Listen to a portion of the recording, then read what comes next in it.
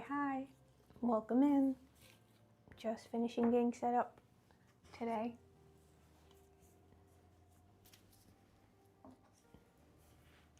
Today we're going to be making a shield. Not just any shield. We're going to be making the shield from A Knight of the Seven Kingdoms. We were watching that show, and the episode came out early last night, and we finally got to see the reveal of Ser Duncan's shield. So I'm going to make a little shield cake. Nothing crazy, but I was feeling like doing a painted cake and doing something with a little fewer components after doing the piranha plant cake. This one's a little more straightforward. We'll make a cake, cover it in buttercream and marbling chocolate. I just made this morning. And then I'm going to use some paints, and we're going to paint the elm tree and the sunset on the shield. I baked an extra heart cake in anticipation for Valentine's Day, but I'm not going to need it for Valentine's Day orders, but it looks rather shield-like if you ask me, so it's just going to be a little guy.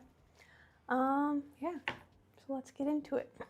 For starters, I just made this morning, and then I laid it out really thin on the countertop so it had time to cool, but I do need to knead it before I use it, so we're going to start by doing that, and then we'll move over to the cake.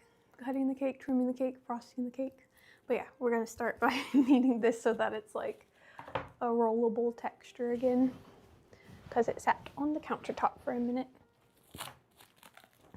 And as you can see, it's quite firm. So yeah, today, modeling chocolate. Modeling chocolate's a little bit different than fondant, as it contains actual chocolate. So this one has dark chocolate in it, and then you mix in, if you make it yourself, I made this by hand. I haven't gotten really good at making a white chocolate one that I like, but the dark chocolate one seems to turn out pretty okay most times. It's as long as you mix it well enough so that there aren't any leftover chunks of unmelted, or rather leftover chunks of chocolate that when it was melted didn't get mixed in fully. If you don't mix it fully, then you get little crusty chunks in your modeling chocolate. Yeah, so you melt the dark chocolate and mix it with corn syrup. The corn syrup gives it some pliability and a considerable amount of sweetness. I would say it tastes like a really delicious, I was gonna say a Tootsie Roll, but it's better than a Tootsie Roll. With the dark chocolate in it, it's like much more chocolatey, which is good.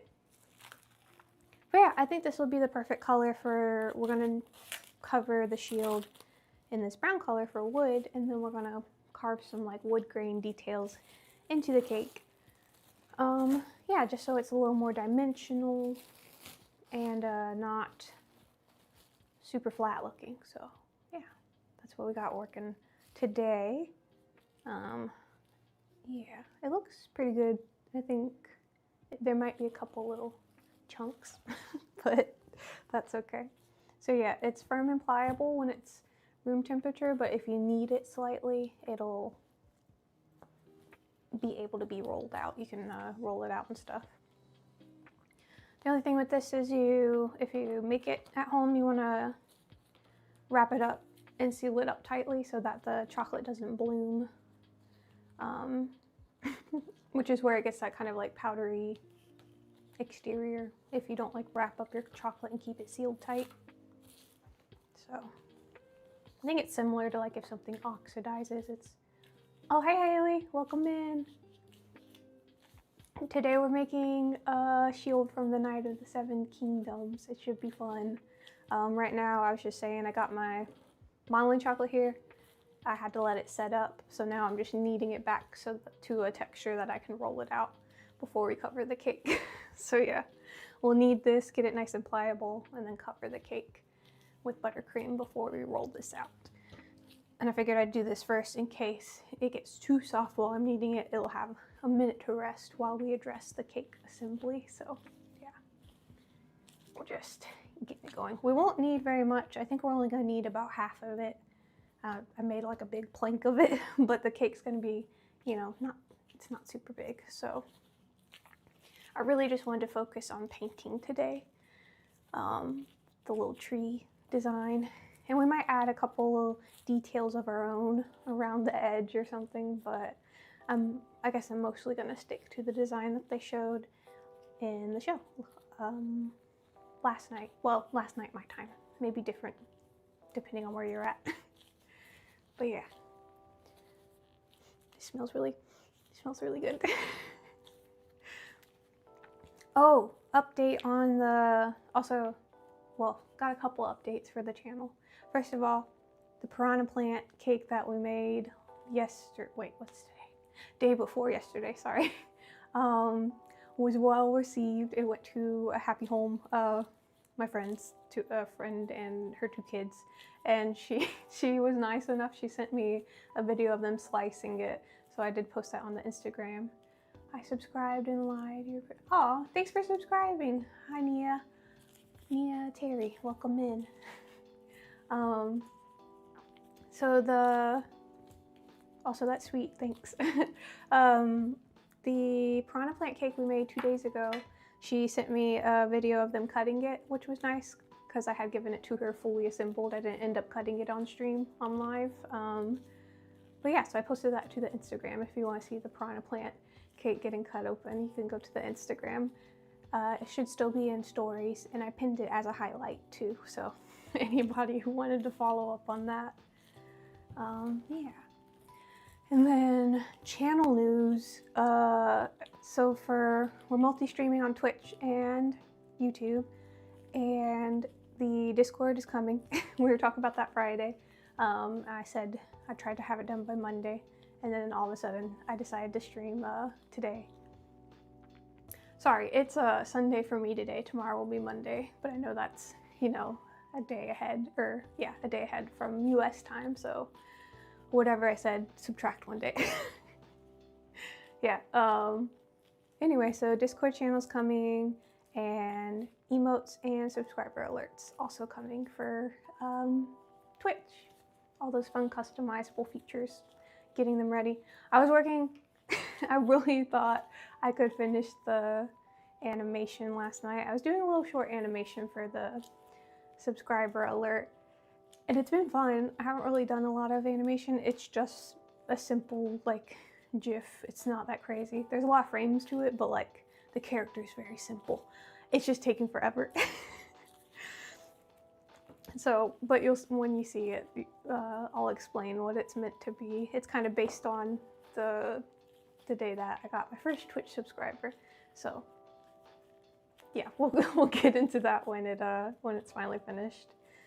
But yeah. So now you can see I've been working with this little ball, and it's nice and kneadable. So we just need to smush all this up basically. And I'm feeling it. And I'm not feeling any little chunks of chocolate that didn't get mixed in, which is good, because the first time I made modeling chocolate from scratch, there are a bunch of little crusty pieces of chocolate. I mean, it was just chocolate chunks basically that hadn't gotten mixed in fully.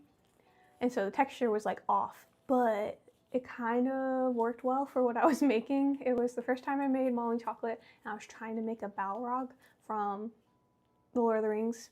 It was like kind of like very similar to Peter Jackson's. Hi, De Laurentiis. Oh, we're making a cake today, and I'm just getting my modeling chocolate kneaded up. I made it this morning, and then I had to lay it out on the countertop so that it cooled. Anyway, so it's quite cool, and so I'm kneading it again so I can get it to a texture that I can like roll it out. Because this is going to serve as like the wood of the shield.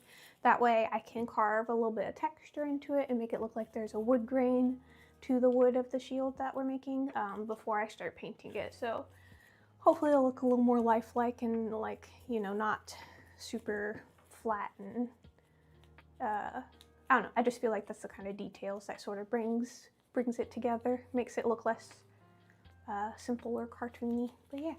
Okay, so this is good. And we're just gonna, I think we'll just, yeah, finish bringing this pile together, and that should be plenty because the cake we're making today isn't very large. It's only about, like, once it's done, it'll be about 7 or 8 inches, I think. Yeah, so that'd be cool. And I got my buttercream paints off to the side so we can paint the elm tree on top. I think it'll be neat. But welcome in. Stick around if you want to see some cake making. This should just take another minute, and then I'm going to move on to actually assembling the cake. I got my buttercream ready, got my knife so I can shave down the cake a little bit and shape it up. So it'll be fun. A bit more simple design today. Before, on Friday, it was really fun. I made a piranha plant cake, and I was challenging myself to make it without any internal supports. So a lot of time, if I'm making a cake and it's going out for delivery or I have to take it somewhere, you know, there will be toothpicks or dowels securing and anchoring pieces to the cake, like, or floral wire if there's like handmade gum paste floral. But I wanted to practice more like edible methods of creating structures. So the cake on Friday, if you know what a piranha plant looks like, they come up out of the Mario tubes, like out of the work pipes.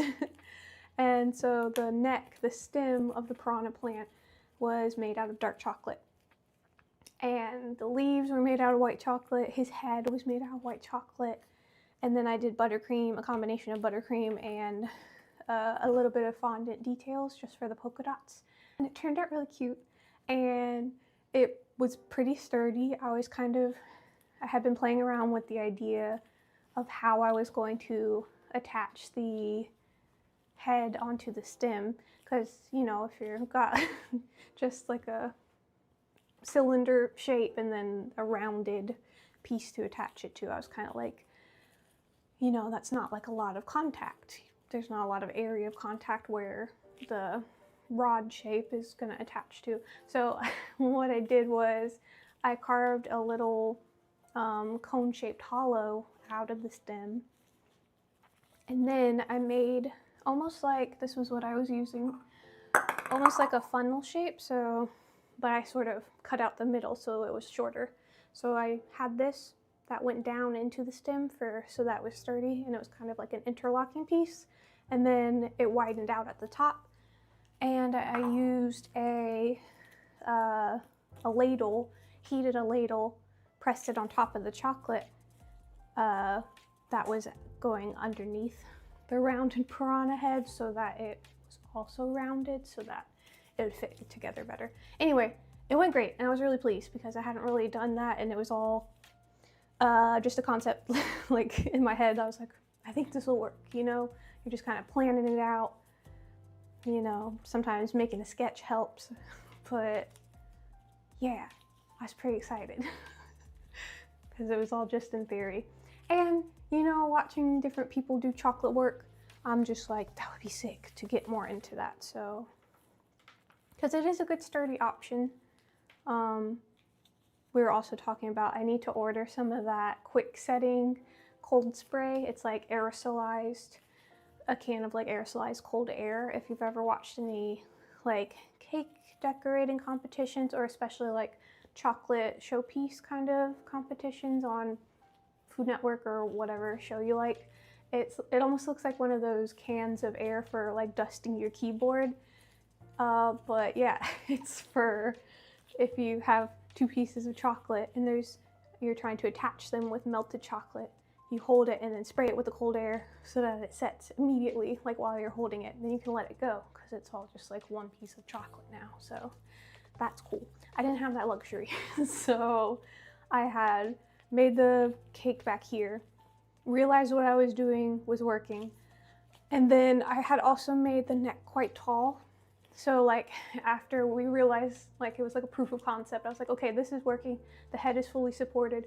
And then I ended up, you know, we looked at it for a bit and I ended the stream, and then I went back and kind of perfected it, because ideally after attaching the 2 pieces, I should have like immediately put it in the fridge so that chocolate would start to cool. But I'm back here in like the streaming office, in our office, and the fridge isn't back here. So I was like, okay, this does work. But what's gonna make it really work is putting it in the fridge immediately so that the softened chocolate didn't have any time to shift. Because even as we were sitting here, like while I was streaming, I could see that it was like just leaning a little bit slightly at the top. But then off camera, I was able to fix it. And so it was nice and sturdy, and it made it to my friend all in one piece. That was the other thing I was worried about. I had mentioned it to her, and I didn't know if she told her kids about it yet. And so I was like, oh, I hope it doesn't break before the kids get to see it. Like, in case, I was like, I didn't know. But like, in case they were excited about it, that'd be kind of sad if you're like, there's a piranha plant. Somebody's gonna give us a piranha plant cake this weekend. And then like, it shows up at your house and it's all busted. I don't know. That would have been sad. But it made it. They enjoyed it. And yeah, like I said, she was kind enough to send me a picture of the slicing, which was really sweet. So it's on the Instagram. And I said, thank you for adopting another cake. Hey, Savage Pancake, you are super early. How are you doing? How are you feeling? Welcome in. I accidentally got a little bit of later start today, but we're rocking and rolling now. I was gonna start at 10:30, but then I was still running around and getting stuff prepared. But we're getting into it now. We just got our modeling chocolate. I'm getting it nice and kneaded so that we can cover this little cake in modeling chocolate after we frost it. Yeah, so let's grab the cake. We're ready.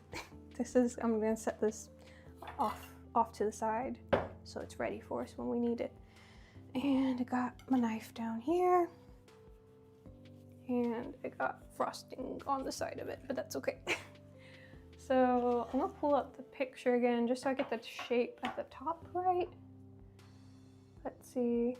Okay, so it's cut straight across at the top, and his shield is quite elongated, so I think we're gonna trim a smidgen here and then go across the top, and that'll be our shield shape. So nothing too crazy. It was kind of cool that I had one of the hearts already baked. I was like, that's a perfect shield shape. How convenient. Gotta wake up early, clean and fix one for storage, and start building miniature train set. That's exciting. I love anything miniature, honestly. Like doll houses or like YouTube channels where they do like models or like tiny baking and stuff. Love it. Train set, that's so cool. Well, have fun tomorrow with that. That sounds exciting. Oh, speaking of which, thinking of miniatures, I meant to grab my glasses so I can paint. It's gonna be kind of small, and also, yeah, I need glasses for like some of the smaller details when I'm like sculpting fondant and stuff like that. So I meant to grab those while I was painting because the cake's only about yay big. Yeah. Oh, this smells really good. A friend of mine growing up, her grandpa was into model trains, and like a whole half of his basement area, it was kind of like a split level thing. I guess it wasn't a true basement. I digress. He was really into trains, and he had a really cool setup down in his house, and this was like when I was really young. We were like little playmates. And yeah, I got to go see her grandpa's cool train set. Okay, I'm gonna do the cut across the top first, I think. In the future, I'll add as a friend. Oh, I would love that. Friend on Discord, share the train set. Yeah, right now you're just cleaning, building frames, the boring stuff. Yeah, you gotta do all the prep work before you get to the fun part. Isn't that how every hobby goes? Yeah, that's really exciting. Yeah, I'm starting a Discord channel for the channel, I'm starting a Discord channel for Cakes by You.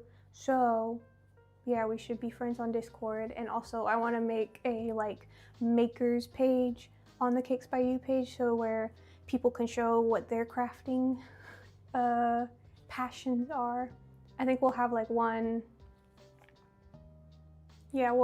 channel that's specifically for cake stuff, and then one that's like for all kinds of crafting, because I mean, I love all kinds of crafting. Someone was dropped into the chat the other day and said they were embroidering.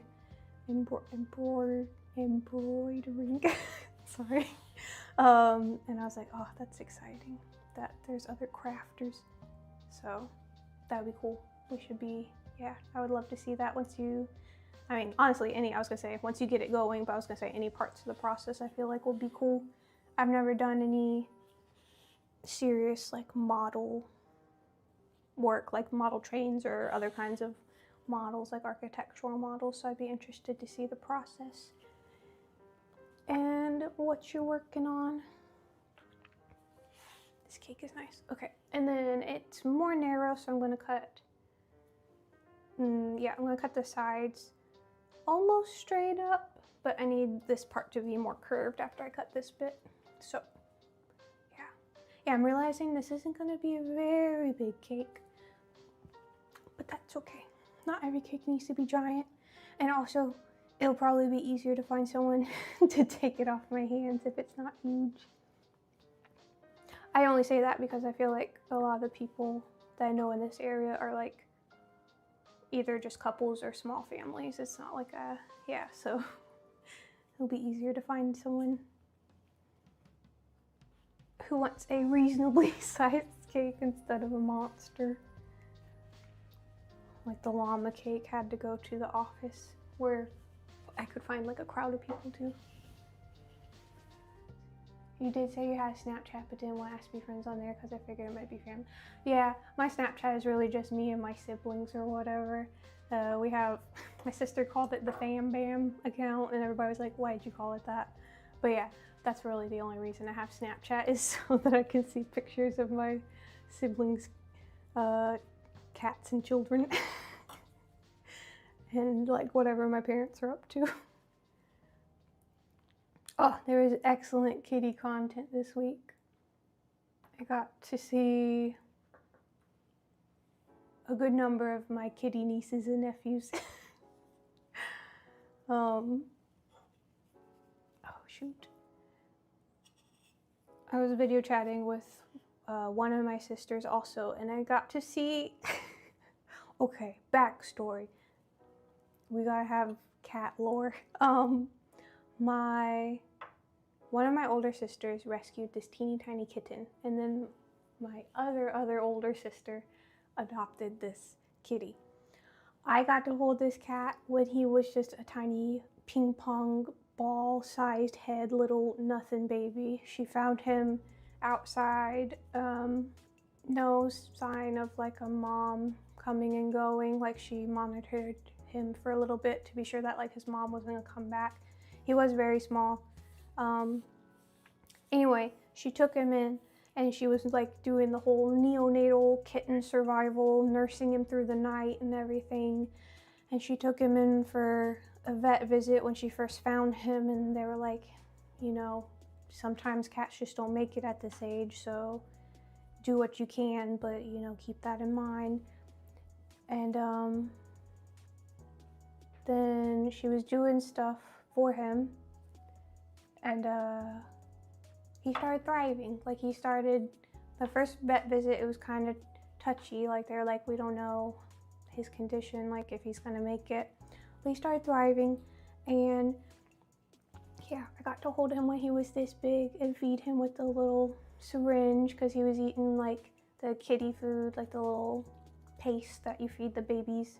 Like you have to feed them around the clock. My sister was waking up every few hours, even on, obviously, because you have to, but even on work nights to feed this little baby, she and her husband. It was a team effort for sure. And after you would feed him, his belly would get so full and he would just kind of rest it in your hand and fall asleep. It was really precious. He's definitely the smallest kitten I've ever seen or held, like up close like that. So he has a very special place in my heart. He's precious. He's a little gray and white baby, and we kept calling him Fancy Rat because he looks like a fancy rat. Those like rats that people have for pets. He's got like little cow spots, but in like a nice, rich kind of gray color, not like black and white and not brown. Ugh, he's so precious though. The only miniature thing he built was a 2-inch high chair made of scrap wood and twigs and like, cute. Incorporating like found objects into your crafting is really cool, especially like woodland type materials. It'll look like little fairy furniture. I don't know if something happened recently, but congrats on 500 subs. Thanks so much. Thank you so much. Yeah, that just happened. What's today? 2 days ago, 500 subs. I was real excited, and I was like, well, I gotta plan something special to celebrate. I ended up just saying like, okay, well, I'll do an extra live stream this week, and maybe I'll do like I'm definitely gonna I'll plan something when we finally get to 1,000, but that's kind of a far way off, I think. But thank you so much. It's been quite a journey so far, so I feel like that was, I don't know, a very meaningful landmark. Was the 500 subs landmark. Okay, we got our little shield shape now. I was wondering if I should trim him down a little more, but I don't want the cake to be so tiny. It would look more shield-like. Maybe I'll do it for vibes, I don't know. We'll see. It's already tiny, so I might as well make it look... Nah, we'll just leave it like this, it's fine. I might like curve the sides like so they taper down a little bit so it's not just so boxy looking.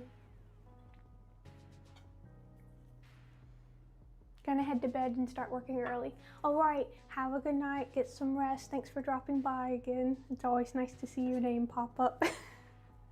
But yeah, and good luck on the prep and the crafting and cleaning stuff tomorrow.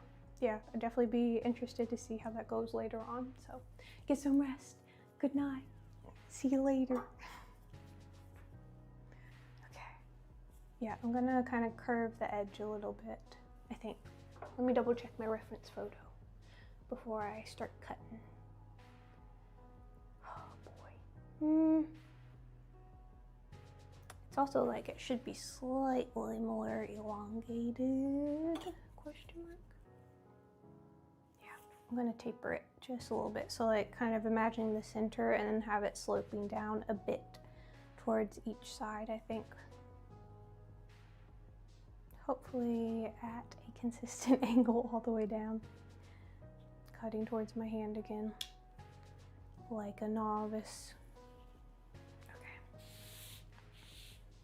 This way, I'm gonna pull it to the edge of the table so I can get a better angle. Yeah, this is better. Good, good, good. Oh, so we finished playing. Well, my husband, I was watching him play it because I can't do scary games. I'm not good at them. I just panic and then die and lose all my ammo. We finished playing Resident Evil 2, like the remake that they did.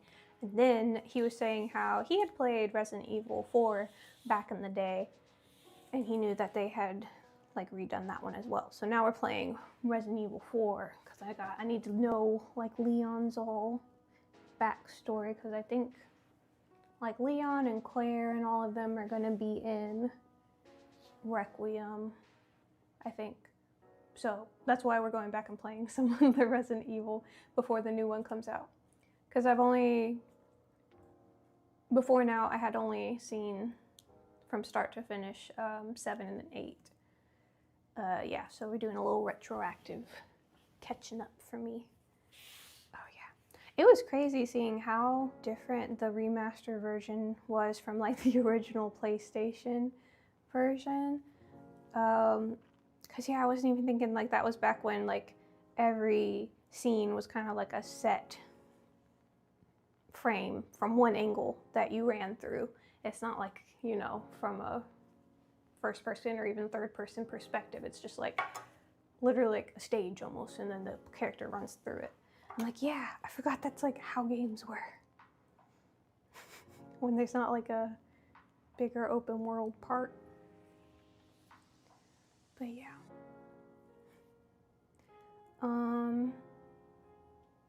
We just rescued the president's daughter, I guess, was kind of where we left off. So, gotta see what happens there. I think a little bit more stuff happened, but I was also like animating while I was watching, so I was kind of half watching. I pause and look up for some of the cutscenes, but I was really trying to finish that little animation on the iPad. So it was nice while we were hanging out. I do love all the puzzles in Resident Evil. Those are really fun. Especially though, I mean, like they're like really visual. I love a good like visual kind of like, how do I mean? I know a lot of puzzles are visual. But yeah, you know what I mean. Okay, we've got our shape now. I like that a lot better. I'm glad I trimmed down the edges because it's more fitting this way. It's gonna look less just like blocky. Yeah, and I'll use the cake crumbs for like a filling on another cake. Kind of like I did with the curvy cake. I used them just to bulk up the hat instead of trimming a whole nother tier. Oh, I forgot. I gotta pull up the channel dashboard so I can see if somebody alerts. If I get alerts. For some reason, it doesn't work on the other version in the streaming app that we have pulled up, but that's okay. Just give me a moment. I want to have that where I can reach it.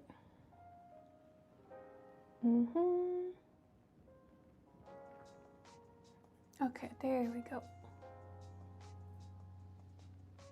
All right, we're back. Okay, so we have our shield shape. And now we're gonna do buttercream.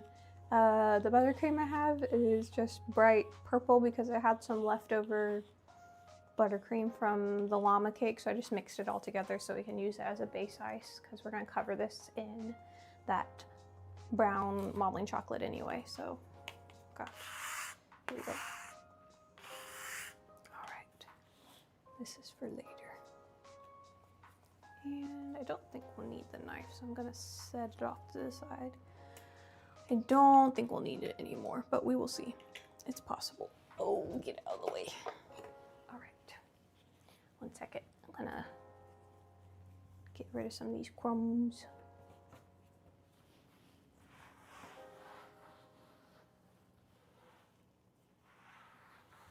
There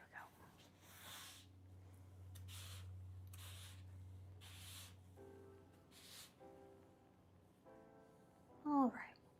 Now, here comes the frosting. Boink.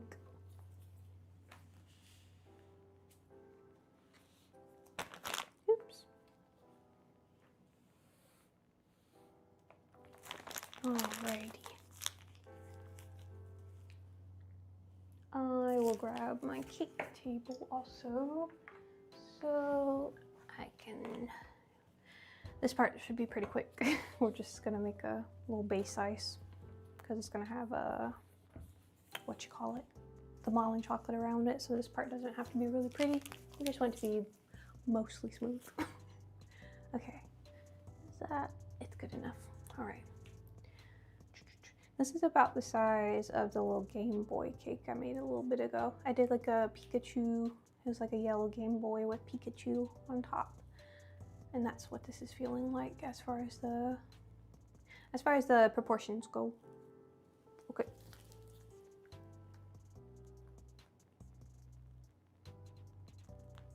What's this color reminding me of? I actually really like it. It's a nice blurple. Okay, so we did not need nearly as much buttercream as I thought we were gonna need, but that's fine with me. Take our little scraper, our little smoother.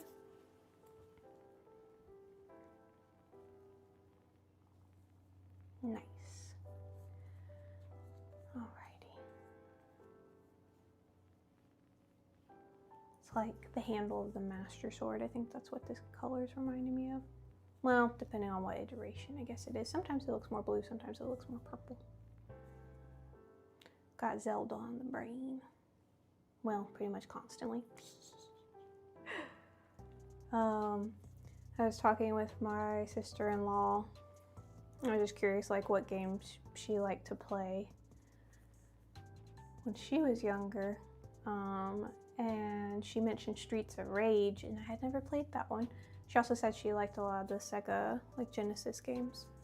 I'd never played Streets of Rage, and I looked it up just to see what some of the gameplay was like. Soundtrack for that game slaps. That was my first impression. It looked fun, kind of like a, I don't know, Street Fighter, like you're moving through the world and you're fighting stuff. The premise was like, it's in the future and there's crime on the streets and you're like some kind of special task force that's supposed to beat up all the criminals on the street. Yeah, anyway. Soundtrack though was excellent. I was like, maybe I'll look into this. I probably have a lot of other games I'll play before that though. Oh, and she was also saying about It Takes Two. She had played It Takes Two recently, and I watched some people play that one. It looks really good. I do want to get that one, I think, and see if my husband wants to play it together. That one would be fun. Also, like any type of media, a book, movie, video game, TV show, whatever, that's like small person set in the big world. I don't know, aesthetically, I'm like, that's always gonna be great.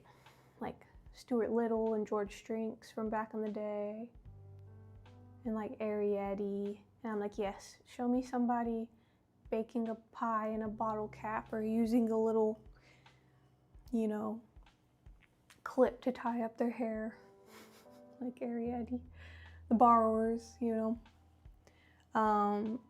I do like that, like reimagining small items of everyday life and like how characters would utilize them on a different scale. Like, yeah, paint me a picture of a tiny bedroom and show me a little mouse cozied up in a matchbox bed frame. I love it.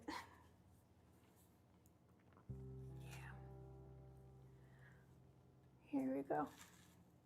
Anyway, so that game, It Takes Two, if you didn't already know, it's like two parents get shrunk down and they're like thinking about getting a divorce anyway, and then they have to like work together to get through their house or their basement or something together, and they learn to cooperate again. I don't know if they get back together at the end or if it's just like, hey, we can have a civil breakup here and still co-parent. I don't know. I feel like since there's a character called the Book of Love, the vibes are like, we'll fix the marriage, but we'll see. I'll let you know when I get there. Or I won't, because spoilies. There we go. So smooth. Definitely gonna be making like a Hylian shield one time on the stream, because that would be sick.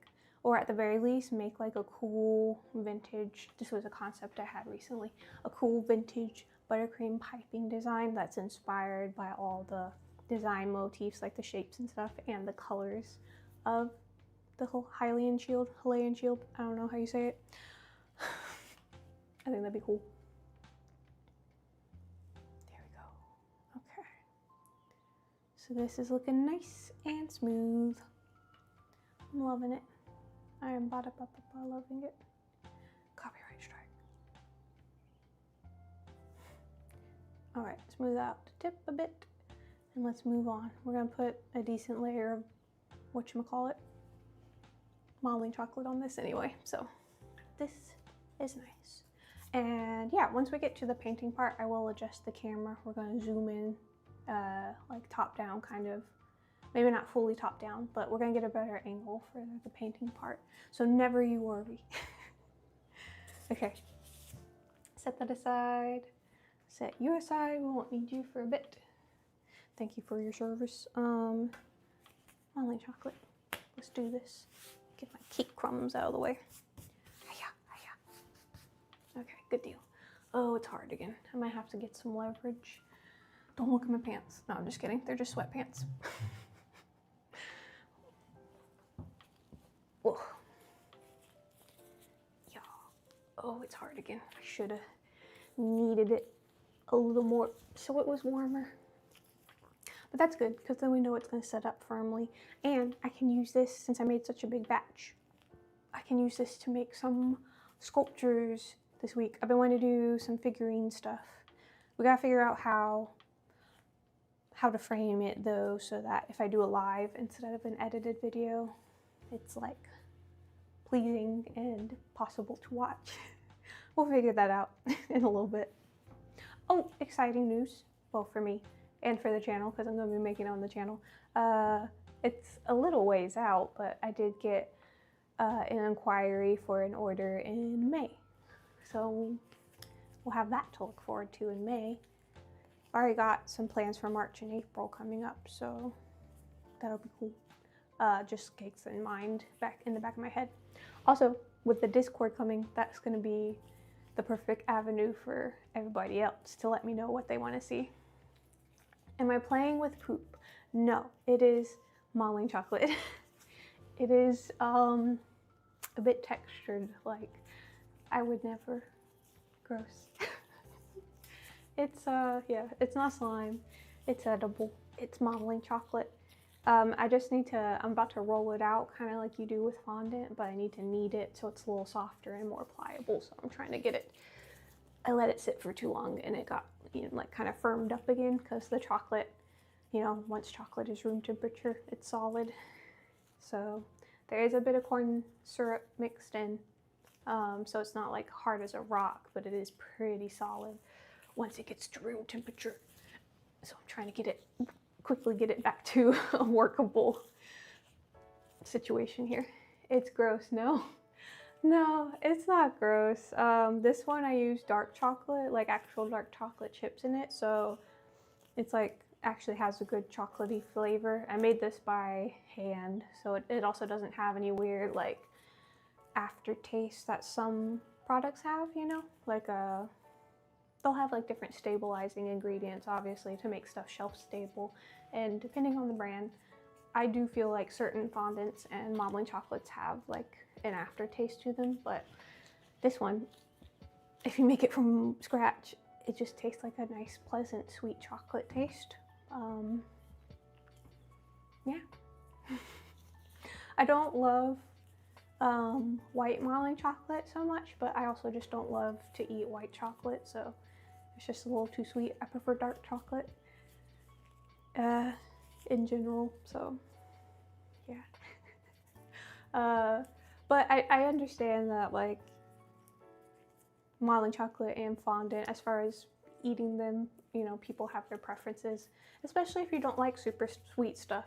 No, yeah, if you don't like super sweet stuff, you're not gonna like fondant, which is fine. But yeah, I know people have their opinions about it, and I don't blame you.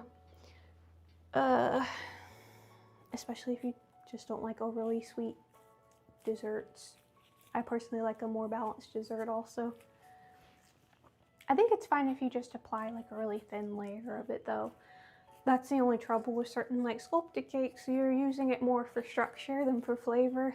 So depending on the area or type of cake, when you go to slice it, sometimes there's like a thicker layer of fondant on there. So, okay, I think we can roll this out now. I'm gonna just kind of work on the middle bit, because I'm kind of gonna roll from the middle outward until I get a nice, nice even width, or thickness rather. Yeah, ideally, like if you're covering, so like sculpted cakes are gonna be different, but like if you're covering just a standard shaped cake, the fondant on there shouldn't be very thick if you're doing it right. Like if you work quickly and you know how to handle it, it should be like, you know, less than 1/4 of an inch of fondant. So okay, I think this should be good. I do have a little cornstarch nearby in case it sticks, but I think we'll be okay. We're gonna try it out first. So I've got my little fondant roller. Yeah, okay. And there's some, a little bit of color variation in here, so that's kind of nice. It'll work well for like a wood grain. Ours is gonna be painted, so I'm not worried so much about the wood grain color as I am interested in putting in some wood grain like texture. We're gonna carve with a couple of our like fondant tools and make some little scrapes and stuff. Like, you know, a lot of vertical indents and things. Mad Max. Sorry, I just noticed your name. Alright.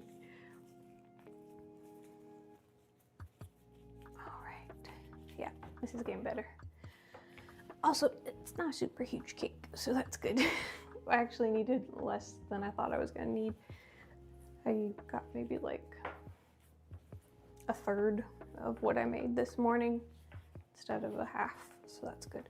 But yeah, we're gonna get this really nice and thin. Well, much thinner than it is right now anyway.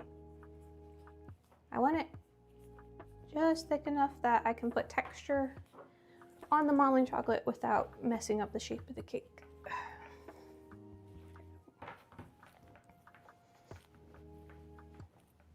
But yeah, I do really love the Hot Hands brand of modeling chocolate. Hey, what's up, Jujutsu Kaisen fan? I love Jujutsu Kaisen. I haven't watched, I think I've only watched 2 episodes of the latest season. It's really good though. We're making a shield cake today. I'm making a shield from the Night of the Seven Kingdoms. It's like a show that's been coming out. I really like the show so far. It seems a little bit more wholesome. I mean, it's like set in medieval times and there's jousting, so people are gonna get injured, but I don't know. I like the idea of like, oh, the main character is an honorable knight who you're really rooting for. Unlike some of the other like protagonists of like the Game of Thrones series, you're kind of like, well, everybody's flawed and I don't know who to root for kind of thing. I feel like the main character, Ser Duncan, you're really on his side. Oh, this is your brother's account? Oh, okay. Gotcha. Gotcha. It's a good show though, his account name. Yeah, I like that one. The animation of like the fight scenes is really cool in Jujutsu Kaisen. Yeah, but welcome in. We made our little cake so far. It's a little shield, and we're gonna cover it in modeling chocolate, and then I'm gonna paint like his crest onto the shield.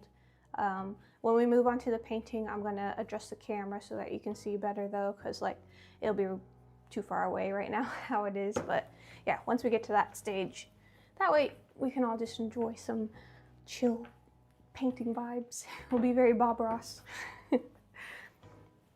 Because the design on his shield, it's like a setting, like a dusky kind of sunset sky, and then there's a big elm tree on the center of the shield and a shooting star over the elm tree. So that's what we're going to paint. And then we're also going to make, there's like a metal frame around the shield, so we're going to make that as well. And we'll paint that in a little silver edible paint. Yeah, you liked and subbed. Oh, thanks so much. Thanks for subscribing. We just made it 2 days ago. I made it to 500 subscribers, so thanks for subscribing. Hopefully you make it to 1,000 soon. That would be tight. That would be really cool. But yeah, thanks so much for subscribing. Appreciate you. Appreciate you stopping by and being here. I've been doing a lot of live streams lately, and I multi-stream on Twitch, so I also do a lot of like video game themed cakes, but we'll make, you know, kind of any kind of themed cakes. That's just what I tend to gravitate towards lately, because I really like Nintendo characters and stuff like that. They make for good cake inspirations. Oh, I know for a fact that we're going to make a Hollow Knight cake coming up soon, because we've been playing more of the game, and I just really like the art style and all the little creatures and the different worlds that you're going through, so I feel like that would be the perfect inspiration for a cake. So Hollow Knight cake is a must. I don't know when yet, like I haven't put it on the schedule or anything yet, but it will happen eventually. So I'm really excited about that one. Yeah, oh boy. This is really tenderizing my palms. Your actual account is Demon Slayer fan? Oh, I love Demon Slayer. That one's really good too. I really like Tanjiro. He's an excellent hero type character. One of my nieces dressed up as Nezuko for, I think for Halloween, or maybe it was like a convention one year. Yeah. Speaking of excellent fight scenes, the animation for those fight scenes are also really excellent. Okay, we're getting there. We're almost there. It's pretty thin, but I want to go a little bit thinner because, like, you can see it's pretty pliable. We can push it kind of as thin as we need it to be. There's like just a couple bubbles here, but that's where I can make some cuts and things for the wood grain, the appearance of the wood grain. So no worries about that. And I'm trying to think, we might paint it. I think it makes more sense to paint it first and then do the wood grain texture, because otherwise I'll have to like kind of press the paint down into all the grooves that I make, and it'll kind of interrupt my flow. So yeah, I think we're gonna paint. This is kind of different than normally I would do the wood grain texture and then paint it, but we're gonna do it the opposite way and kind of see how that goes. I want to sort of experiment. Okay. I think we're getting there. Should be good. Whew, it's quite a workout. Back when I worked at different bakeries, and we did like really big cakes, doing all the fondant stuff really was a workout. Like my arms were like super buff. I haven't been doing it on that scale for a while, so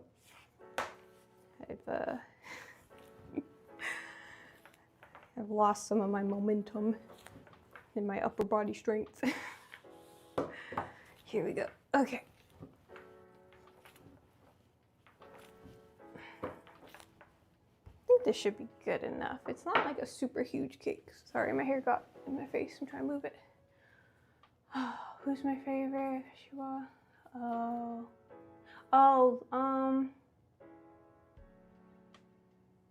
Darn, that's kind of hard.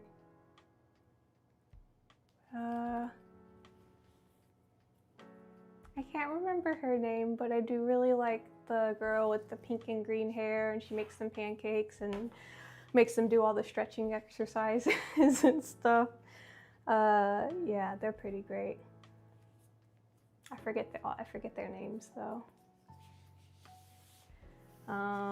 Who's your favorite? There's a lot of them I like though. The Hashira training arc season was really good. I thought that was neat. I don't know, I'd have to like look at a list again of them like all side by side and be like, oh, that's the one, that's my favorite. Do you have a favorite? Okay. So ideally you would want this cake to be chilled, but we just frosted it so it's a little soft, so I'm gonna try not to press down super hard on it. Here you go. And then I need, well, I don't really need my fondant smoother, I guess. Well, I would like to make the corners look nice. We'll just trim it and see what we're working with first. Shinobu. Remind me which one Shinobu is again. I'm trying to remember all their names. I need to rewatch it again so I can be ready for the new stuff that comes out. Mitsuri. Oh yeah, Mitsuri. Yep. Yep. Thanks for reminding me. It's been a little bit since I watched it last. I would like to do a rewatch though of like the most recent stuff so it's, you know, fresher in my memory.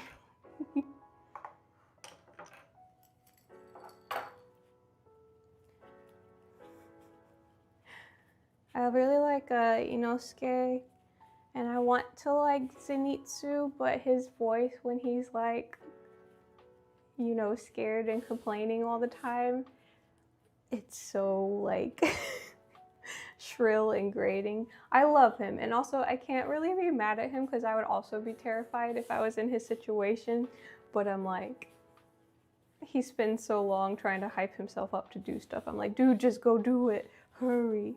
And the way he like cries and whines, I'm like, I can't listen to him anymore. Inosuke just cracks me up though. I love Milo Inosuke's character. Purple hair, insecure. Yeah, yeah. I also like the, what's the butterfly Hashira's name? The one with the sisters. There's like the 3 or 4 of them. And then the older, yeah. See, I need to rewatch it again. It's been too long already. I can't remember everything. I also want to watch, I've been waiting for the next season of Delicious in Dungeon, and then also I really like Frieren, and that came out, that one. I think it aired in Japan. It's not on like the US version of Netflix yet, I don't think, for Frieren, so I'm still waiting on that. Sorry, I'm looking off to the side to find my like fondant smoothing paddle. 1 second. Oh, it's right there. Okay, this is what I was talking about. I usually have 2 of them, and then you can like smooth stuff out with them. But this will give me the like square edge right here. You can press it right up against the cake and make a nice seal, and also like a nice, like you can press it down to the board firmly, so that makes it easier to cut. So that's what I'm gonna do around the edge, because you'll see where I did it on this side, there's a lot more definition than where this side I haven't pressed it down yet, and you can see it's a little lifted underneath. Have I seen the movie? No, I don't think I saw the most recent movie. I think I've seen whatever they have on Crunchyroll. And the last time when I was watching it, I don't think I had watched the movie yet, I think. Kanoi is the youngest and Shinobu's the middle, the oldest died. Right. Yep. Okay, maybe I did see the movie actually, because that all sounds familiar. Okay, there we go. Yeah, but 2 of my nieces really like Demon Slayer also, so that's always fun to chat with them and see who their favorite characters are and stuff. Okay. This feels like a leather cushion. If you like tap it on top, it has kind of like a soft but springy feeling to it. A lot of them die in the movie. Yeah, I feel like that show isn't scared of losing characters. Like the Mugen Train arc. Sad. I mean, spoiler alert for anybody in the chat who doesn't want to hear about it, but the Mugen Train arc, one of the Hashira dies, and it was really sad because he was a good one. There we go. Alrighty, this is looking pretty good. So I'm gonna use this and trim around the edge. You could also use a knife or like an X-Acto knife or something. I'm gonna try to get it as close to the cake as possible. And press firmly so I get a clean cut, because I want this to pull away neatly in one piece, if at all possible. Here we go. Boop, boop, boop, boop. Oops, I can see a little blue frosting peeking out from where I'm cutting. Rengoku. Yep.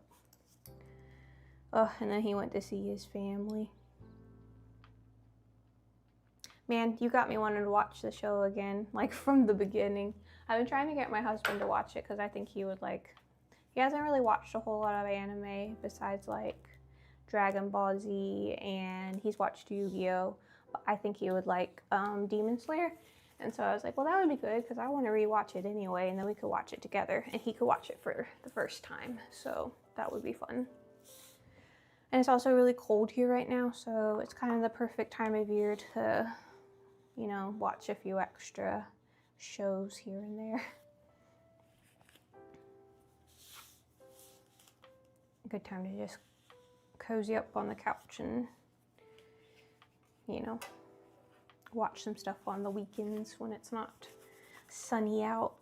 I don't know, because when it's freezing cold out and it's like gray and gloomy, it really really dampens my ambition to leave the house. Try to get out and take at least a brisk in more ways than one, a brisk walk every day, but whew, sometimes it's tough. Okay, so we have our cake now. We have to add like the little rim around the edge. I think we'll do that maybe last, because I can set that after I paint stuff, and so it'll add it as like a nice frame over the top of the paint, and then we'll paint that in silver. So we will need some of this again later, but for now we're gonna set it aside and we're gonna get ready to do some painting, I guess. Yeah, so we're gonna do a sort of dusky sunset sky, and then the trees in the middle, and then there's like a shooting star, and then around the edges there's just like the hint of a twinkling star here or there. So that's gonna be the design for this cake. Oh, well, I'm trying to think. I don't think I know who dies. Yeah, you don't have to tell me. If you want to tell me, you can, but I'll probably, honestly, my memory's not that great, so by the time I see the movie, I will probably forget anyway. But yeah, hopefully no one in the chat hasn't seen it yet. Yeah. Okay. Let's see. All right. I guess we'll start painting, and then we'll make the indentions after that, just so the painting goes on nice and smooth and everything. I think that's good. That being said, I think I'm done with my gloves for right now, because I'm just gonna be holding the paintbrush, so that's cool. And I need a little paint palette. And it's not actually a paint palette, it's just a big scraper, but I'm gonna use this as my paint palette basically for today. There we go. All right. Okay, get this out of the way. We're gonna need a fan brush for the texture of the tree, I think, and for like the clouds in the background.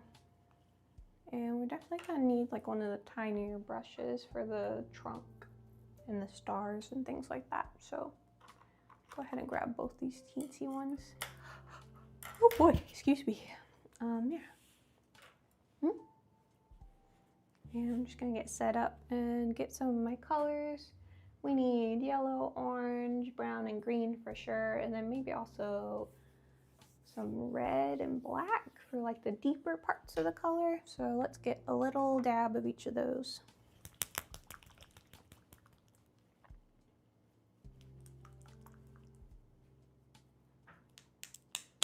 Yeah, if you've watched me before, you've seen me use these probably a bunch. They're the, oops, there's like a little bit of dried paint coming off of the top of the lid. They're the edible art sweet sticks kind of paints, so they're edible. They're not just like normal paint. So you can put these on cakes or whatever you like and decorate with them and then still be able to eat it. It's not like acrylic paint or something like that. They have I usually get them online, but I know they sell them at some in-store locations too. Like, oops, sorry, I just hit the microphone, I think. My bad. Okay, that was quite a bit of orange, but it's kind of gonna be our primary color in the back, I think. We'll use just a dot of the pale yellow, maybe even incorporate some gold. There we go. And I can use my tilting cake stand so that I can tilt it towards you a little bit so that we can see a little better.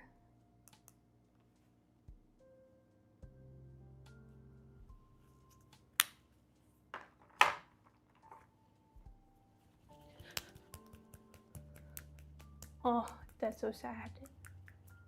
Yeah, I don't think I've seen the movie because I feel like I might have remembered that. R.I.P. Oof. Crusties. Here we go. A little bit of yellow. Oops. Yeah, we're definitely gonna need green. Probably even need some white too. Definitely need brown. Oh, we're gonna swap the battery really quick so that the camera doesn't die. I got green on my finger. Rats. Maybe I should have kept the gloves after all. And this cake's pretty tiny, so I don't think I'll need a whole lot of paint with any luck. All right. Just a touch of black. Might need some white for the shooting star to make it like bright, or we could use silver to make it really pop. We'll see.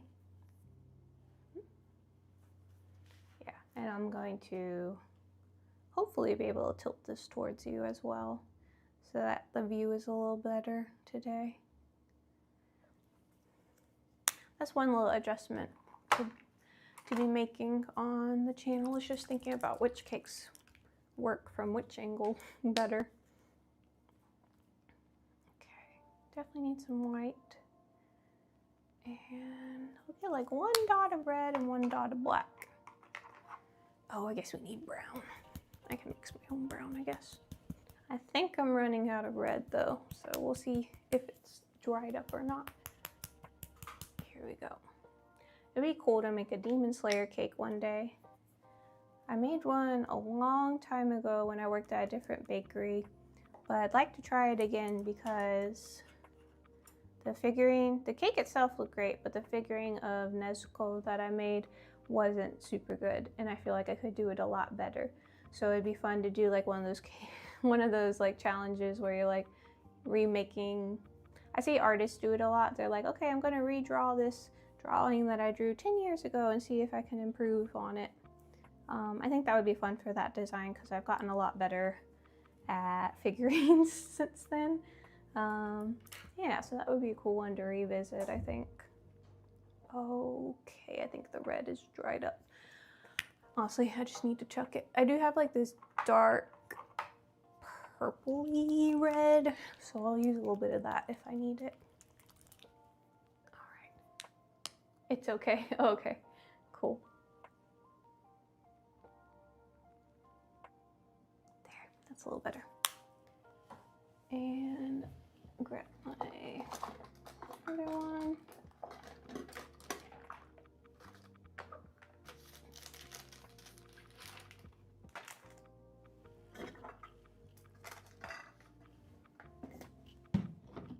Oops. Sorry. Okay.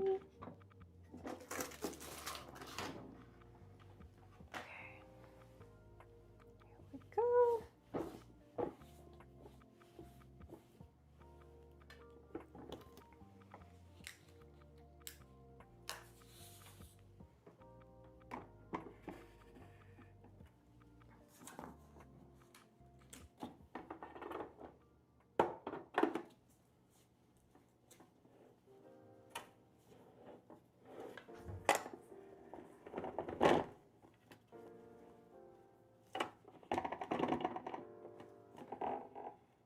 How's that? Maybe better.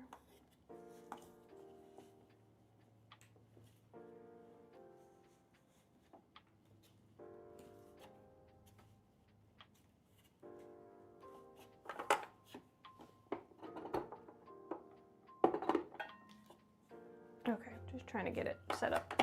There we go. You usually go around stopping on lives with no one watching and talk to them. That's nice. I bet everybody appreciates that when you pop in. Yeah, I don't get like a ton of viewers on YouTube. Usually I get like a few, but it's nice when people decide to chit chat with me anyway. Like you and Savage Pancake always drops in. They're pretty cool. But yeah, appreciate you stopping by for sure. I also stream on Twitch too, so that's been pretty cool. I feel like the Twitch community is pretty welcoming so far, so it's been a good time. Okay, so we got it set up so you can see it a little better, what I'm doing, than how we had it before. Let me just scoot. Okay, maybe right there. I was trying to get it centered. All right, I'm going to start painting this little tree. I'm going to pull up my picture and hope that my phone doesn't die. It should be fine. Okay, so it's going to be sort of bright in the center because the sun is sort of setting on the horizon behind the tree. And then it gets a little darker out towards the edges. So let's see what we can do.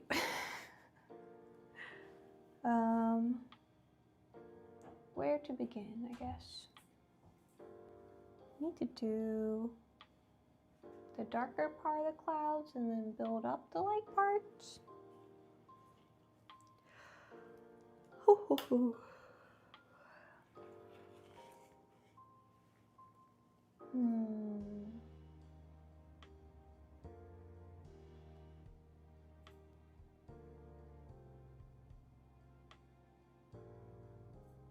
Yeah, we'll start at the edge and kind of work our way in, I think.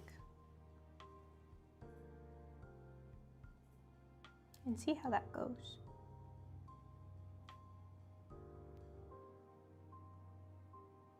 Okay. So we'll start with the deeper colors off to the edge and kind of create like a vignette where the edges of the picture are darker than the center. So that's kind of what we're going for starters. And oh, Boochie Boo's live. Okay. And right now I'm using a fan brush, and I don't want to mix the colors entirely because I want some sort of splotchy looking details mixed in. So we're just going to do the edge in this dark color. And then we'll start moving towards the center with lighter and lighter colors. I wish I could do more than just subbing. Well, I really appreciate you subbing. That's like great. You know, like I really appreciate you doing that much. That's pretty cool of you.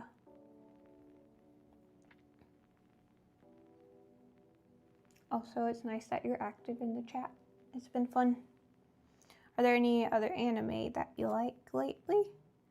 Like any other ones? I'm trying to think what I've watched recently. I tried a new one on, I saw it was on Amazon, called City the Animation, and it's based off of manga. The colors and the animation are really cool. Very cartoony, very bright colors, simplistic style, and it's kind of, I wouldn't say it's a slice of life. I would say it's more like a, I don't even know how you would describe it. It's kind of a wacky, silly anime. And it's not a super, there's not a ton of like consecutive storyline or continuation. There's like some threads that go from one episode to the next, but it's mostly just like a new weird adventure every episode, if that makes sense. Okay.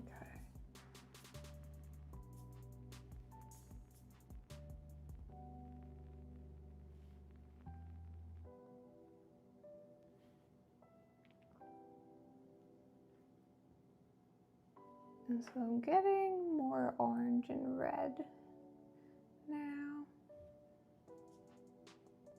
And we can maybe go back and add a little darker colors on the edge if we need to.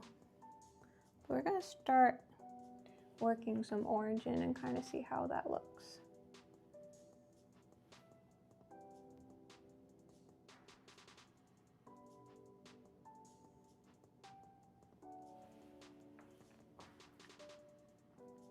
One Punch Man and Demon Slayer. Oh, I watched some of One Punch Man. It was pretty good. I haven't watched it all though. I think I only watched a couple episodes. My sister and her husband said it was good. I thought it was going to be mostly just silly goofs, but it's actually pretty good.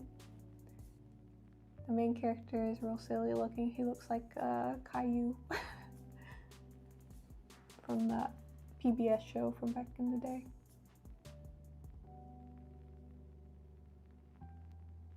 Okay, so I definitely need to start planning where I'm going to put my clouds.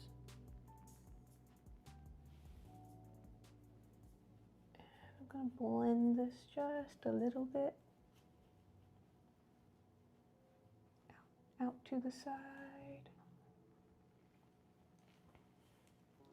Demon Slayer got you super hooked and you only want to watch it, but you don't want to rewatch it. I get that feeling. Like getting super attached to something, and it's like, oh man, I don't want this to end. And now it's hard to like start something new because you kind of just want to find something that reminds you of that same show that you like so much. I'm trying to think if there's any ones that I've seen that I thought were like reminded me of Demon Slayer or were, you know, kind of similar vibes to Demon Slayer.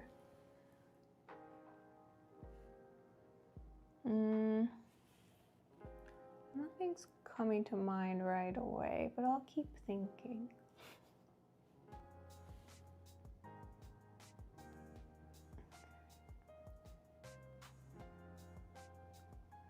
Here we go. And I'm gonna get a little bit fluffier brush so I can do some little swoopy motions a little easier. My picture keeps running away. I should set my screen to a different setting.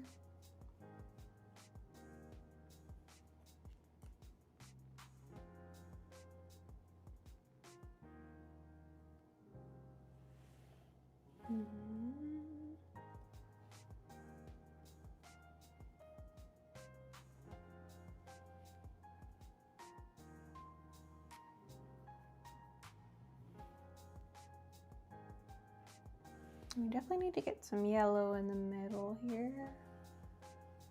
Start brightening it up a little bit. And I want to start making the indication that there are some like clouds in the sky, so I need to be thinking about that as well. But we're just getting started kind of with the first layer here.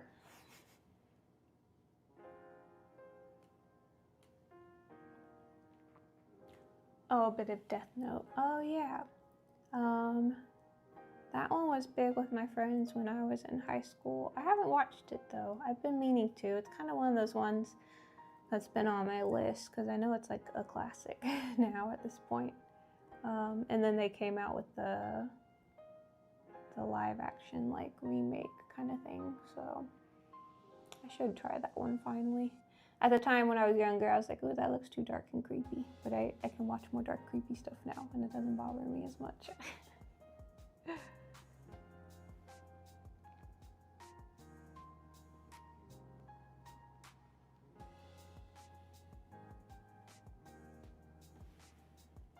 Okay.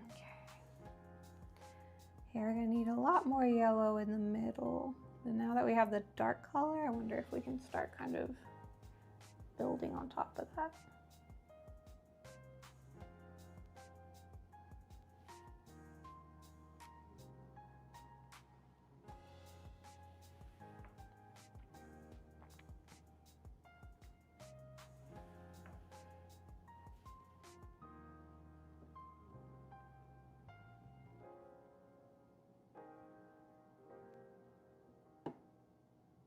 But yeah, we're just gonna try to make it look like some sort of sunset clouds here.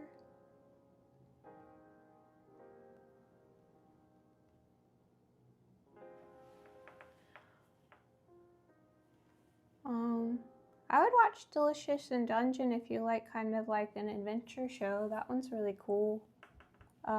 It starts out kind of silly, but it gets more like serious and dramatic as it goes on, like as you start to figure out the storyline. So I would definitely give it a chance if you like a sort of, you yeah, like a sort of hero's adventure kind of thing. Because I would consider Demon Slayer, it's like Tanjiro's the hero, and he's out on his quest with a, you know, singular mission in mind.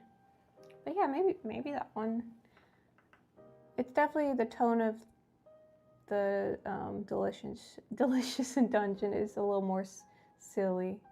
But I mean, there's some silly parts in most anime, I feel like. You gotta have some comedic relief.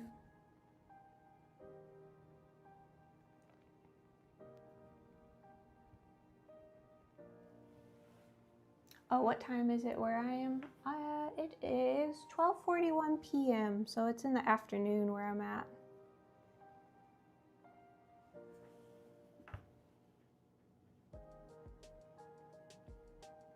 Yeah, I just got up today, started getting stuff ready for the video, had a breakfast sandwich and some, coffee. I forgot I have coffee. I was like, gonna have coffee, and I was like, I do have coffee. Hooray. How exciting. To-go coffee today.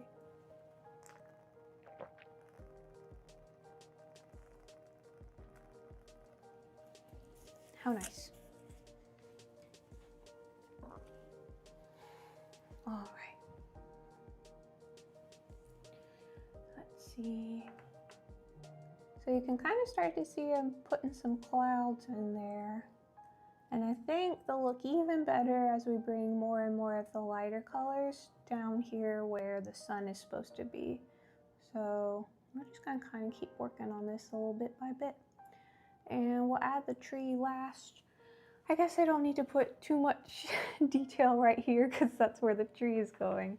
Now I'm realizing that's where I put all my detail, but here, I'm gonna prop myself up a little bit so I can see better, so move my stool, sorry.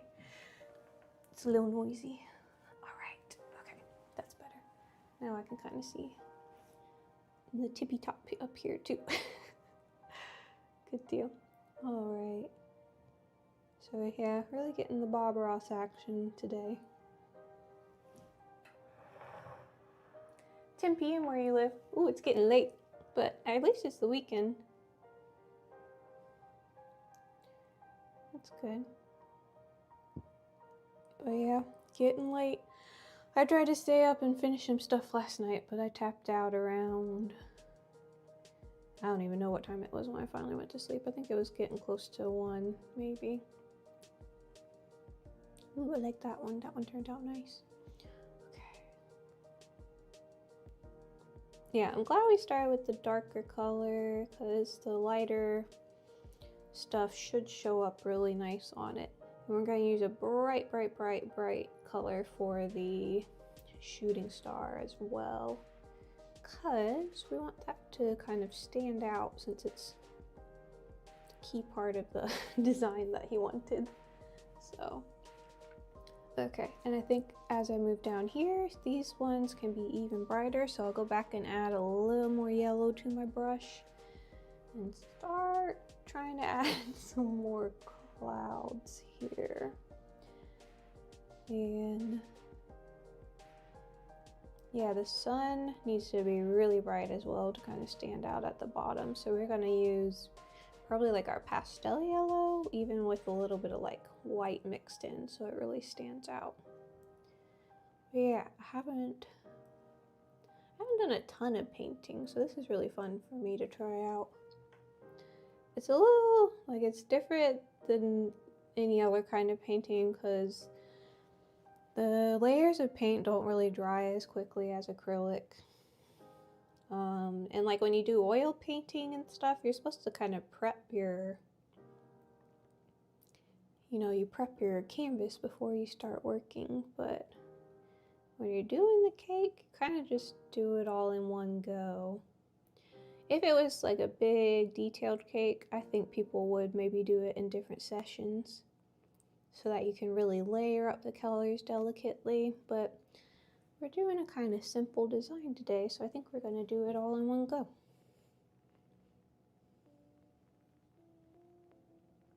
That being said, I feel like you gotta be real gentle so that you don't You know, like when you're using a dry erase marker and you go to write and then it kind of like erases more than it writes? It's a little bit like that with these paints sometimes. Like you can't just like pile and pile and pile it up, or else like you're kind of brushing it off all at the same time, if that makes sense. It looks good. Oh, thanks so much. Yeah, it's supposed to be really like sunset-y kind of clouds. So I'm liking it so far. Also, I think painting like this is really relaxing. You know, just sit down and take your time with something. I'm gonna do that more lately with drawing also. I wanna sit down and spend more time drawing. But I think especially for lives like this, I think some more painted cake designs like this would be really cool.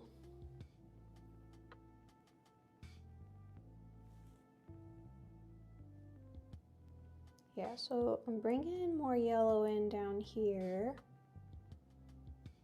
And I think we'll put our sun kind of to the right a little bit because the tree's going to be right here in the center. And then we're going to make a really bright yellow sun right here. So I think all of this, I'm gradually going to make this a little brighter and a little brighter right around where this is. And then kind of in the foreground up here, sort of up at the front of the picture, there's a bit of like, you know, grass beneath where the tree trunk is. So we'll do that as well.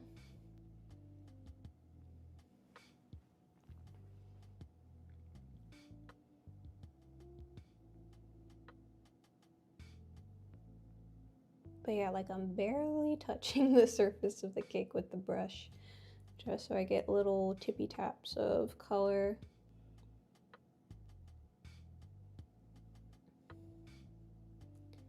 And if you press too hard, it kind of brushes away what you already got on there. So it's just kind of a balancing act, I guess.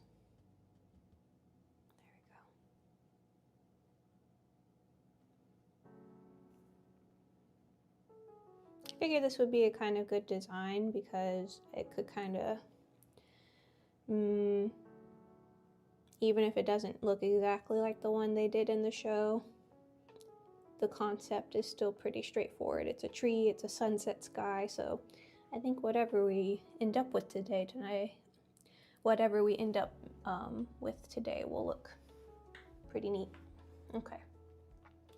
So if the sun's at the bottom, some of our light should be coming on the bottom of the clouds, potentially. So if the sun's here, then maybe these clouds that I already made orange should have some like bright yellow highlights at the bottom. So I'm going to try to do that sort of effect as well, so that it looks like since the sun is setting on the horizon, it's kind of glowing up underneath some of the clouds.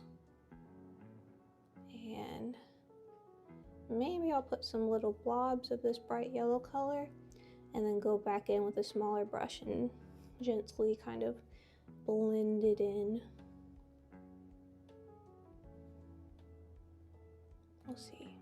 We'll see how it goes.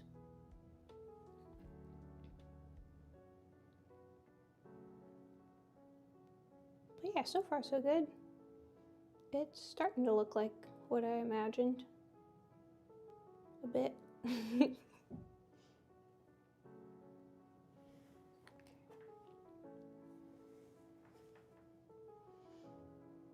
Bedtime? Oh, okay. Have a good night. Thanks for watching. And I had like 70 on your actual account last time. You have 70 subs. Oh, nice. Cool. Well, thanks so much for watching and have a good day tomorrow. Get some rest. And thanks for subscribing. That was real cool of you.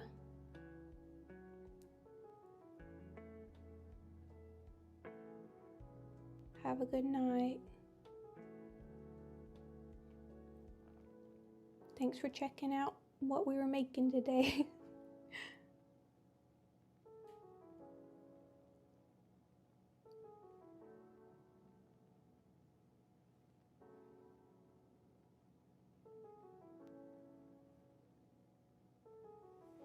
Okay, now I'm gonna grab my tiny brush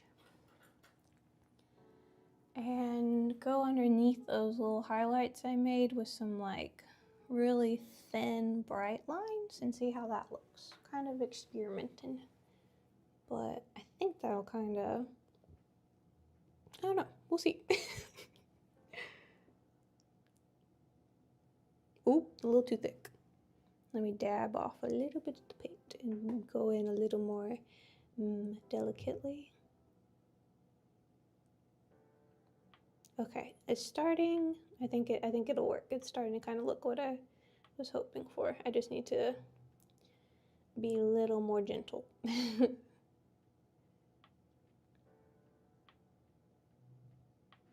Yeah, okay, cool.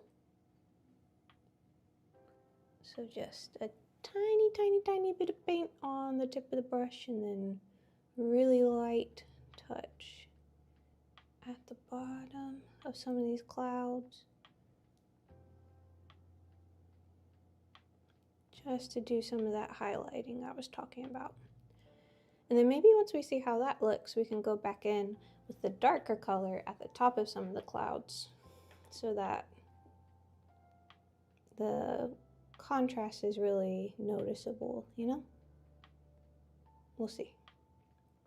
Stay tuned. All right.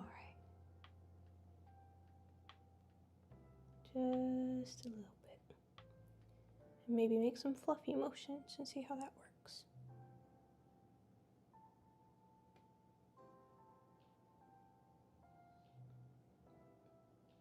But yeah, I think to celebrate the 500 subscribers, we might go out for sushi tomorrow. So that would be really fun.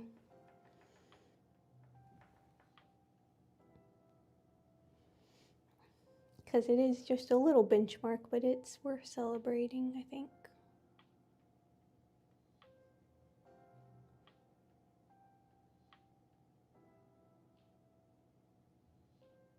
Okay. I'm gonna be sure that I kind of layer some of these so that they don't look too perfectly spread out, you know. Hi Fight Lady Fight, welcome in. We're painting a shield today, like from A Knight of the Seven Kingdoms. We finally got to see what his shield looked like. So I'm painting the design on our own little shield cake. Yeah, we did the first part and then moved the camera so that we can see the top of the cake better. I think that's gonna work best on streams when I have like a highly decorated top of the cake, because then you'll actually be able to see what's going on. Okay, looking good. And then I'm gonna go ahead and make a spot for where our sun is, just so I don't bring any of the other clouds in too close before I sort of map that out. So I guess we're gonna go pretty low, put the sun in. Let's see, if the trunk is right here, we'll have the hill kind of go up like this, so our sun should go right here. Because it's setting just behind the horizon. So we're gonna make a little bright yellow ball. And we're gonna start brightening up this area. The ball might get blurred as we do that, but now I kind of know generally where I want to place it. So we're also gonna make it maybe a little bit bigger. Yeah, and I'm gonna start kind of adding a little more brightness radiating here. But now that I know where it is, it'll be a little easier. But yeah.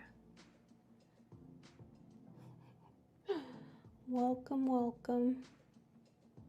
Very casual today, very casual stream. Just chilling with this little shield cake.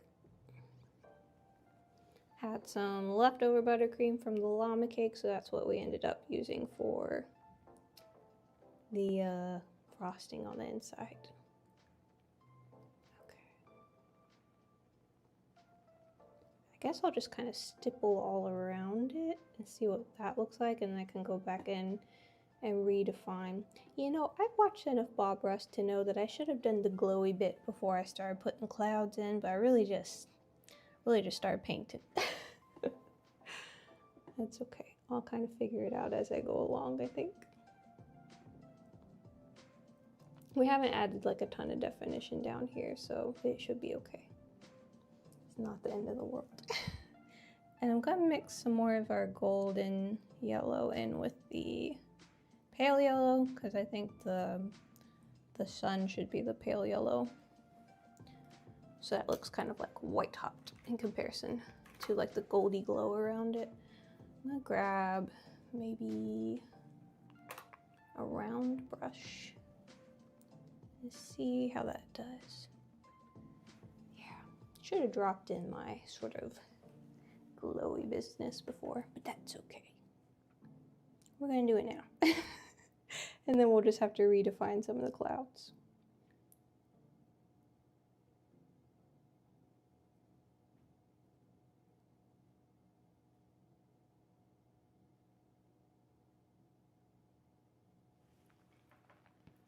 But yeah, I like the show so far. I'm not going to talk about too much because no spoilies, but I will say so far the vibes are a lot more wholesome than, like, I don't know, the House of Dragons, and oh, that's a lot too heavy-handed. Yeah, so I'm curious to see where we go from here with this show. Bit too much, but that's okay. Just gonna kind of dab it on, and then I think what I'll do is I'll blur it out with the fan brush and then go back in and fix the clouds. Yes, I did things backwards, but that's okay. I want it to look nice, so I'm gonna spend time on it. The fixing part. And just fluff out some of the yellow. I don't want to go too high with the glowy because I want it to look very concentrated down here. And now that we've got that in place, I'm kind of looking at the darkness up top, and I think I do want to emphasize that a little bit as well because I want a good amount of contrast. So yeah, like I said, our little sun has definitely gotten blurred, but that's okay because we're gonna go back and redefine everything. Okay, so now perhaps if I sort of just go back through, sort of blend this outwards. Yeah, I think this will do just nicely. So we're gonna blend this outwards, and then I will add a little more yellow on top again and blend that and see how it goes.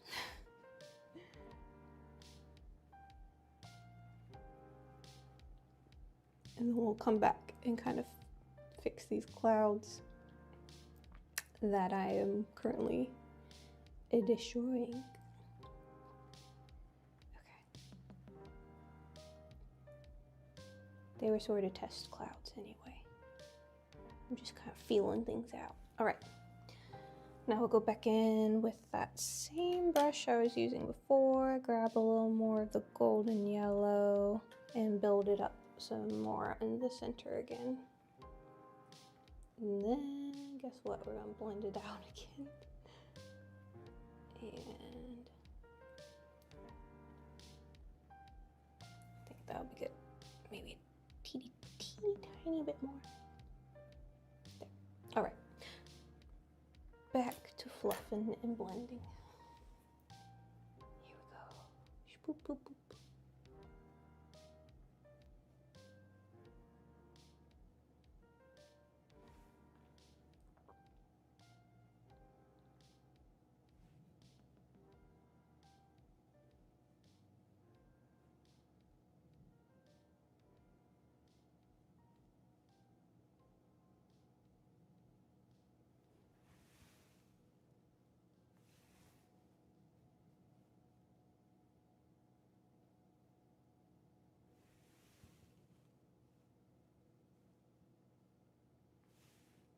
Okay, yeah, that's kind of working. Just really light-handed. I think is the name of this game. Oops. It's the same when you're doing painting on buttercream. You have to be so delicate, or even the softest brush will dip into your buttercream. I mean, also really chill in the cake. It helps a lot. But yeah, you gotta be really delicate with these paints on buttercream as well. Okay. It's definitely looking more glowy, so I'm feeling good about this now. Yeah, and we can go back in and do the clouds and fix them up and then kind of blend them to make them look more fluffy, because these look pretty okay up here, but I am gonna like just so lightly brush over the top of them so they look a little more gauze-like and fluffy. Okay, let's grab one more dab. Bright yellow. Mix in some pastel so it's like really, really bright in the middle.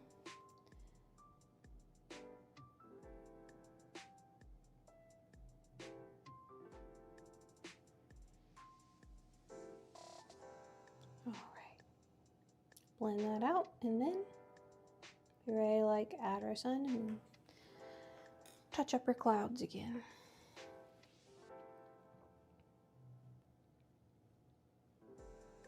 Yeah, I think that worked out just fine.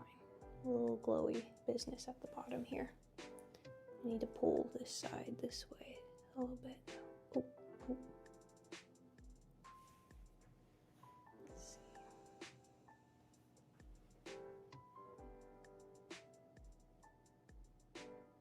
see. Super gentle.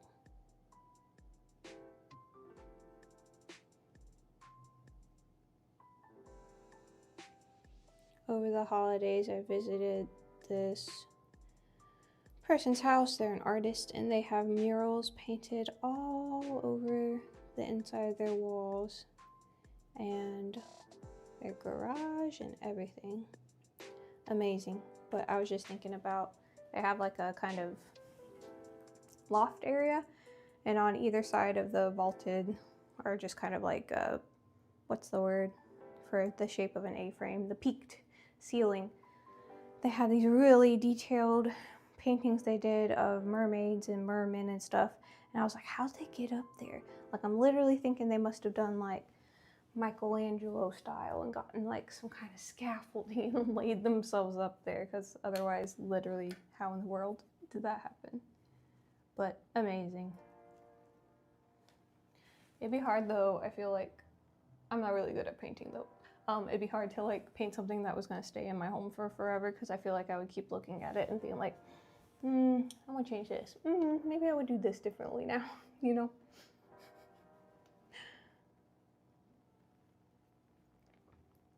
Just like staring at it all the time, I'd be like second guessing my artistic choices. Okay, nice bright sun down here. And we'll bring up the horizon to meet it a little bit. Like, the horizon's going to be dropped right under the sun, and they're also going to have some sort of darker clouds framing it. Presumably they're sort of in the foreground, and that's why they look so dark, is because they're standing between you, the viewer, and the sun. But yeah, and we might even, once that sets, let's see if I can do it now. I was going to say I'll drop like just a dot of white in the center so it looks like super, super bright compared to everything around it. That kind of worked. Okay, now let's go in and sort of do the bottom highlight bits of our clouds. No, we should do the middle part and then bring the lighter color underneath them. Okay, so we need a bit of orange. Since this is all yellow at the bottom, we'll do the darker part in like a yellow orange, and then the highlights will be that bright yellow again, so they look like the lining, you know, a little golden lining under each indication of cloud. So here we go. Let's start off to the side and kind of feel it out. Okay, cool. And it's fine if I do this sort of test run in the middle here, because that's where the tree is going. So if I don't like how it looks at first, I can cover it up with the tree. But I think this is the right tone to go here. And that'll be a good contrast with our bright highlights underneath. We'll see. Alright, tappy, tippy, tappy. Some really nice orange bits here. And I want like a really fluffy situation over here. Be a little more intentional with them this time. Now I've sort of got the feel for where I want them to go. Yeah, doing good.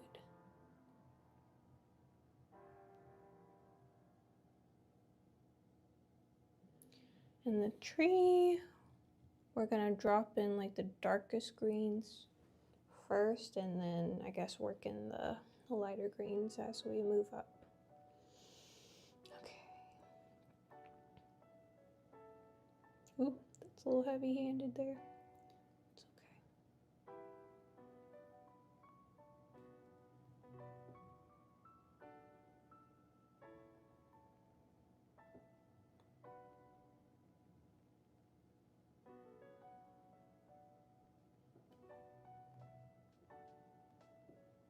Here we go. It's coming back in with the orange. And maybe start moving a little down here as well.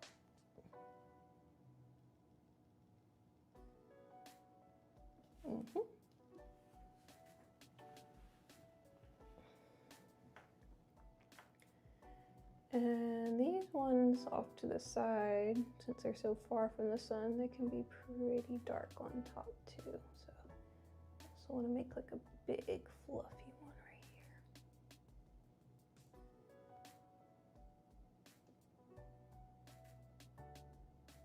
Okay.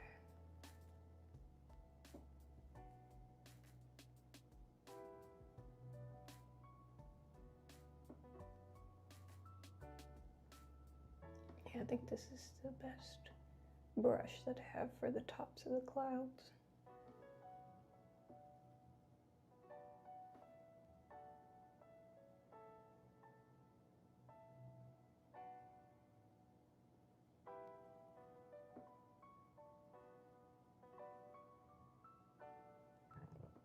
Okay.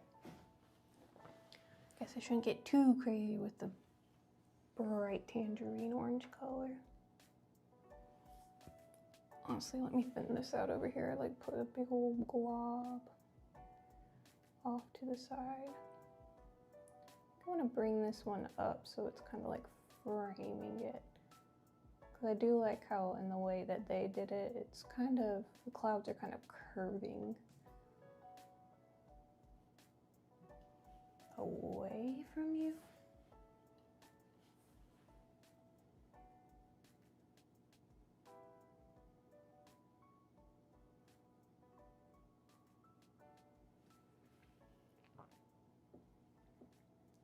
And I shan't be afraid to have some of these overlapping, otherwise it's going to look like too, just so, Okay, coming in.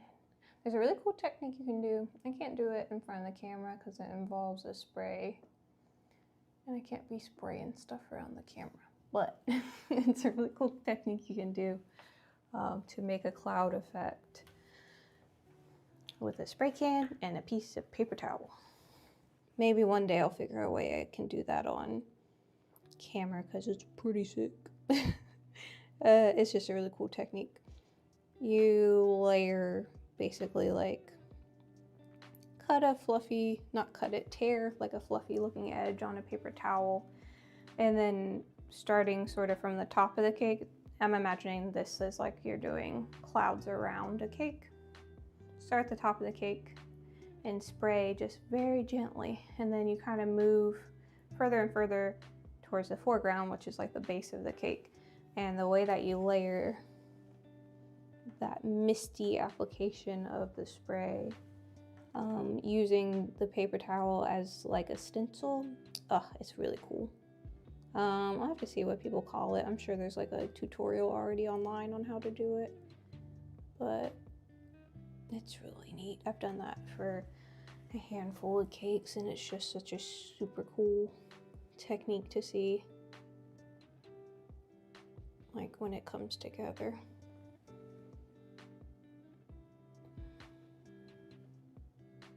Just like really soft looking airbrushed cloud.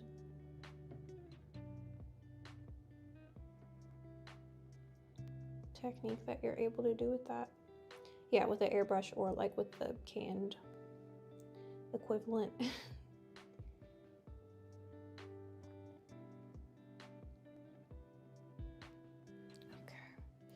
Coming in with more yellows down here now.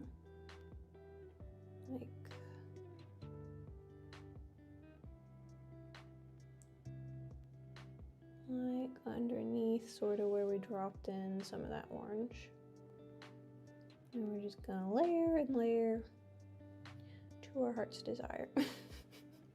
And once we're happy with the sky, we'll just do the tree and then make the cool little border of the cake as well. Paint that silver for a nice contrast.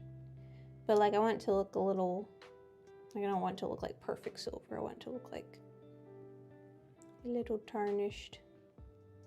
Like, it's not perfectly polished because the blacksmith just put it on. Okay, look at my photo again. See where we're at. I think I need a little more yellow down in here. Yeah, I might need another squirt of yellow actually. We'll see.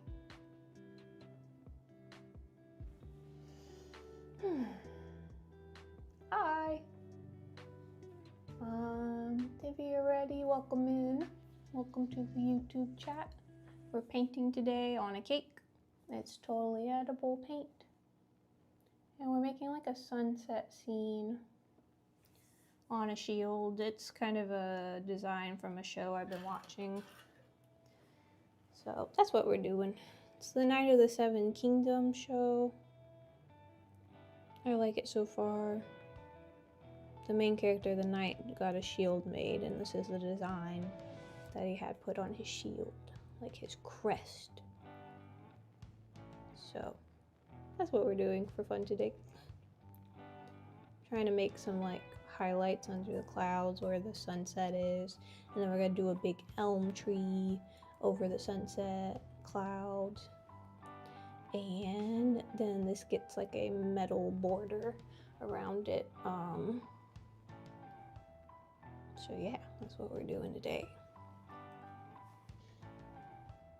Haven't done like a ton of painting, so this is like a fun creative exercise for me.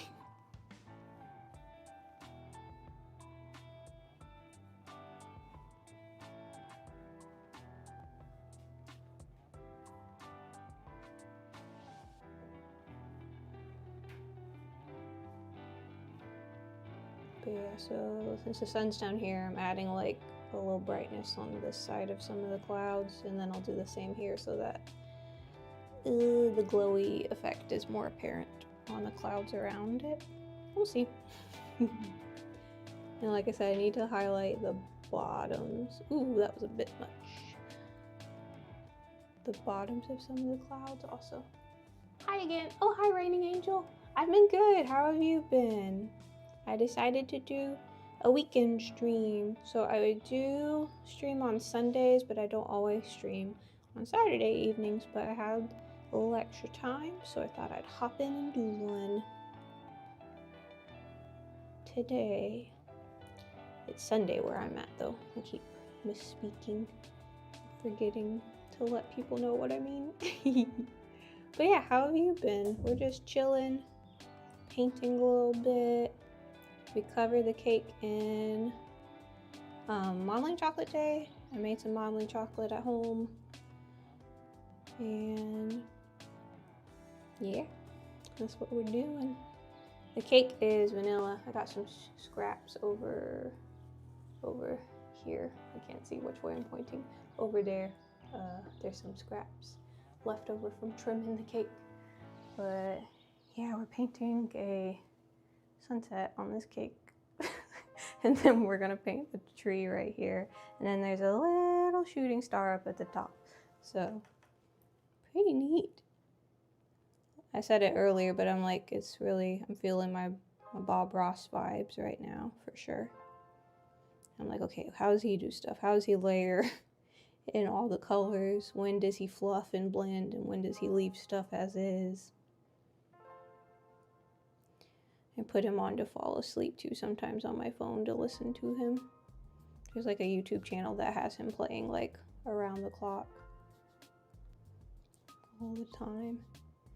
It's a good time. Okay, a little fluffy action on this one, but like since it's so far away, I'm not putting too much of the yellow.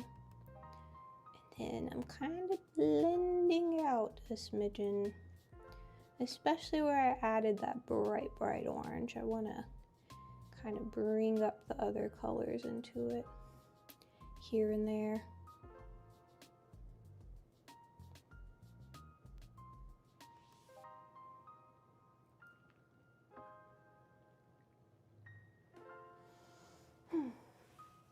Oh, also, thanks for the follow. We got a follow 40 minutes ago. Sorry, I didn't see that.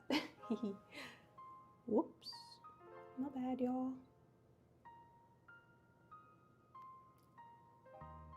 Alright, tippy tappy on the orange. But yeah, I've been good. Had a breakfast sandwich a little bit ago. That was why I was a little bit late getting on. I hadn't eaten yet, so I was prepping everything for the video. I was like, okay, let me eat, because usually I'm on here. I'm always like, oh, this will only take like maybe 2 hours, and then it's like 4 hours go by. So I was like, yeah, I definitely need to eat, because I'm always starving when I hop off of here. So that's why I was a little late getting started, but that's okay.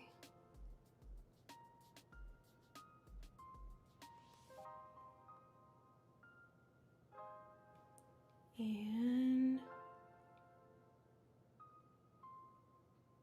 yeah, what else is new? Oh, I started those art classes. I don't know if you were here the last time I was talking about that. I started some drawing and tattoo classes I'm really excited about, and they've been going well so far. Got to pull some lines and also did some like drawing and shading exercises. I didn't finish my assignment on Thursday, so I actually had to take something home, and I need to finish that also on top of all the other stuff I was talking about I gotta do for the channel. So busy this week, real busy, but in a good way. It's good to be busy for me a lot of times. I feel like if I'm busy, I'll stay busy, and then if I get into a rut, I'll stay in a rut for a while. I guess that's typical though.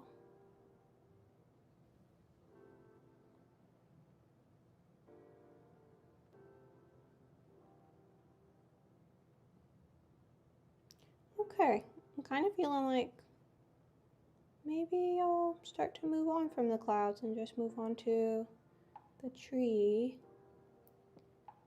and see where that takes us now. I feel like a lot of this is going to get obscured by the tree kind of up here anyway, so I'm not really gonna, I'm not gonna fuss with this area right here too much, but I'm glad that we added a lot of detail to these ones down below, because you will see them beneath the canopy of the tree, kind of surrounding the trunk, which is good. And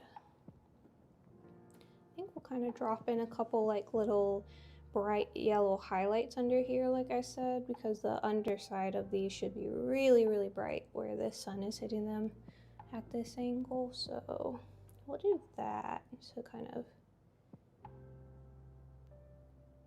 finish off these. Hopefully I don't mess them up in the process. Yeah, sometimes I do that. Like I'm like, oh, one more detail, and then I go too far. I'm like, I don't like it anymore. There we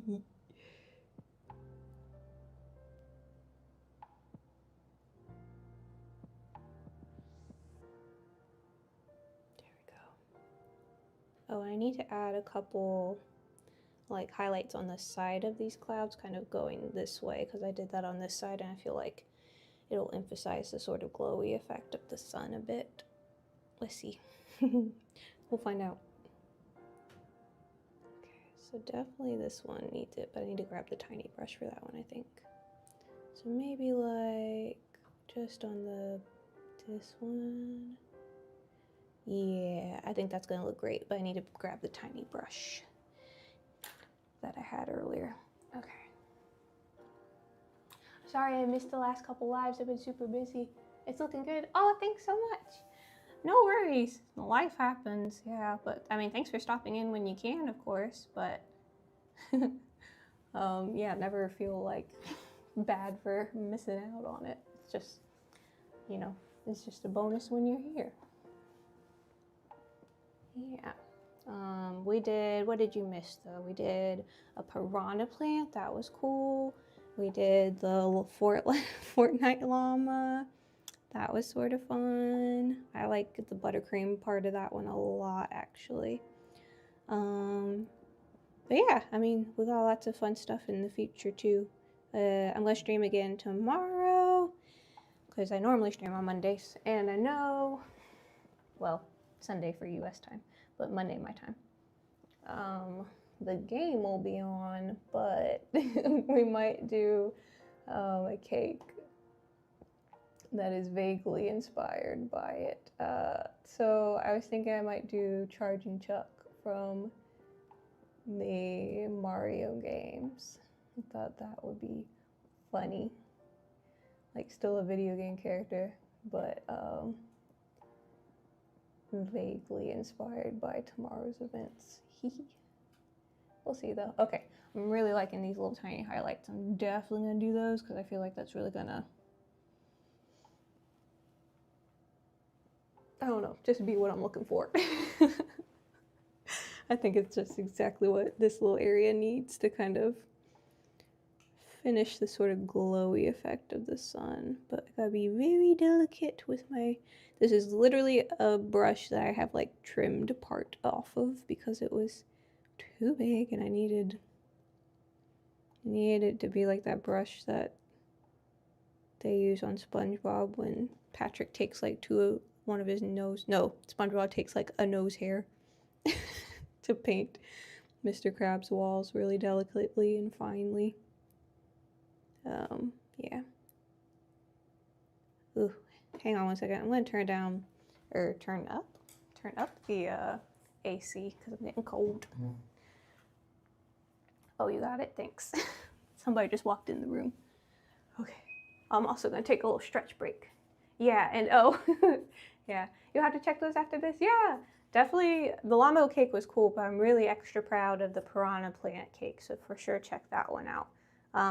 The challenge for the piranha plant, I'm doing a little stretch break back here while I stand up for a minute because I'm kind of hunching over the table weird to make it work. Bring it closer. Yeah, I think that's a good idea. Wait, but I need, wait, can you move a little bit? That's good. You can see? Okay, cool. Yeah, but I'm gonna do a little stretch break because I'm kind of hunched over funny. But yeah, oh, the piranha plant, that's what I was talking about. The piranha plant was a really fun challenge because I made it 100% edible and he was 3D freestanding, but I didn't use like any dowels or anything for support. And he survived, and a friend of mine and her kids ate it, and it was just a real little victory in my book because I haven't really done a lot of chocolate stuff, and so like the chocolate I made the stem of the piranha plant out of dark chocolate, and then it supported his little head on top. So I was very pleased with how that all went. I had like a very specific concept in mind of how it was going to be assembled, and it was just one of those moments where I'm like, oh sweet, I made a plan and the plan worked, and yeah. Yeah, it was really exciting. Oh, okay.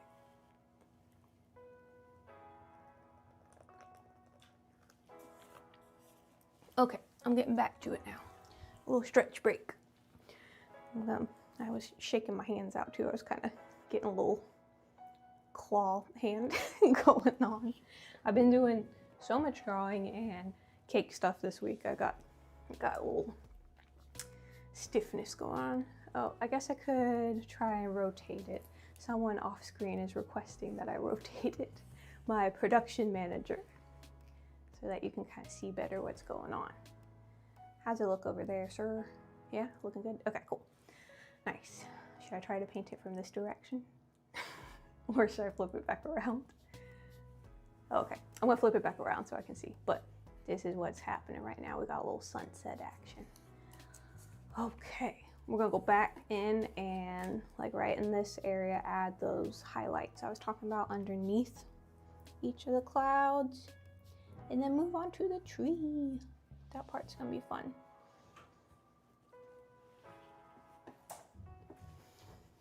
Oh yeah, but I was saying earlier when I hopped on, I'll get a pillow since I'm crouching on my knees. Honestly, if you could see me now, I'm just like hunched over the table like a weirdo. I was like trying to get it at a good angle though. Okay, that's gonna be much better. Anyway, so my friend, she was kind enough to send me a video of her slicing the cake. And so I posted that to the Instagram story. Oh, and other news, Raining Angel, we're gonna, oh, thank you. Thanks so much. You get that when you're drawing all the time. It does suck, like the little hand cramps, or like if I've been drawing a lot or painting a lot and I get a crampy hand and I go to try to pick up. So when I was like baking in a restaurant a lot, it would be when I would pick up a heavy measuring cup, like a pitcher, my hand would literally cramp up like this and I would have to like unfold my fingers because they would get like locked in place. I was like, okay, I need to do more stretches when I'm doing stuff constantly like this. You get it. Ooh, what do you like to draw? Do you, I mean, I guess you could draw any number of things, but yeah, what do you like to draw? I always like to talk to people about their crafting and art ambitions as well. Oh yeah, that was the little update I was going to tell you. We're going to have a Discord channel for Cakes by You if you want to join it. I'll post it like in the description or like in my bio on YouTube and on the page on Twitch so that people can join in if they want to. And we can have a little community page where everybody talks about their art and crafting projects, and then if anybody does cake decorating, we could have a little cake decorating page and people can post pictures of stuff they're working on. I don't know, I think that would be fun.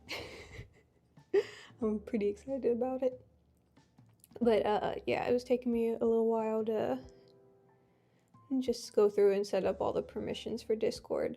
I thought it was just kind of like other platforms where you sort of make a profile and that's it.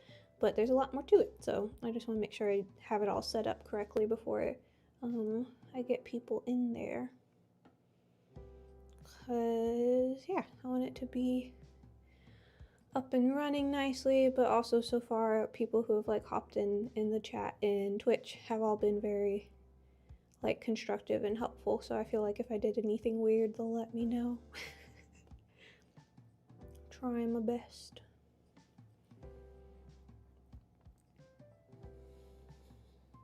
Okay, little yellow highlights here and there. Characters and fantasy stuff, oh, I love it. That's amazing. Oh, that would be cool. Yeah, you should totally. I love characters in fantasy. That sounds awesome. I feel like when I draw, I tend to draw in like a very like simple doodly kind of style.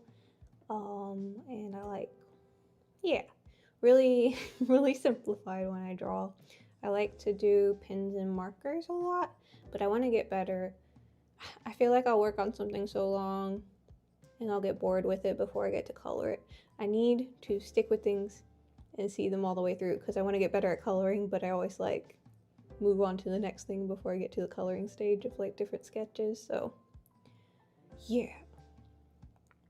Oh, and in the program that I'm in, Tuesday, Wednesday, Thursday, a huge part of it is learning how to shade properly, which is really exciting because that's always something I've struggled with, is like shadows and values and stuff like that. So I'm really excited that this class obviously has a big focus on that. So I'm super excited about trying to bolster that skill or really develop it at all, honestly. Some areas of art and drawing I really just kind of wing it, but I'm going to be more intentional and try to really pursue some growth in my drawing life while I can, you know. I have some time right now, so yeah. Your style changes all the time from like semi-realistic to super cartoony. Yeah, I would love to be a more realistic artist, but I really just feel what it, like, you know, seeing people draw like, pardon me, draw or paint like portraits and like what do you call it? Oh shoot, life. Oh my gosh, I can't think of the word. Like where someone sits for you, or you have like a model set up that you're painting from. Oh my gosh, I can't think of the word right now.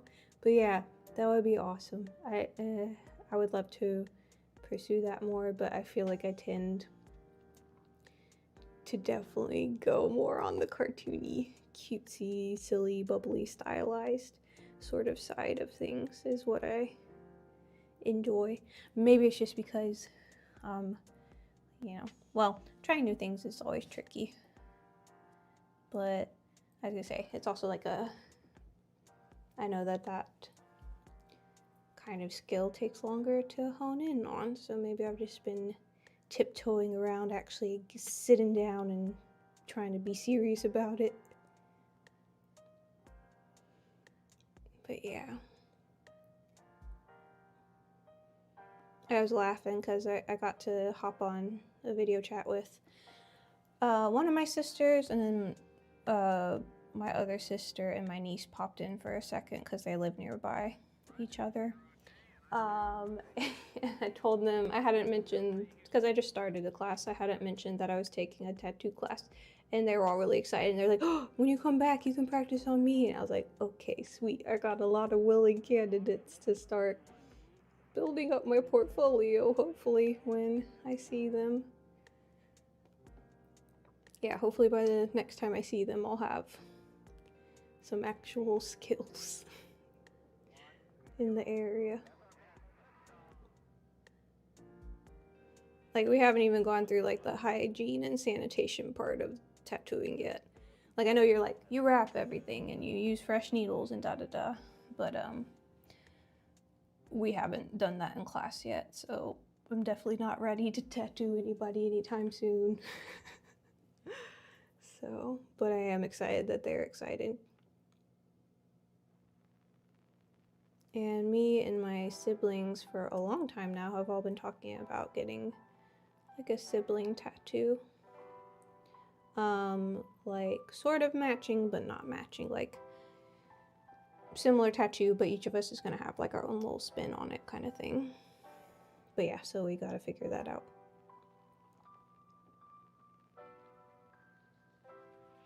I'm liking these glowy highlights a lot. They're really really making me happy. It's doing something for my brain. And I definitely feel like it's helped a lot since I didn't lay down like a super glowy foundation because I got started. I don't know, I was just so excited about doing the clouds. I think I just got started on them too soon instead of like, okay, put the background color in first, obviously, you silly goose. See, this is why I don't paint a lot. I get ahead of myself.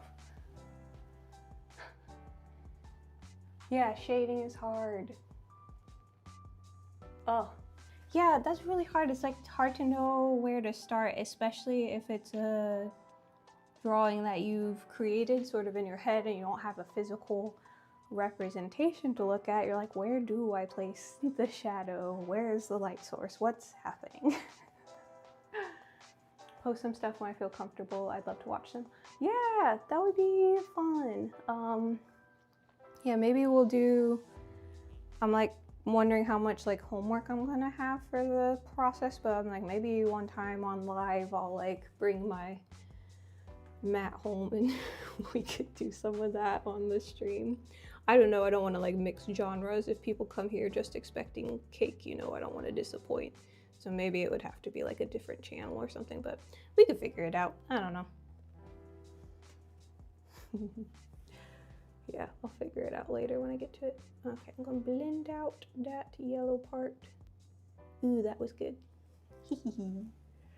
Wow, this is kind of coming together. I wasn't expecting to like it so much, because, I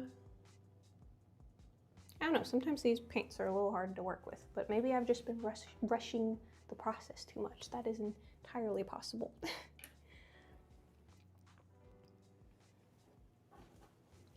But yeah, this cake isn't for anybody, so I don't really have a deadline. I could take as long as I wanted. Just kidding. We're gonna finish it in a reasonable amount of time though today.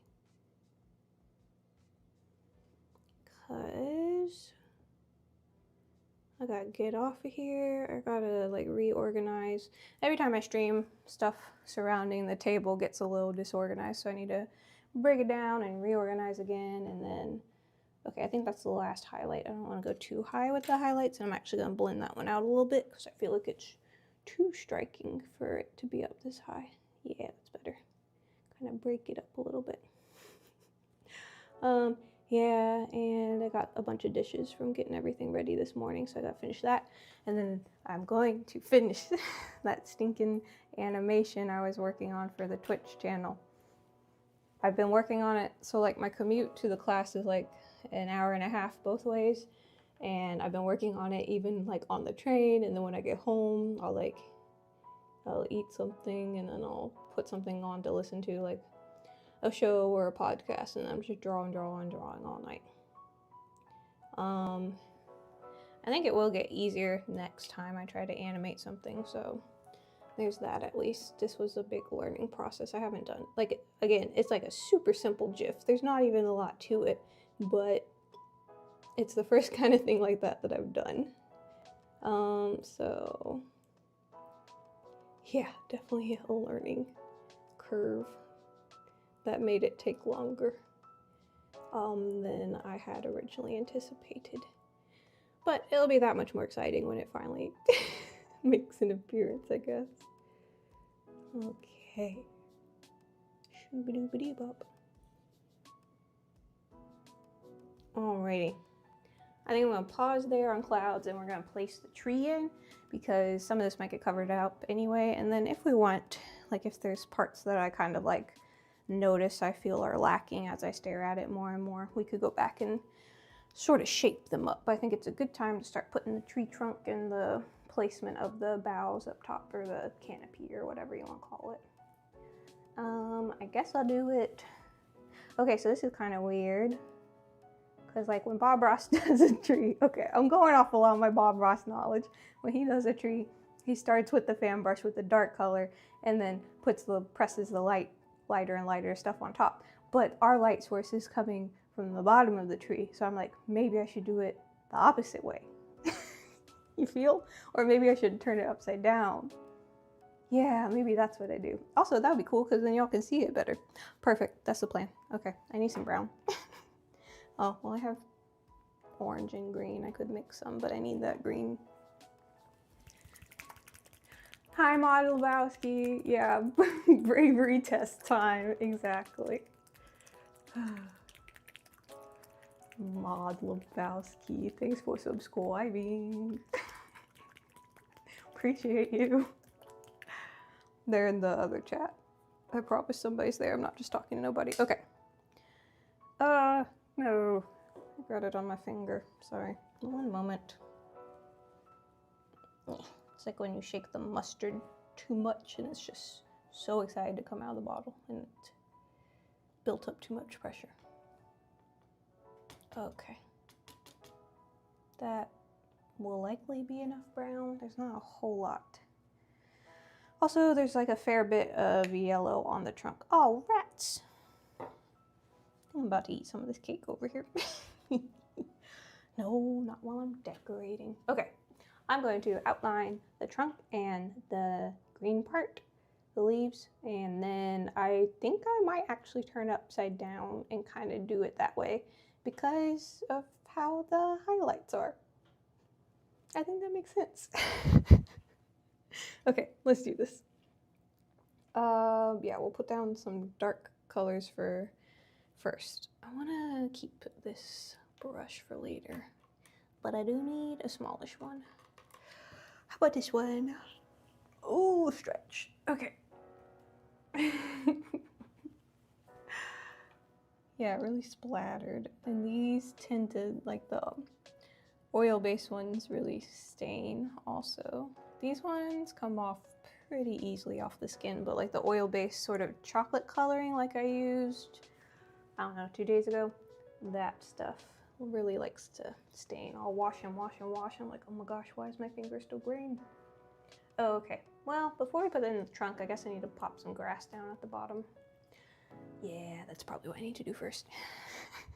Getting ahead of myself, I'm just like, ooh, let me rush off to the part of the thing that I'm most excited about. Okay. How about, well, like a mossy green for the grass? Because the leaves on the tree are like more vibrant, kind of true green, like Kelly green. So I'm just gonna take a teensy bit of green and mix it to the yellow that's over here already. And I'm even gonna add probably a bit of orange and brown in there because I don't want it to be like a primary green. I want it a little more mossy. Just a tiny touch of orange.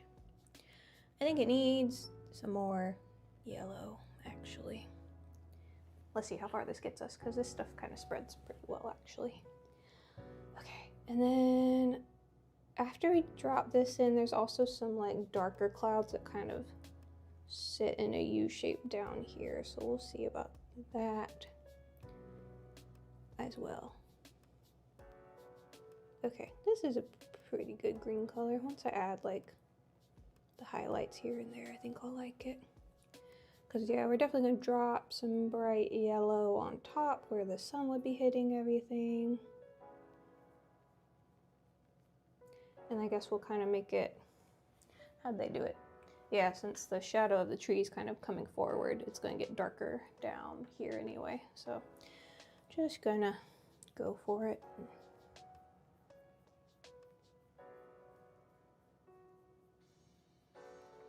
These do have pretty good coverage, so that's nice. Like when I first ordered the little tiny bottles, I'm like, that's it? Really? That's it? But they have lasted me a long time. I haven't ordered them in a while. Well, I ordered black. I had to order a black one for backup, but besides that, the rest of them lasted a good long while, which is good because they're not like super cheap. They're not like crazy expensive, but it's like several dollars per bottle. I want to say, I actually don't remember how much they cost. I don't know why I started talking about the price if I can't remember. Okay, this side should be brighter right here. Yes, yep. And blend it out.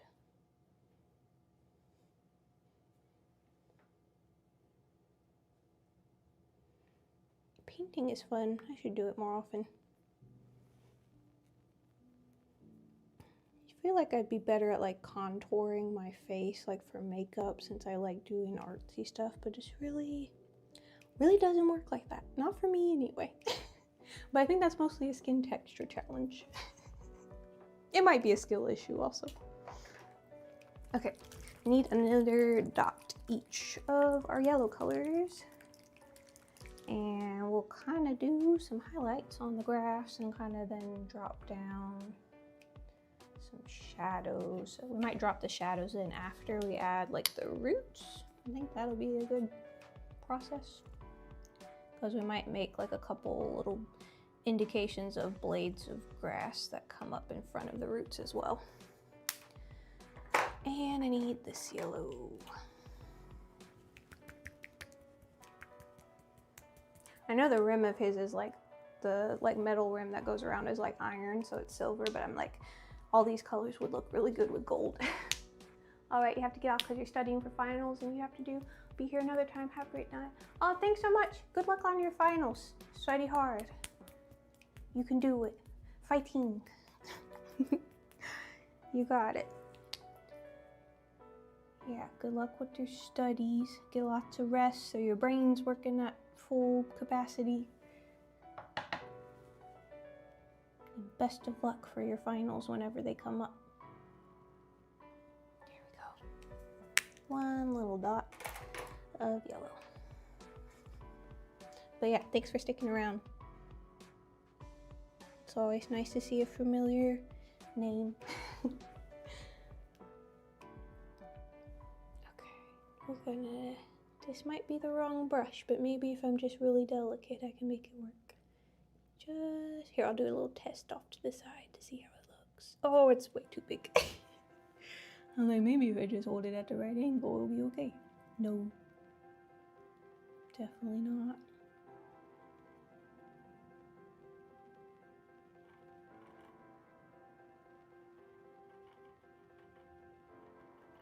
That's better.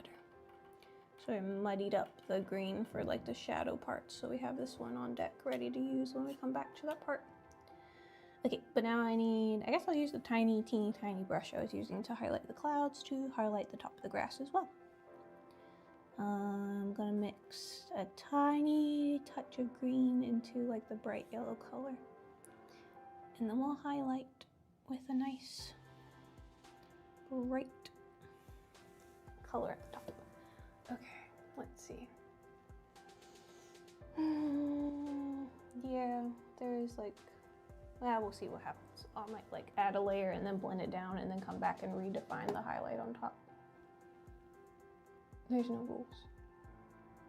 Well, there are, but I'm just making this up as I go along. Wow. Shaky hands ahoy. What the hecky? Shakiest hands I've ever seen.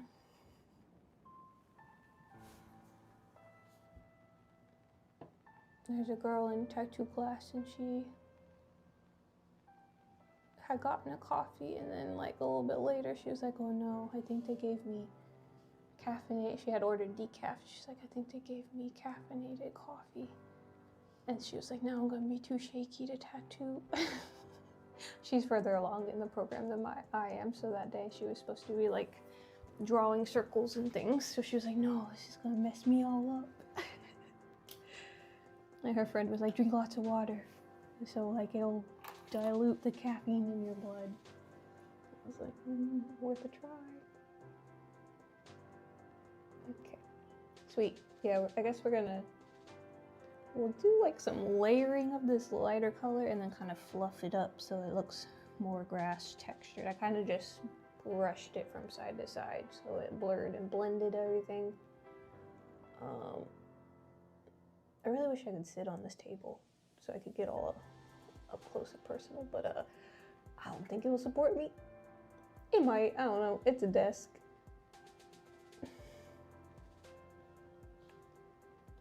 But I need it to survive, so I'm not gonna do that.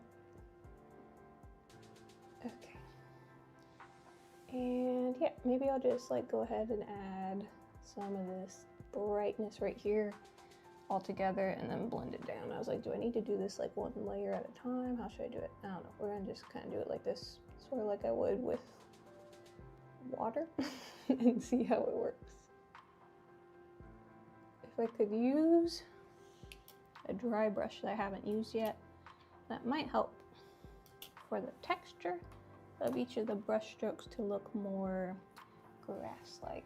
So we'll try that. I'll kind of like press up and see if we get a little fuzzy sort of grass appearance. I don't even know if you can see this right now. Yeah, okay. You can't see a whole lot, so I'm not going to spend too much time on this and we'll move on, but I think this is nice.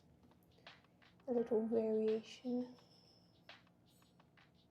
Somebody's mixing something up in the kitchen. Sounds like oatmeal time.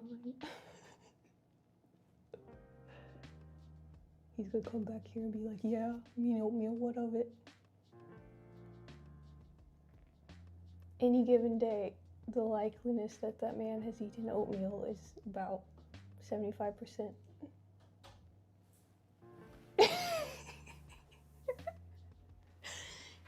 Hear me talking smack about your oatmeal habits. Oh, a little topper. Someone, a little rat just snuck into the studio and snatched some cake scraps. As is his right and privilege as Cakes by You primary tech support, moral support. What do you think? Oh, I got the nod of approval. He knows I don't really paint, so I think he's also surprised at how well it's coming out. I've done like a couple painted cakes. I did this one with bunnies that I really liked. A friend wanted to order an Easter cake. I think they were also, no, it wasn't a birthday. It was just Easter. Anyway, they were doing like a party in the spring around Easter, but she specifically was like, I don't want like cartoon bunnies. I want them to look like sort of realistic. And I was like, I can try that. So I did that technique I was talking about earlier where I did the airbrush around the cake for the sky, and I came in with these types of paints. So that was like more like a water-based paint. And I came in with these types of paints and did like a meadow with some flowers and grass going around the base of the cake. And then I painted some bunnies. It was really cute. Oh, we gotta swap the battery again. No matter. That shouldn't take but a moment. Thanks for staying on top of that. I appreciate it. Ooh, this looks pretty good from the camera angle. That's nice that the clouds look that good. I didn't know how much of the detail. I'm always wondering like how much of the detail's coming through. Like when I go back to edit videos, I'm like, oh, you could actually see that. Okay. Or I'll be like, oh, you can't see what I'm doing at all. Like I kept fretting about the llama legs the other day and they looked fine on the video. It's just up close. I was like, ugh. Oh, thanks for following. We got another follower on Twitch. If you're in the chat or if you're lurking, thanks for following. Appreciate you. I never know if it's like somebody currently watching or if maybe they just are doing their own thing and then they saw a VOD and decided to follow. If you are here, thanks. You can continue lurking. I'm a big lurker. Okay. And then it's getting lighter and lighter about the grass texture as it moves up front. Okay. That's good enough. I just need to start the grass so I could put in the trunk over the top of it. And we can do sort of the darker side over here, I think, after we see where the trunk is. Okay, let me take a peek at. So for their tree, it's just like one main trunk, two little indications of the branch that you can see peeking out from, hang on, let me show you real quick. This, I don't even think I showed you a picture in case any of y'all aren't watching, but this is sort of what we're going for. So yeah, let's do a progress check. I'll flip it around where you can see it and kind of hold it up. But yeah, we got some grass going. Ta-da! And yeah, it gets pretty dark up at the top edges, which is good. And then let's do tree trunk stuff. So yeah, I think I will totally paint in the trunk and like outline the tree, and then I think I am gonna flip it upside down towards you and do it that way because I think that'll work well for me, but also then you can see that part better probably. Ooh, stretch real quick. I'm gonna stretch and take a sip of coffee. Oh, I forgot to bring my water bottle back here. Coffee it is, if I must.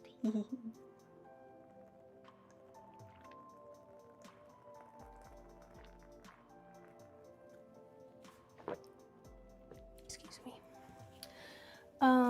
Yeah, I'm usually a 1 coffee a day person. If I drink too much coffee, I do get a little more anxious, and if I drink like too much coffee, I definitely get jittery. 1 is a sweet spot for me. 2, if I woke up real early and then they're really spaced out, but back-to-back coffees is always a bad idea for yours truly. Okay, we need trunk brush. This one. Okay, we'll do this one. Need some brown and some yellow. I guess we'll do the dark part first and just drop in the darkest brown color and then pile the yellow on top as we put in the highlights. Okay. The tip of the tree needs to come up to like right here-ish. So kind of bellows out and then right here. Okay, so I think that's good. We will just drop in our trunk outline right here. Comes to about there, and then we start splitting off into some roots. So let's see then. Okay. It's not super thick, so that's good because I don't want to cover up all our nice clouds that we made. It's also covering up my favorite bit of grass. That's okay. This is why I tried not to get too attached to the clouds, because I was like, some of you are going to be behind the tree and then I'll never see you again. All right. Well, it's naturally picking up some of the lighter colors underneath it, which is working out in my favor because it's kind of working the highlights in as I'm trying to paint in the brown. So, yippee for me. How thick should it be? I think maybe a little thicker on this side, and then that should be good. Do y'all have a favorite kind of tree? Put your favorite kind of tree in the chat. I don't know. If you could pick just one favorite. I really don't like being asked to pick one favorite of something. It's too much pressure. But yeah, what's your favorite trees?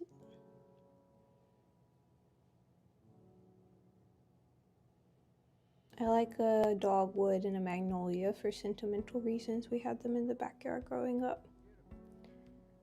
For aesthetics. I mean, over here, I really love seeing the cherry blossoms and the ginkgos. It's kind of hard not to love that to view. Also, when we lived up in Northern Virginia near DC, seeing the cherry blossoms around the basin was really cool. We went and took some pictures out there one day. My husband had just come from work and I kept joking because he was like in a blue like blazer and button up and tie. And we just went out there, drove out there together while they were blooming to catch them. People were doing all kinds of photo shoots and stuff. Anyway, he was under the tree and I was like, oh my gosh, you're my anime boyfriend. Because he's like, I don't know, looked like he was in like a school uniform under a cherry tree. And I was just thinking about, I was thinking about like Oran High School Host Club and I don't know, a bunch of other, there's a lot of anime opening sequences where people are under cherry blossoms. It was silly, but it made me laugh.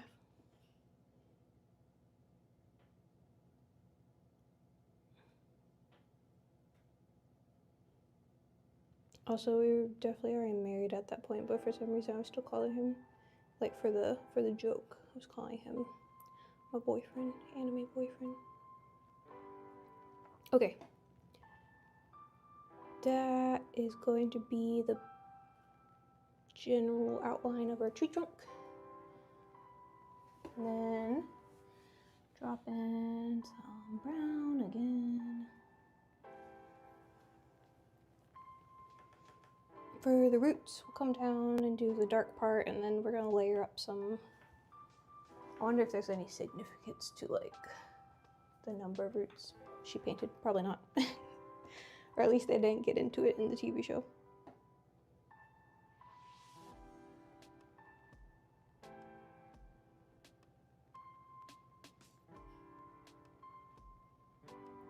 There we go.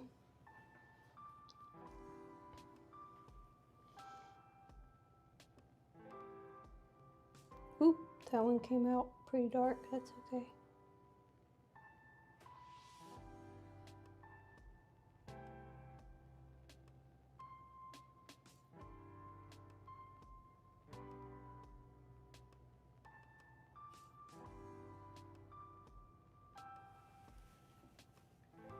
And then we'll do some off to this side too. And once the roots are in place, we can really start working on the green part.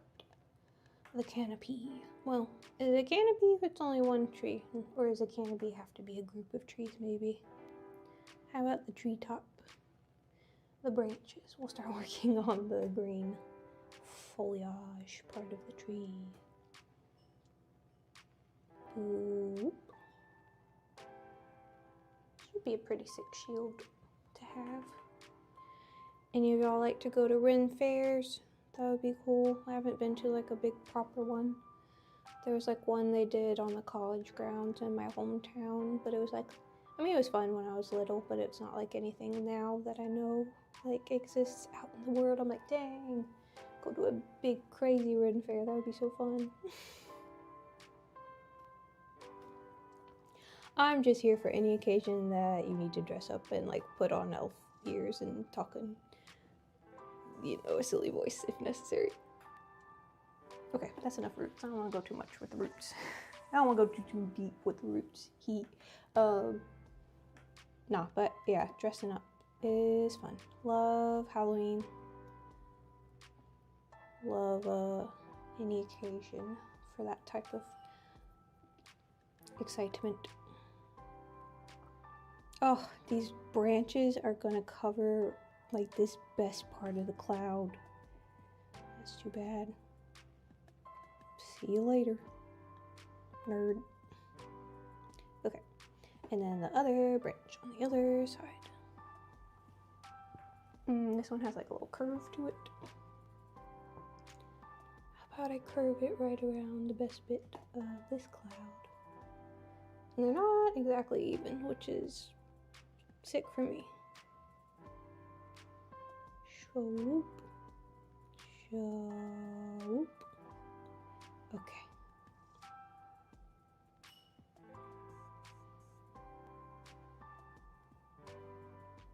Doop, doop, doop, doop, doop. Alrighty. Green part. We'll come back to the trunk. We'll kind of let the brown paint sit, I think, for a minute, and it might be easier to do the highlights after that's set. I don't know. We'll see. This stuff doesn't dry super fast, so it'll probably still be a little wet and movable by the time I get to it anyway. Okay, facing me, I'm going to draw the outline, and then I'm going to flip it upside down, and then we'll do like filling it in and the highlights with it flipping the other way. And I'll kind of check on it every now and then just to be sure I'm not going crazy.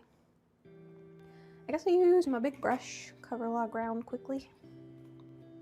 Just really get that base green color in there. So I think I'll make the darkest color first. And then we'll put like a sort of bright green and then like light green lastly. Yep, that's what we'll do. Because the darker parts of the branches will be kind of set in to the tree. Okay, so grab a little green and then kind of a lot of black, honestly. Get you nice phthalo green. Just kidding. This isn't phthalo green. Still a little bit unsure what phthalo green is. Okay. The top comes to a little bit of a point up top, like that. And it's sort of shaped like, I don't know, what would you call this shape? I don't know, kind of like a leaf, like a big pointy on multiple edges leaf shape. Whatever, let's do it. Okay, tippy top, and then sort of come down this way. See you later, pretty cloud.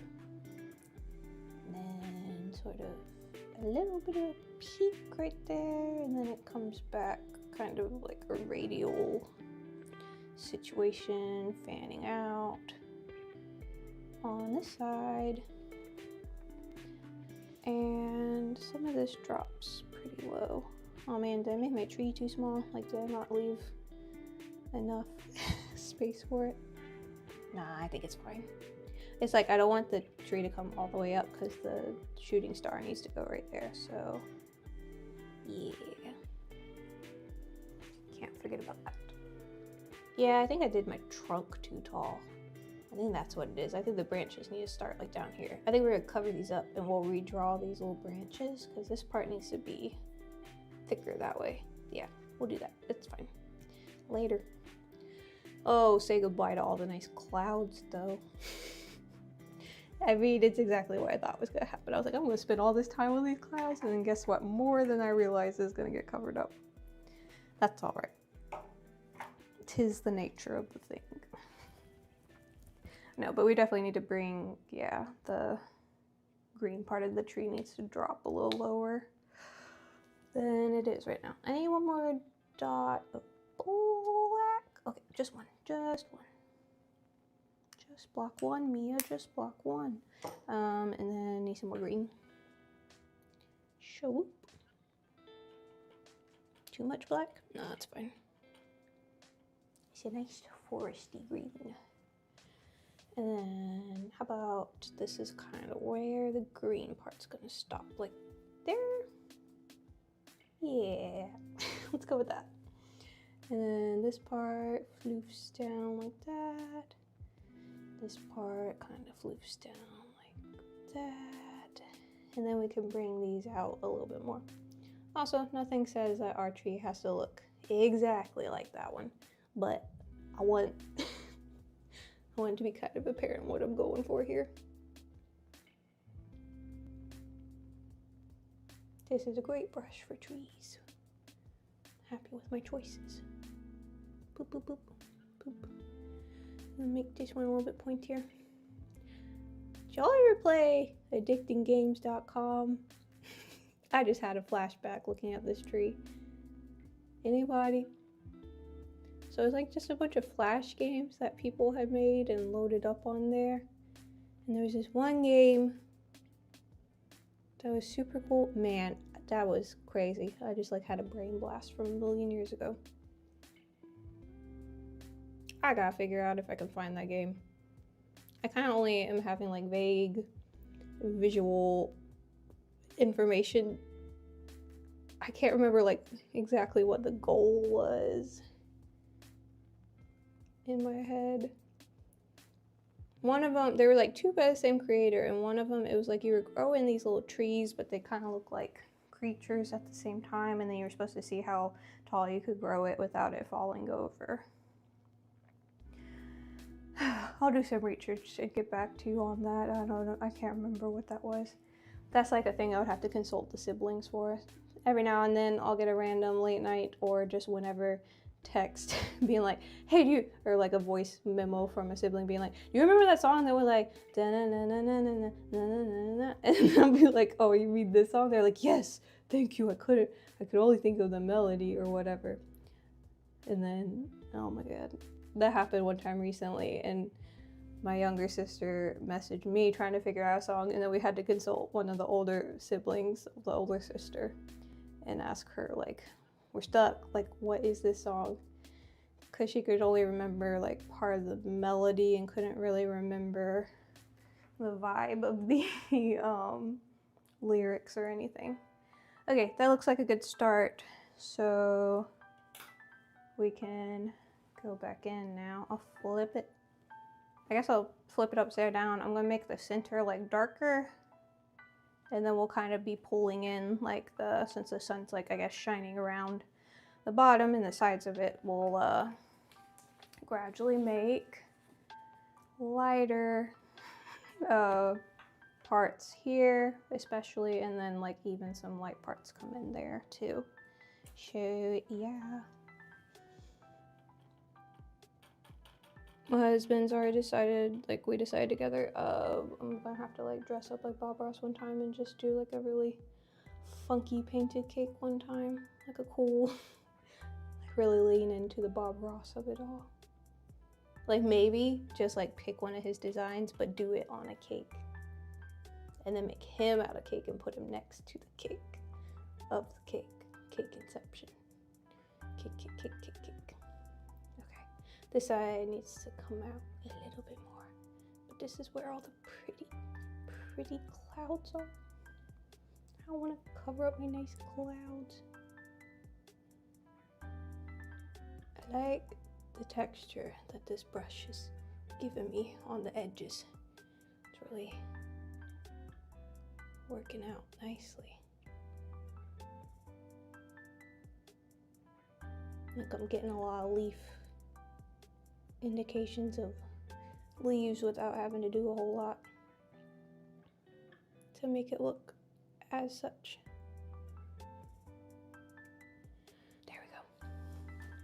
Yeah, I would definitely recommend this show if you like a medieval thing.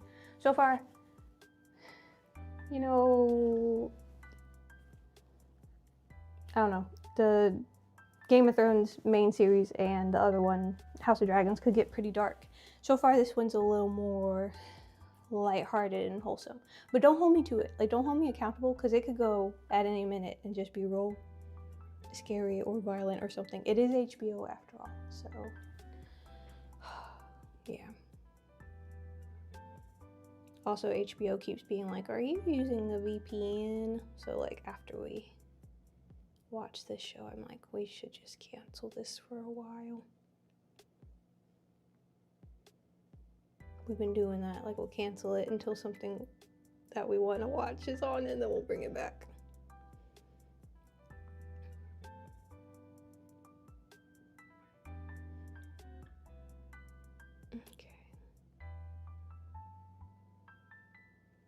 So there's our thingamabobs. What do you call them? Branches. Okay, I'm crouching. Excuse me. Excuse me again. I don't know if you can hear that. I hope not. Okay, let's do... I almost want to make the dark part even darker in the middle of the tree so that the green really stands out. It's all about contrast, I'm finding. Oh, that's so dark. That's okay. Let me blend that out. Shade, shade, shade. We love to shade. In like elementary school, there were some VHS classes that we had to watch in like our little art class. There was this guy, I can't remember his name. I should look him up. Bob something. And he did like little drawing instruction VHSs. And there's one all about shading. So he like shows you how to draw a circle and a cube, and then he shows you like where to shade it. And he said, and then we sing our shading song. You shade, shade, shade. We love to shade. Very creative lyrics. Oh boy. Okay, I think we're just gonna move on to the green part now because it's getting a little muddied. I'm gonna brush off this paper towel for the paint. Oh, excuse me. Oh boy. Got up early to make that modeling chocolate, so I had time to set up. Because it's, you know, you have to melt the chocolate, so it's very liquidy when you first finish it. But you can't put it in the fridge right away, fridge or freezer, because then it'll cool too hard and get, too hard too fast. And then you can't even, it's like really difficult. So it's easier if you just let it cool on the countertop for like an hour or two. Okay, bright green is incoming, coming in. Oh boy, okay.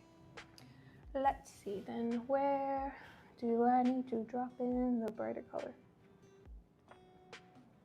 I don't know, it's just kind of all over. I guess really the main thing I need to kind of create the shape of the tree and make it look like,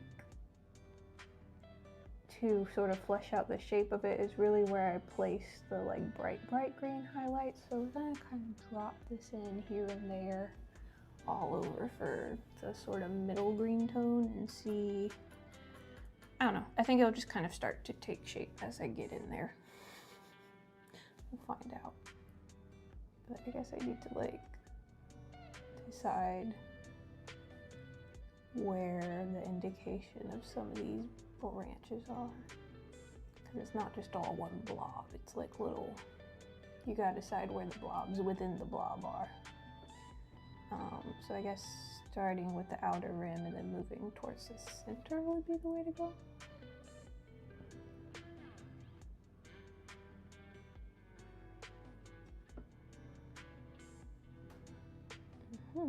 Stipple, stipple, stipple.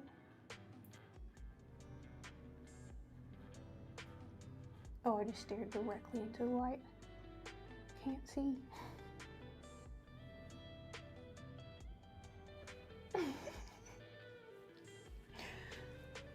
I keep getting small approving nods when tech support comes in here.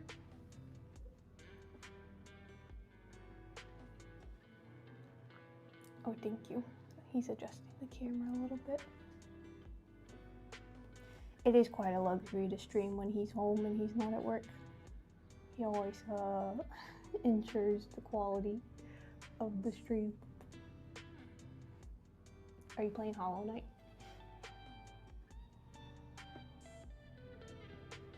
Yep. I thought I heard the music coming from in there.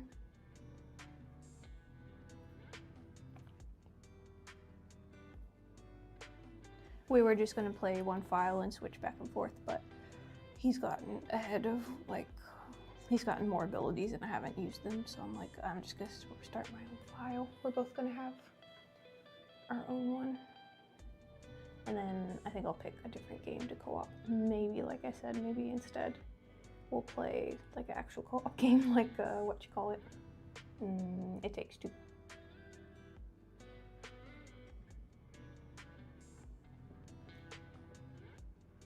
There we go. Coming in with a little more stippling.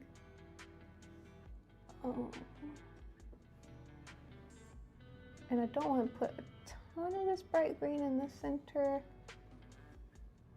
so I'm mainly gonna stay off to the side with it.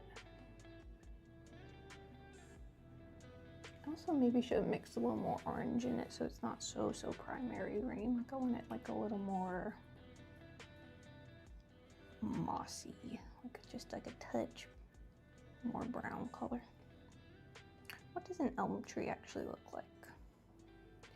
Oof. Oh, my knee. Okay, hang on. I want to look at a picture of an elm tree really quick. Super fast.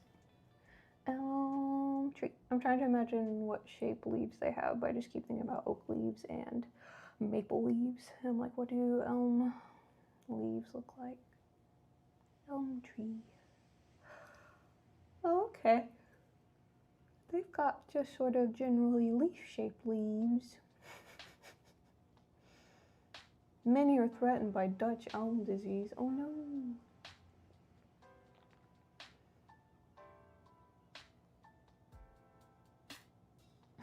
What is so special about the elm tree? Stately, vast-like shape. Iconic street and shade trees. Tough shock-resistant wood is used for furniture and tools. images.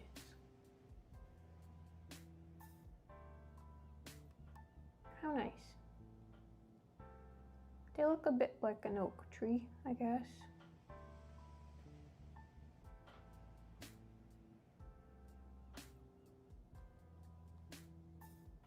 I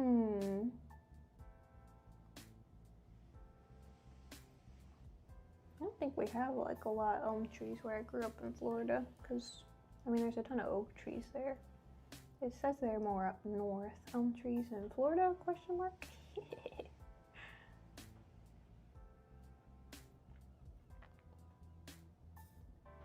Oh, the Florida elm. There you go. Prefers well-drained soils. Cool. Okay. Well, I was just curious what the leaves look like, really. Like when you look at the one leaf on its own. Oh shoot, don't let me forget. I need to message someone about that cake for May. Oh, I never finished talking about that earlier. I got distracted. Okay, so the cake for May, someone contacted about a cake design for a birthday party in May, 4-year-old, and they want like a cowgirl themed cake. And they sent over like the concept for the invitations for like this color scheme, and then they sent this cute little design. So we will probably, after we like finalize her choices and everything, we'll probably make that one on stream in a couple months. So that's exciting. Again, that's way far out, but but it'll be fun. The one she sent me had like a cowboy hat on top, and then like, oh, my palette is migrating. Nope, turn back around. A cowboy hat on top, and then like a rope wrapped around the cake. And honestly, I mean, she sent that over. I'm like, if you want to just go with this is a great design. I could totally do that. But before she had sent over the photo, I was like, I can come up with something for you, or if you send me something. So yeah, that'll be fun. I'm excited. Oh yeah, I wanted to share it with you guys because you were asking how that other cake went, the birthday cake, and I showed you what she made it look like with the topper on top. It was someone from that birthday party who reached out, so that's kind of cool. You know, that's how it happens sometimes. That would happen a lot back in, like, when I had the actual business. They're like, hi, I was at so-and-so's party and I got your contact information from them, so I wanted to order a cake from you. I'm like, how excellent. I think it'll just be a 6-inch cake though, so. Although she was asking if it would feed up to 20 people.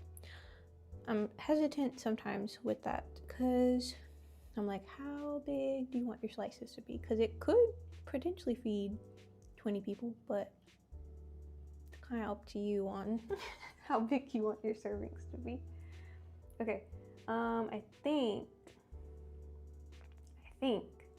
now would be a good time to drop this brush and pick up the fan brush, although, hang on, we'll give it a try with this brush and then I'll see if I need to swap.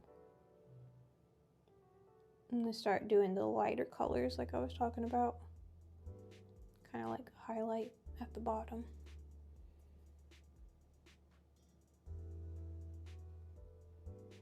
Yeah, is it still called a highlight if the light source is at the bottom?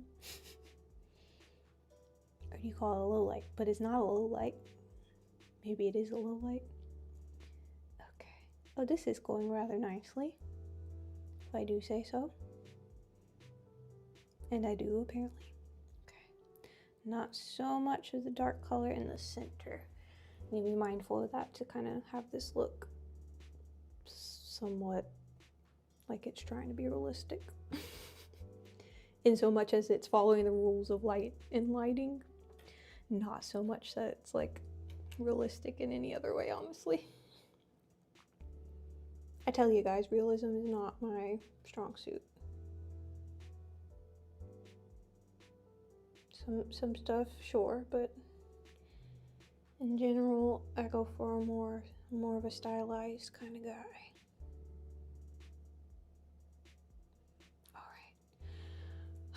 And then after this, I gotta edit some of the shorter versions of the video for YouTube. And I need to finish my animation. That's been like hanging over my head, and then I feel like I'll be able to focus better on things once I get that done. It's been fun. It's just like for the past couple times I've sat down to do it, I'm like, oh, I just want to be done so I can look at the finished product and be like, wow.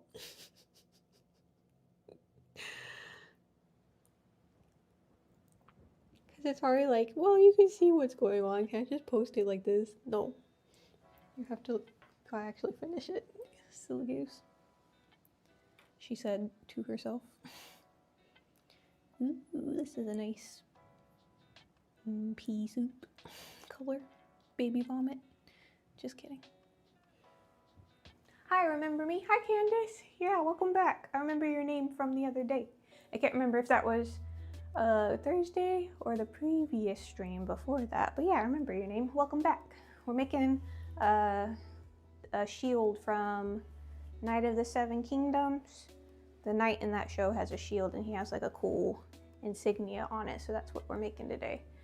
With edible paints, I'm using the Sweet Sticks paints, and then I had covered my little tiny cake in modeling chocolate. I made it this morning, and there's some off to the side here. We need another piece so that we can do the border to finish the design, but I thought I'd do the painting first so I didn't have to paint around the silver border. So here, welcome back, welcome back.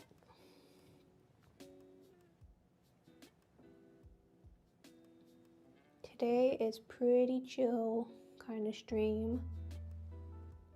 We're mainly focusing on the painting. The other details will be fun, but this is kind of the bulk of the design today is what you're looking at right here. It will be fun to make the border and then make the little, it has like some, it almost looks like a fleur-de-lis in each corner up at the top, and then we'll make the rivets, and we also have to, well, we have to make the wood grain pattern on here. Probably should have done that before painting.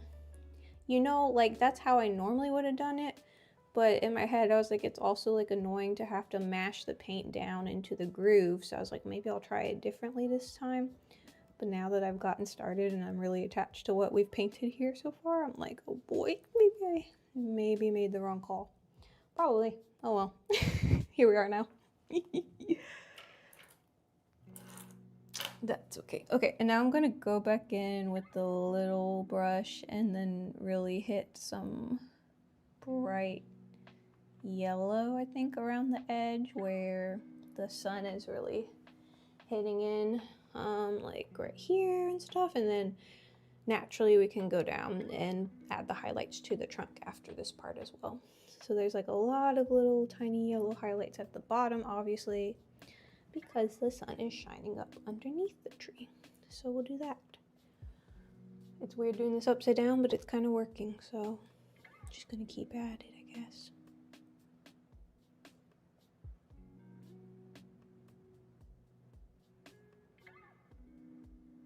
Yeah, this is good. This is kind of like when I did the cloud highlights underneath earlier, and I was like, oh, this is really making me happy. It's making it like look like something.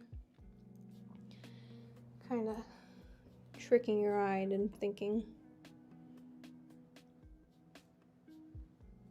that this tree has like a little more dimension than it does.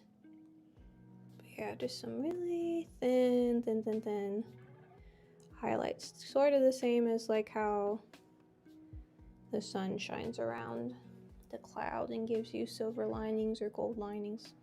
Definitely sort of the same thing going on here. Just like a thin outline.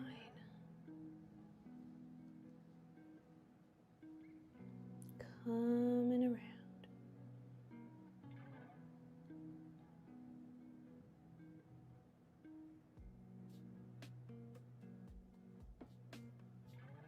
Just the edges, and then we'll do a couple like within the bottom down here as well, because you would get a little sun on the edge there, but there's not going to be very much of this light color in the center, obviously, so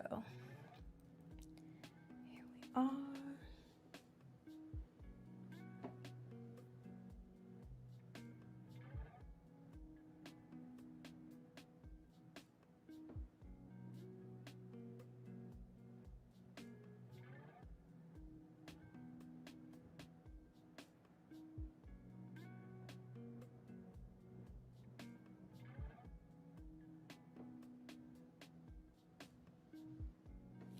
Yeah, it's kind of working, surprisingly. Oof, stretching. I'm gonna take a little stretch and a sip of coffee.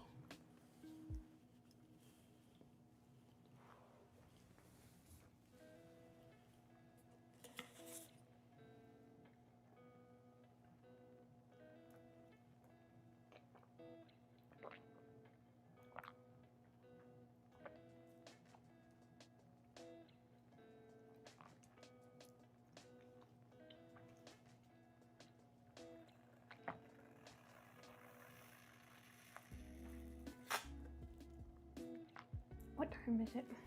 Okay, we're good. It's only 2:30 p.m. here. I was like, is it getting too late for me to be drinking coffee? No, we're still good.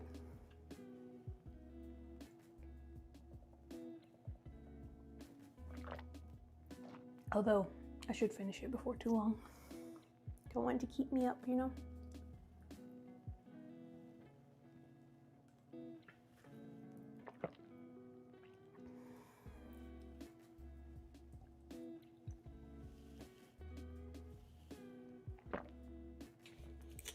Okay, crushed it. That's curtains on the coffee. Okay, let's finish these highlights on the leaves and we'll go in and do a bit on the trunk. For the trunk, the light comes kind of on either side of it pretty brightly, so that'll be fun to do. And then we'll fix up the little, what you call them, the roots. We'll kind of finish defining those. Excuse me, sorry. Pardon me.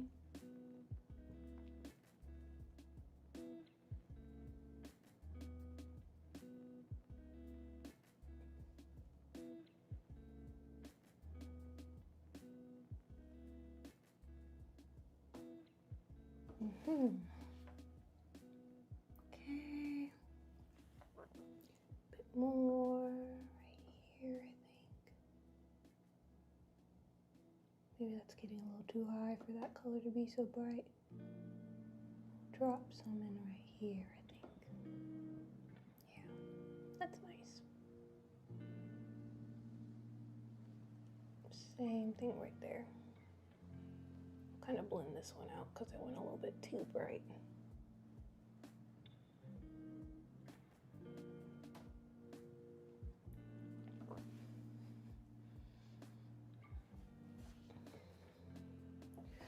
Okay, and then also on this side, in between where the...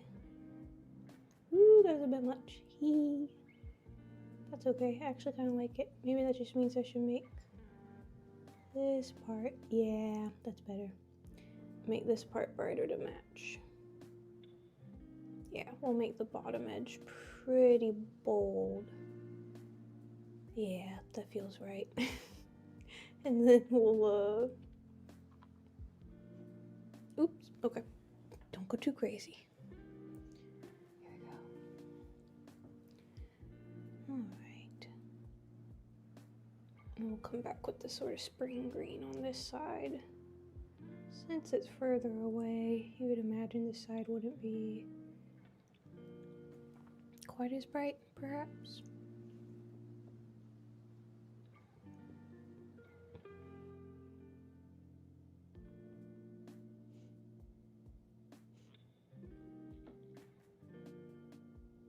I don't know. Also, this is upside down. I'm gonna have to flip it around and see what y'all are seeing in a minute. Okay. Maybe just a touch more yellow on this side. Kind of towards the bottom. Ooh, my wrist popped. That felt good. There. Just dab. Dab up here, and then maybe kind of coming through a bit at the angle at the bottom of each of the branches that goes off to the side, just a touch. Here, a little more on this one because it's so close to the base, I think.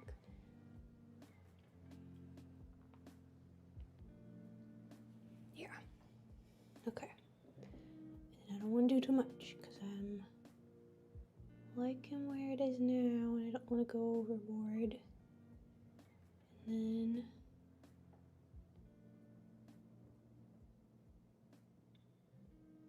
be unhappy with going too far.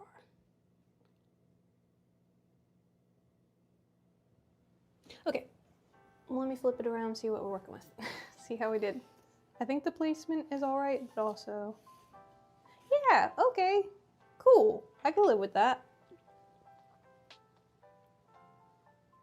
I'm gonna add like a little bit down here and like right there, and then I don't know, I think that looks pretty cool. Sweet. I was kind of scared to turn it back up right side up towards me and be like, what have I done? Okay, we're gonna, yeah, sweet. We're gonna leave it like that. We're gonna start working on the trunk. Cool deal. Okay, same bright yellow with the tiny brush. We'll go around, highlight the trunk. Let me look at how they did it. It's sort of on both sides, mostly like right here, obviously, and then sort of a tiny bit on that side. So I'm gonna imitate that and just hop to it. All right.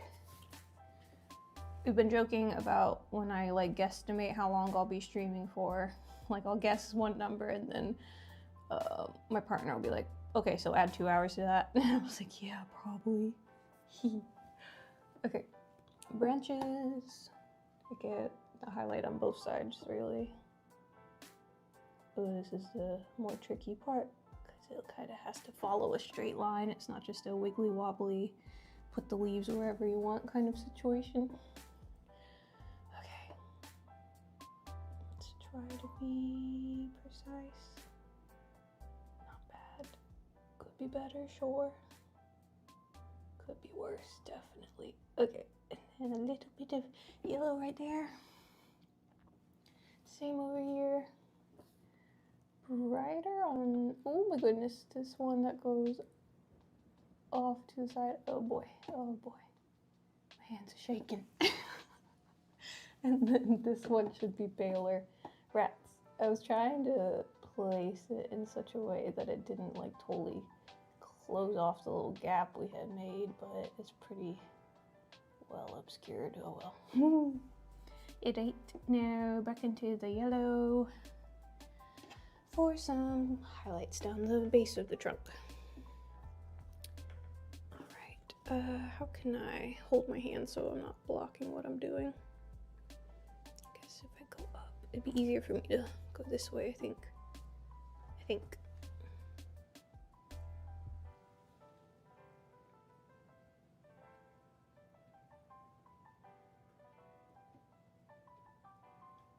Not bad. A little highlight and kind of continue.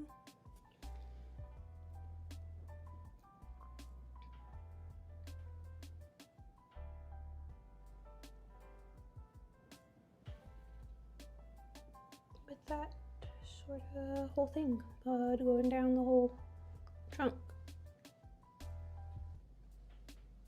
Oops, a bit much. A bit heavy-handed, if I'm honest. Okay. Come down here. We need to like add a little highlight to the top of the roots that are kind of going this way for sure. And then see what we think about the other bits. Okay, so just the teensiest, winsiest dot of yellow for the roots that I'm definitely going to shake and put in the wrong spot. No worries. Oh. Oh, oh, oh dear. Okay,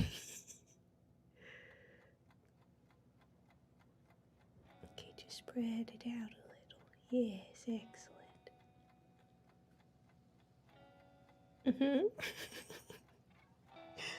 It's fine.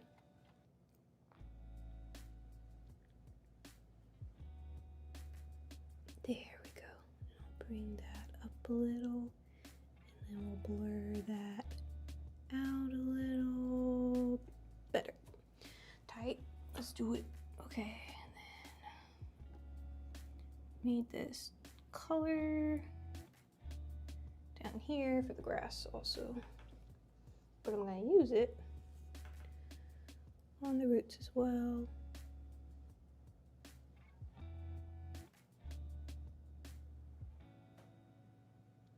Here a bit.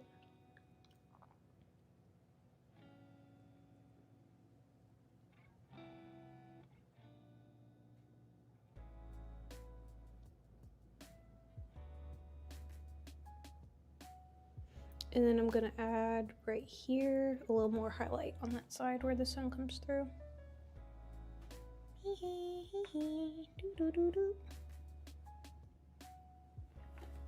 Oops. Alrighty. Yeah, definitely need some kind of hitting this side.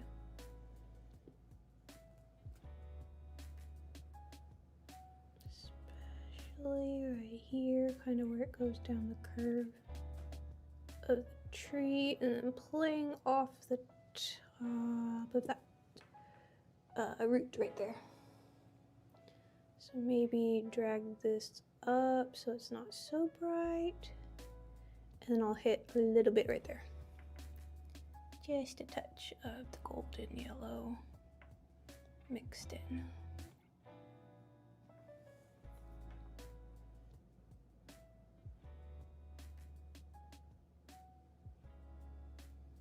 Yeah.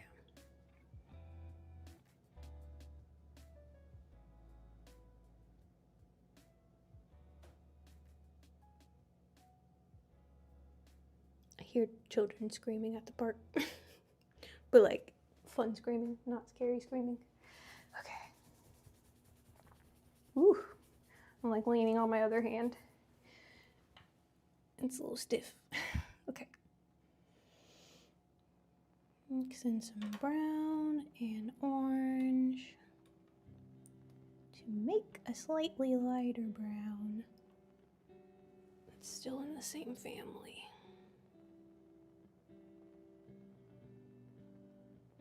And go in over the top of that dark brown. So like just a little bit more orange incorporated, so it's a more reddy brown for the wood color, and like the dark brown will be where the real shadows are, I guess. In the land of mortal where the shadows lie. Okay.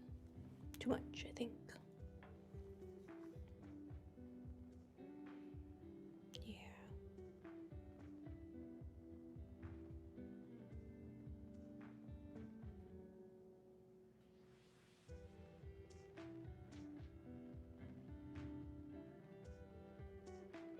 Cool.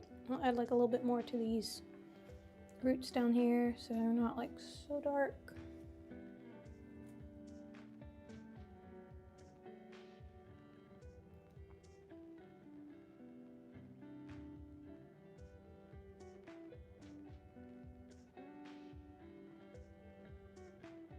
That's better. Some variation.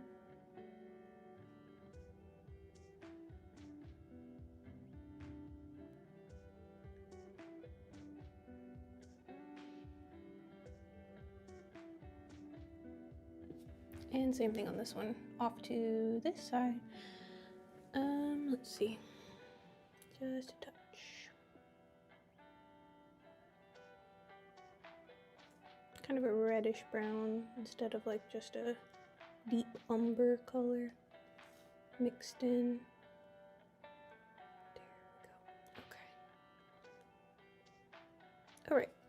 Now, let's add a little shading to the grass at the bottom. Let me find that brush I was using. I already mixed up some sort of muddy green for the base. I'm gonna flip it over so I can see what I'm doing.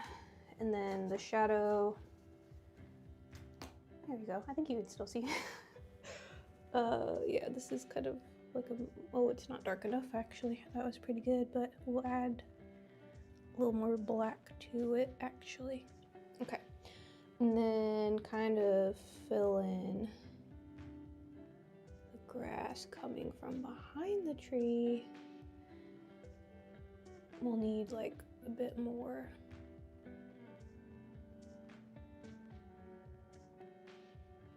Of the darker color. Here, let me wipe off some of the yellow. Get more of the brown and black mixed in there. That's better. Okay. And then I need just like a little bit, because we want it to kind of be like the way your brush strokes are different if your brush is dry or wet. So I'm gonna dry off the brush a little bit so that the bristles are a little more separated, and we can use that to kind of indicate little blades of grass down here maybe. Let's see. Let's see if it's gonna work for us. Kinda.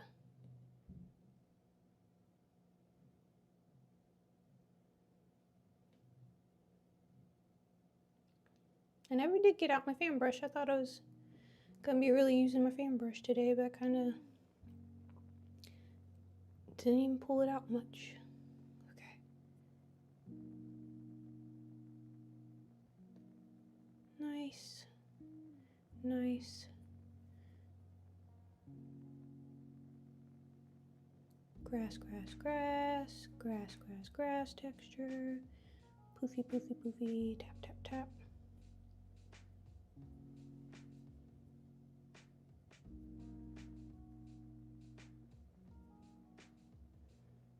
Oops, kinda disrupted my root. Okay, now I need some more black because I want to make the shadow cast this way a bit. Okay, let's see. And I used up all my black already. I mean, I only put out a drop. That's really all you need. Okay. And there we go. So maybe it comes out this way.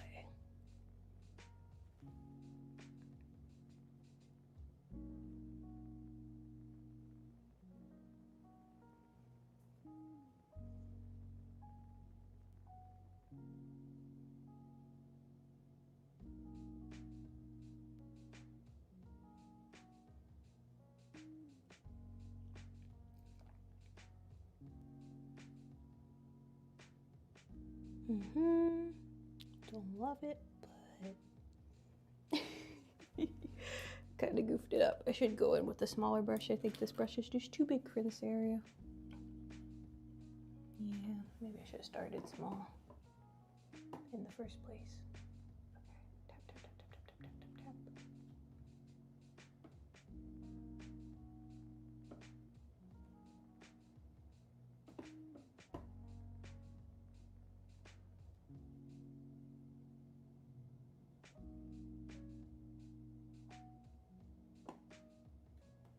Okay, we made the indication of a shadow, and I'll touch up the roots because I kind of blurred them out a little bit. Here we go. All right. Good afternoon, welcome back. Did I use ganache or fondant to cover the cake? Welcome back, Del Rose. We used modeling chocolate. I mixed up some modeling chocolate this morning. There's some over here. And yeah, so I covered my little buttercream cake in a thin layer of modeling chocolate. And it's very easy to paint on, which is nice. You can paint with on buttercream with these paints, but I want to carve some wood details into this, so I went for modeling chocolate today.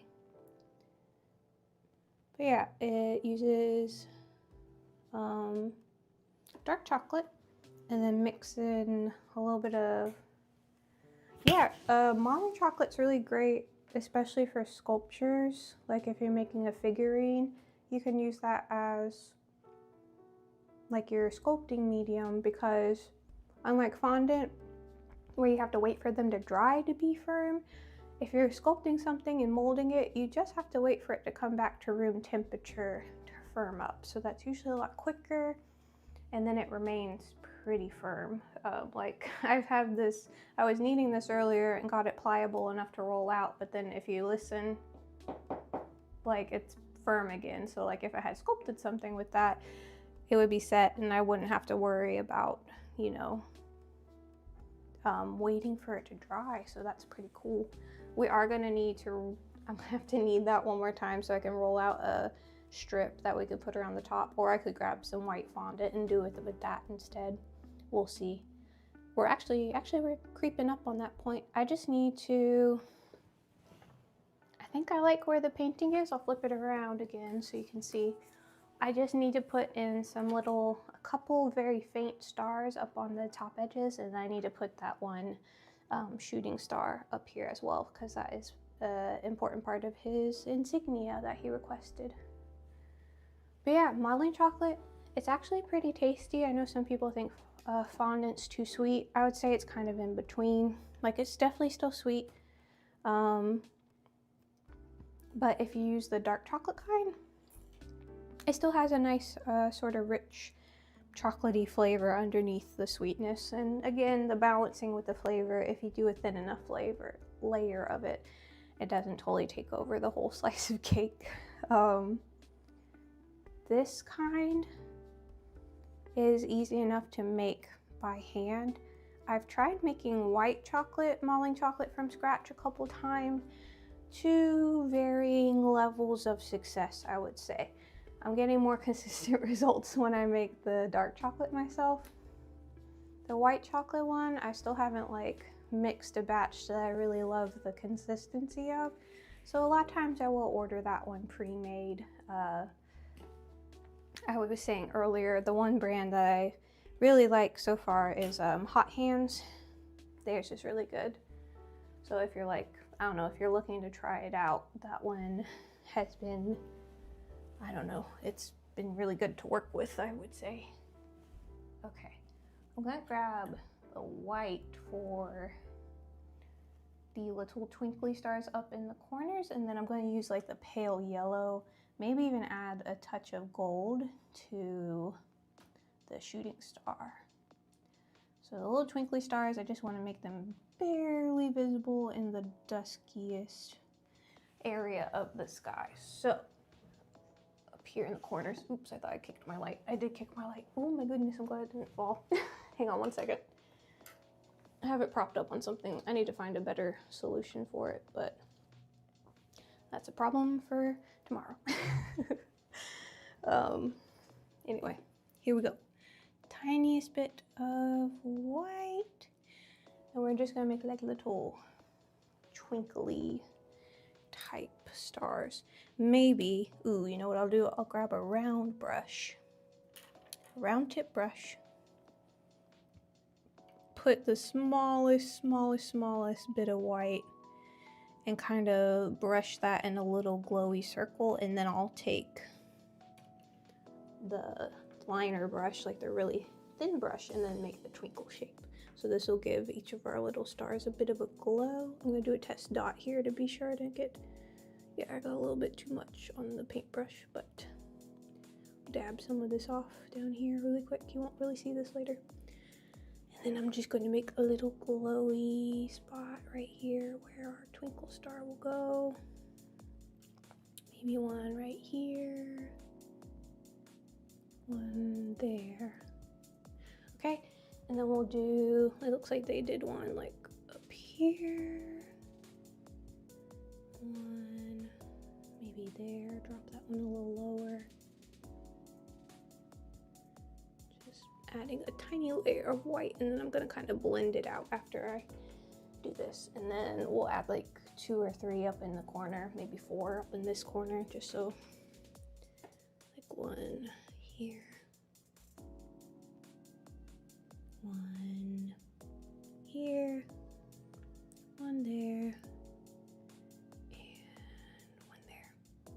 Okay, now I'm really gonna brush the white off.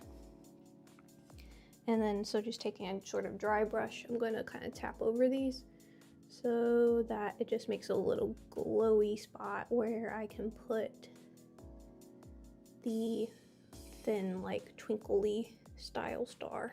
I'm not gonna make like a 5-point star. It's gonna look more like a little asterisk or a cross.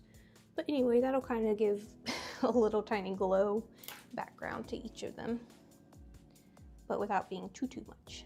Okay, so the world's tiniest amount of white paint on the tip of the brush. Oh, yeah. Yeah, I haven't done the shooting star yet. Have you been watching the show at all? I just caught the latest episode. It was good. I'm liking it so far. I'm curious to see, without spoiling it for anybody else, but I'm very curious to see what happens in the next episode. They really, left us hanging. Every week I'm just like, oh my gosh, it's over already. Like, this episode I think was 40 minutes, but the other ones before it were only like 30 or so. Yeah, definitely leaves me wanting more each week. I'm like, oh my gosh, I was just getting into it. Okay. Put a dot and then kind of pull it up. So, shoop. Even that was a bit thick, but that's okay.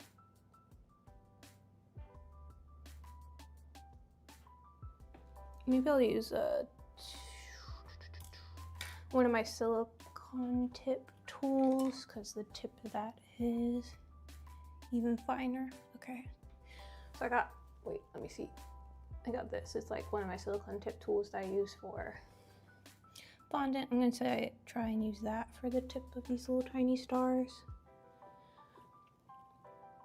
Okay, I can't really see what I'm doing because of the reflection. Here we go.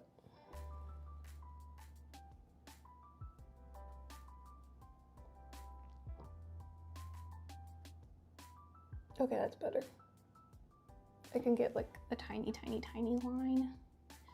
Because yeah, I don't want these little stars to be the focus. I really want them to be very much super faint in the background, so that you focus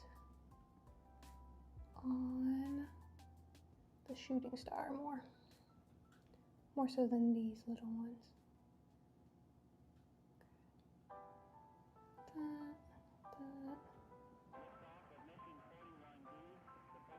Okay, little twinkly guys. Here we go.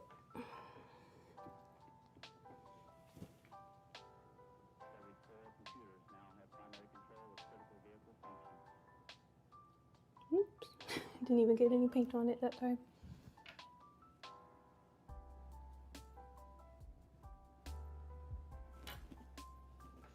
This makes me think of people doing nail art and like watching people paint eensy weensy tiny like flowers and stars on nails. I'm just like, it's amazing.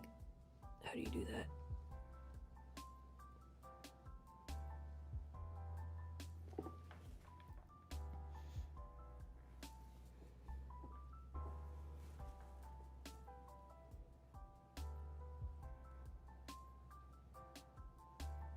Ooh, my hands are too shaky right now to do this. Tiny guy.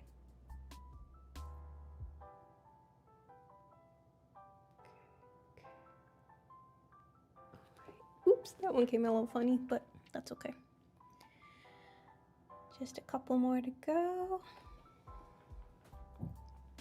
Oh, can't like see around my hands sometimes.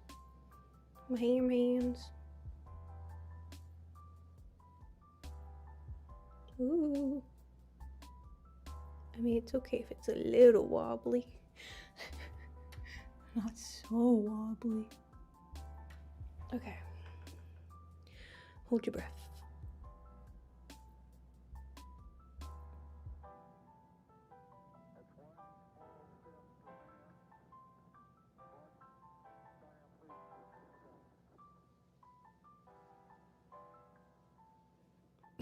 That one's a little silly.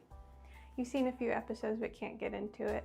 Yeah, it's definitely, I feel like the reason I like it is it feels different than the other shows, but I could see how that's like would be a turn off if somebody's like, ooh, another Game of Thrones show. I kind of like how it seems a little more cheery and light-hearted so far, like more just like a classic hero's tale without as much like grit as some of the other shows. But I don't know, kind of curious to see where it goes. But and again, I said this earlier, but I feel like it could get dark at a moment's notice, so I don't want to hype myself too much on the levity. Okay. I feel like my little glowy spots really faded after they dried. That's okay though. It was kind of like one of those things that I did. I'm like, oh, kind of did that for nothing. Oh, by the way, Delrose, the cake turned out great. I mentioned the piranha plant cake. I was gonna like adjust it after we cut the stream.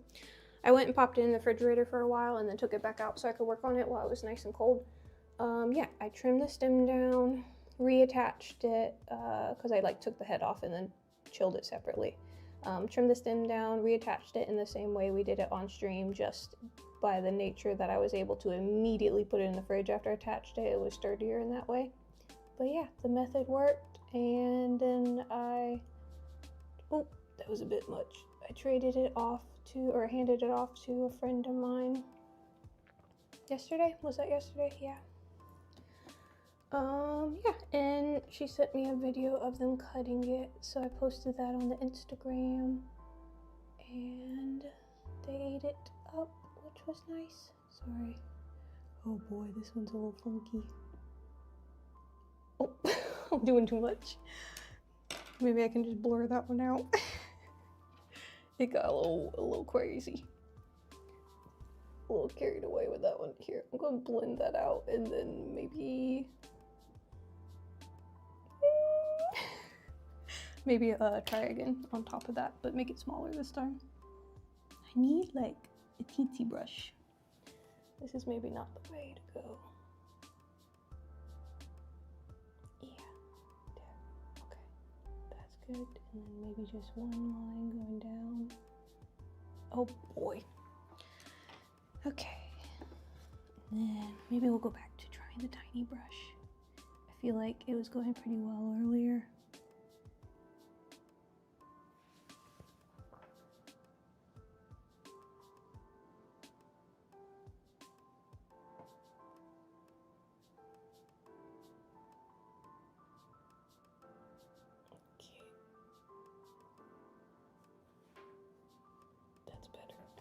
Okay, holding my breath.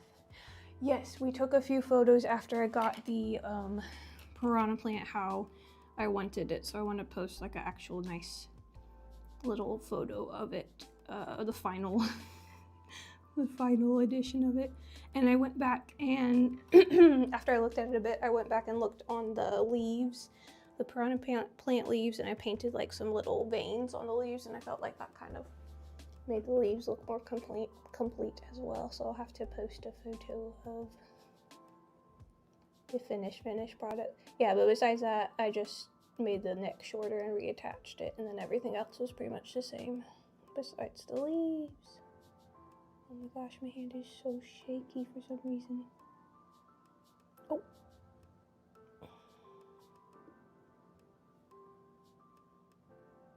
Oh my goodness. Okay, moving on. I don't make that one too bright. This one, there. Ooh, that might be my favorite one so far. And then a teensy tiny one was over here.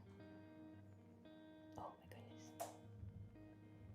I really should have put my glasses on. I think it's my depth perception. When I'm up close is bad. When I'm doing like tiny detail stuff up close, I need my glasses. Okay, cool. We added some teensy tiny stars. These ones honestly are like even brighter than I really wanted them to be, but that just means we're gonna make our nice shooting star really bright in comparison, so that it stands out nice against everything.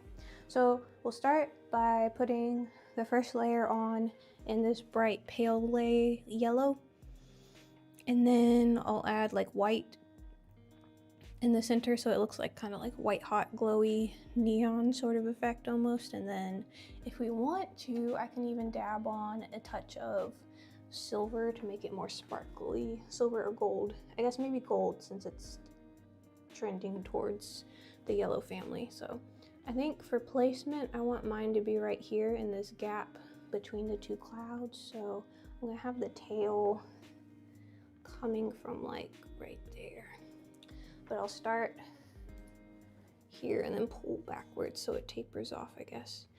Okay, moment of truth. I'm gonna try to do this part in one stroke if I can, because I feel like if I try to go over it several times I'll be less happy with how it looks. I want it to be kind of one little brush stroke if I can.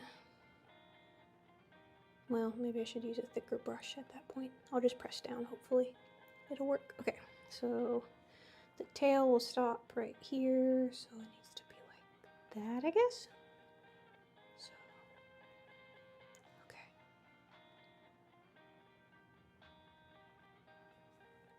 Sweet, that actually went pretty well. I didn't wobble too much. It's like a pretty smooth arch shape. And just, yeah, I just didn't want like a real wobbly line. And then I'm gonna just touch underneath it so that it looks more, what's the word, like striated? I don't know. Like a streak, not like a solid line, I guess is what I'm trying to say. Okay. There we go, that's the yellow part. And then I'll kind of make a little glowy situation like we did just a minute ago with the yellow. Tap it around and then I'll kind of blend it out with a dry brush. This one I think is the one I was using. Yeah, so like tap it out gently so it's like glowy. And then when I go in to add the star, that's where we'll try to add definition. Hopefully this one will be a little easier since it's a little bigger.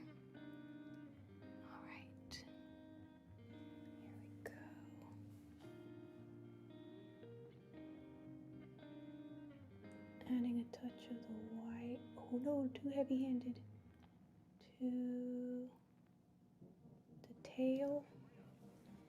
I think I can go in and kind of buff out that little dot that I made if I kind of just gently brush across the top.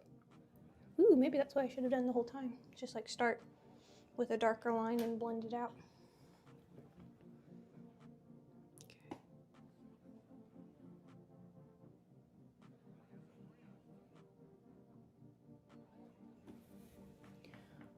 Alright, get in there. Make some little streaks. Yeah, that one was good. Don't want to do too much though, so I'm gonna leave it like that. And then just paint our star. And I think when I add the silver or gold on top, that should be good. Because those are a little thinner, so it'll go on kind of opaque, but just enough to highlight that area, I think, and kind of tie it all together. Did I take, oh, yep, I already read that, sorry. Okay, and their star is just like a little kind of burst type star. It doesn't have, well, to me it doesn't look to have like any defined number of points. So we're gonna make ours look similar. Like that. Yeah, okay, cool.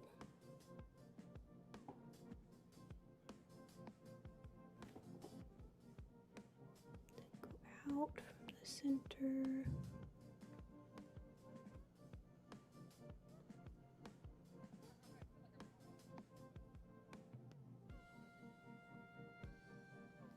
Like that. Cool. And I think if I let that dry for a minute, it'll, I could do like another coat, like I said, of the shiny one, and that'll kind of help. But but I think that looks pretty okay. I'm gonna add like a couple little stipples at the end, like where the trail is drifting off, I think. Like little sparkles, maybe.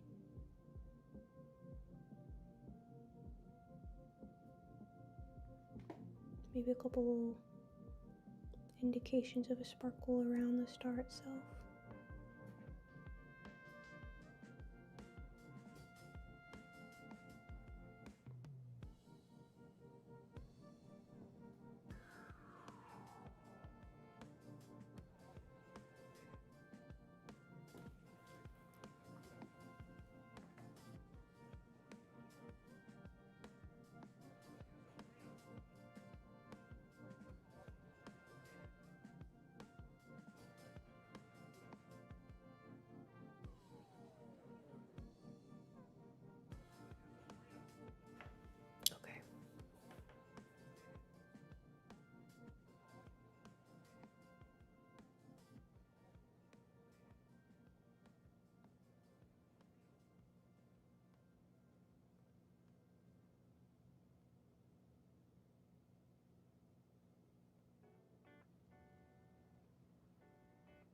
Okay, I think I'm gonna stop there because I don't want to goof it up.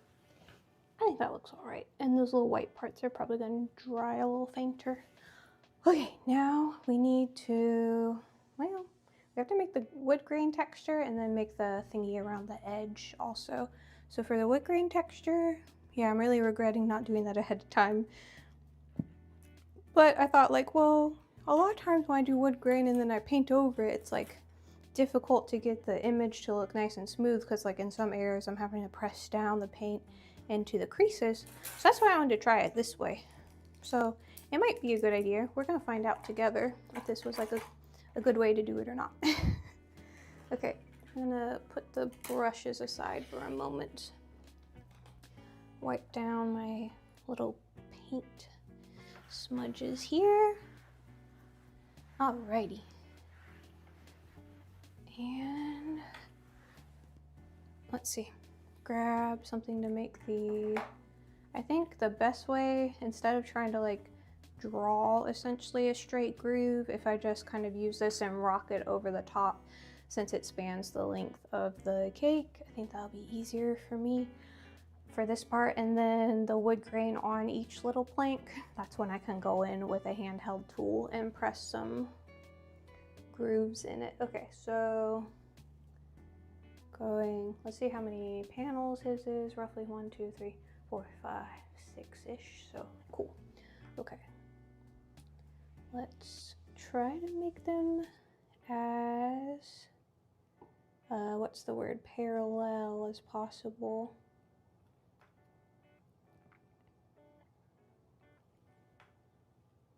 I guess I could press a little harder. I'm being very gentle.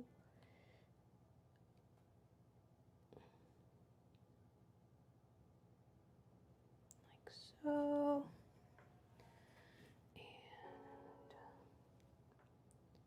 another one right here, I think.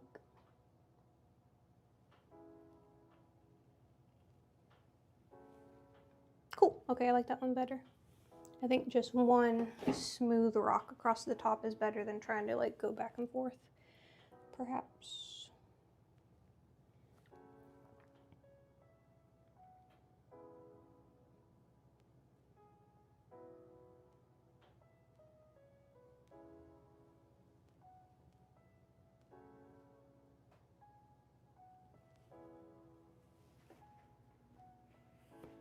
Okay. Yeah, so maybe this one is like more like that. Right here. Again, I should press a little harder. Okay. And try to keep keep it going across so that it is parallel and kind of evenly spaced. They're not like perfectly spaced even in his version, so that's cool. A little forgiving. Okay.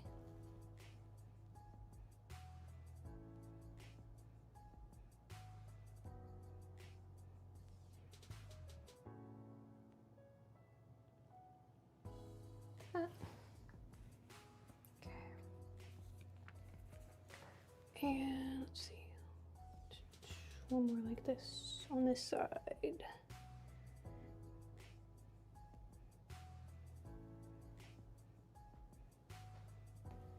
That was the best one so far, I think. Okay, cool. And then for the like little divots here and there for the wood grain, I guess I could use, I want something similar where I'm like pressing instead of like making a swiping movement, because that'll also like blend the paint and I don't necessarily want that. So I'm gonna do a little test drive over here to see if this is okay.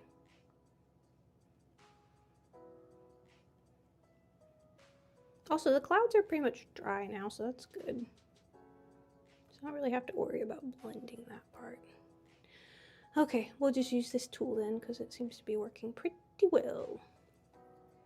We'll just make some little wood grain like hash marks here and there.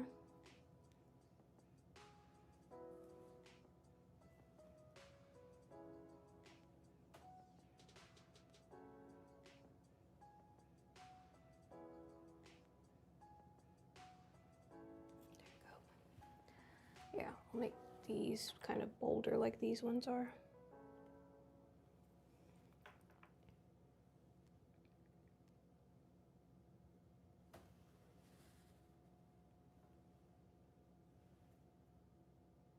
Oops. This one I didn't reach the bottom quite. There we go. Yeah, we could do like a whole collection of different shields. Different shield cakes. Like all the shields from Zelda for sure. That would be fun. Duncan, Mirror Shield, Deku Shield. All the shields. Okay, cool. And then I'll emphasize this one. And then our other lines, I want them to be much more delicate than these.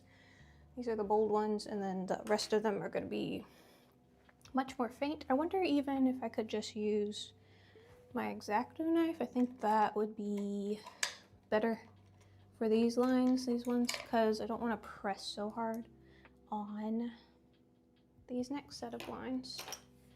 Alrighty.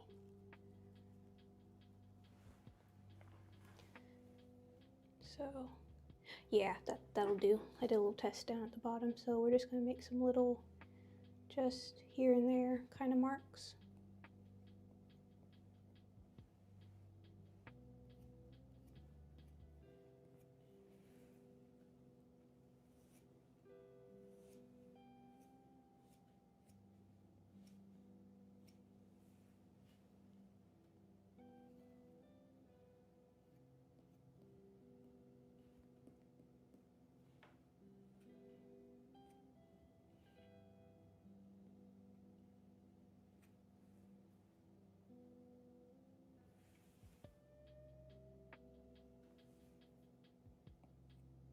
Oops.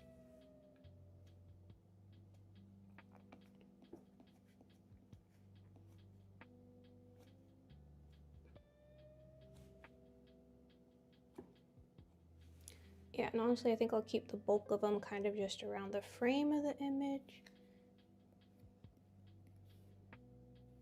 So we don't destroy all the details that we just made.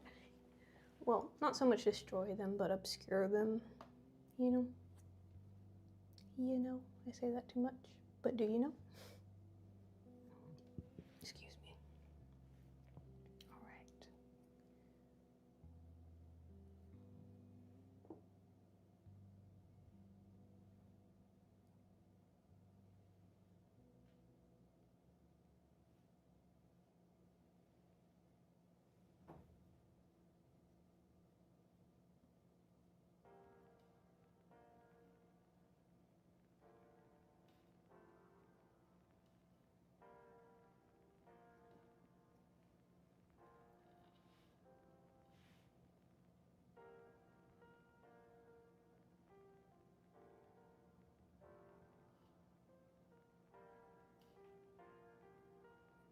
Just a little quiet moment with the music.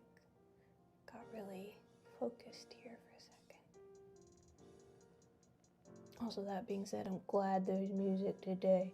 On Friday, I double checked, I checked a bunch of times. Could have sworn I set up the music just right. And then lo and behold, I come to find later, looking back, it wasn't set up. I was so upset. I mean, it really makes a difference just sitting here watching somebody having a little pleasant music to listen to. So that, like, you know, little moments where I don't need to constantly be talking your ear off, there's still something nice going on in the background. But not exactly sure what happened that day. I'm even throughout the video, I was watching it back and I was like, look, I even said right there, like, oh, I'm looking at the audio capture, I see the bars coming in, and it wasn't playing for the stream somehow, so that's okay. Little mistakes are gonna happen, but I feel like that's just an immediate way that detracts from the quality of the stream. You gotta have some mood music, I feel like. Even if it's just a little bit. It makes a big difference, I think.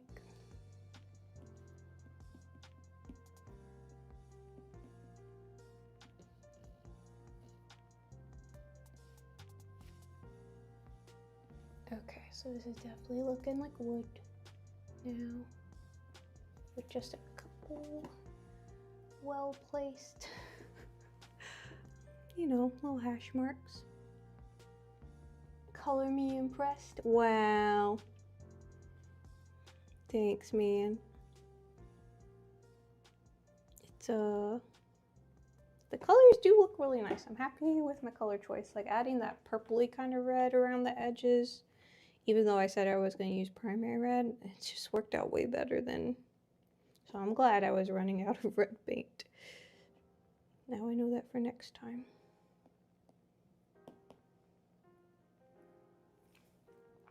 Thanks, Maud.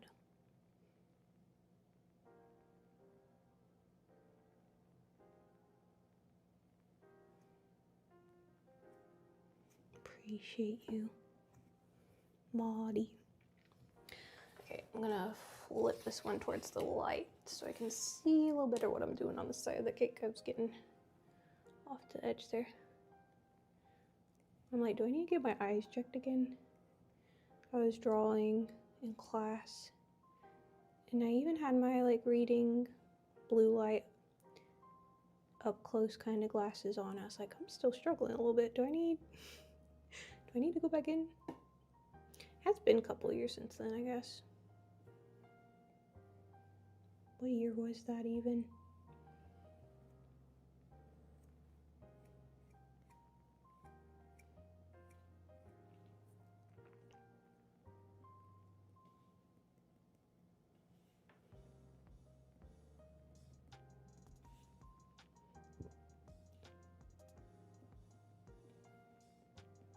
Okay, so we did the wood grain. Now we gotta add the like metal frame to it, and I think that kind of ties this up. We'll add the metal frame, a couple of rivets, and then it has like a sort of fleur-de-lis kind of thing in each corner. I don't know what you call it, but it has like a, I think it's like a fleur-de-lis. It doesn't have all the, oh, I guess the bottom part curves around the shield. Yeah, and then we'll kind of paint that all silver with like a dusty sort of undertone, so it looks more like more iron-like than like perfect sparkly silver. So cool. I'm gonna put this up front while I need the modeling chocolate again so it's workable. It sat for, you know, longer than 5 minutes, so of course it's solid as a rock. Here, I'm gonna tidy up the little tools we used until we need them again. Yeah, and then this cake will be pretty complete. I was thinking about piping a little bit of buttercream grass around the edge. I thought that would be kind of cute detail to finish the edge of it. You know, I don't know, we'll see. We'll see about that part. I'm not entirely sure, but definitely the frame we have to do.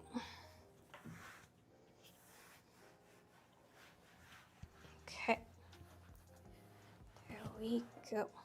Grabbing some gloves because I don't want to get chocolate all over my hands, really. Believe it or not.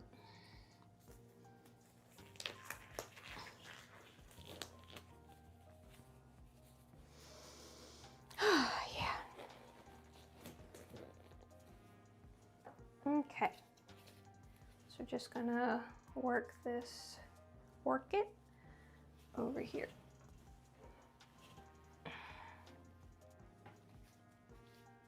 And I shouldn't need too much, I think.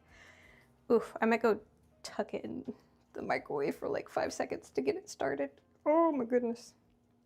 It's tough here. This might be a little easier to knead because it's like a couple layers folded on top of itself, so it should break down faster when I mash on it than that one that's like just a solid lump. Okay. But yeah, I have some luster dust, I have silver, and then I have blackest black. So I'm thinking if I get a fluffy brush and instead of painting the liquid paint on, if we dust it carefully first with the sort of black color and then just hit the highlights with the dusty silver color, I think that's going to be the look that we're really going for the sort of tarnished iron look. Ooh, and I can show you a cute little trick. It's nothing mind-blowing, but instead of cutting out rivets and then placing them on, we're going to make like just the indent of little rivets or nails or whatever you want to call them around the frame by pressing a piping tip, just to make a little circle dots around the edge. And yeah, so we'll do the border, and then the last kind of little tricky part, at least I guess, is the fleur-de-lis. They should be pretty easy though, they're not too intricate, but I think they really add something to the overall look of the cake. But yeah, be cool. Turn it a little bit.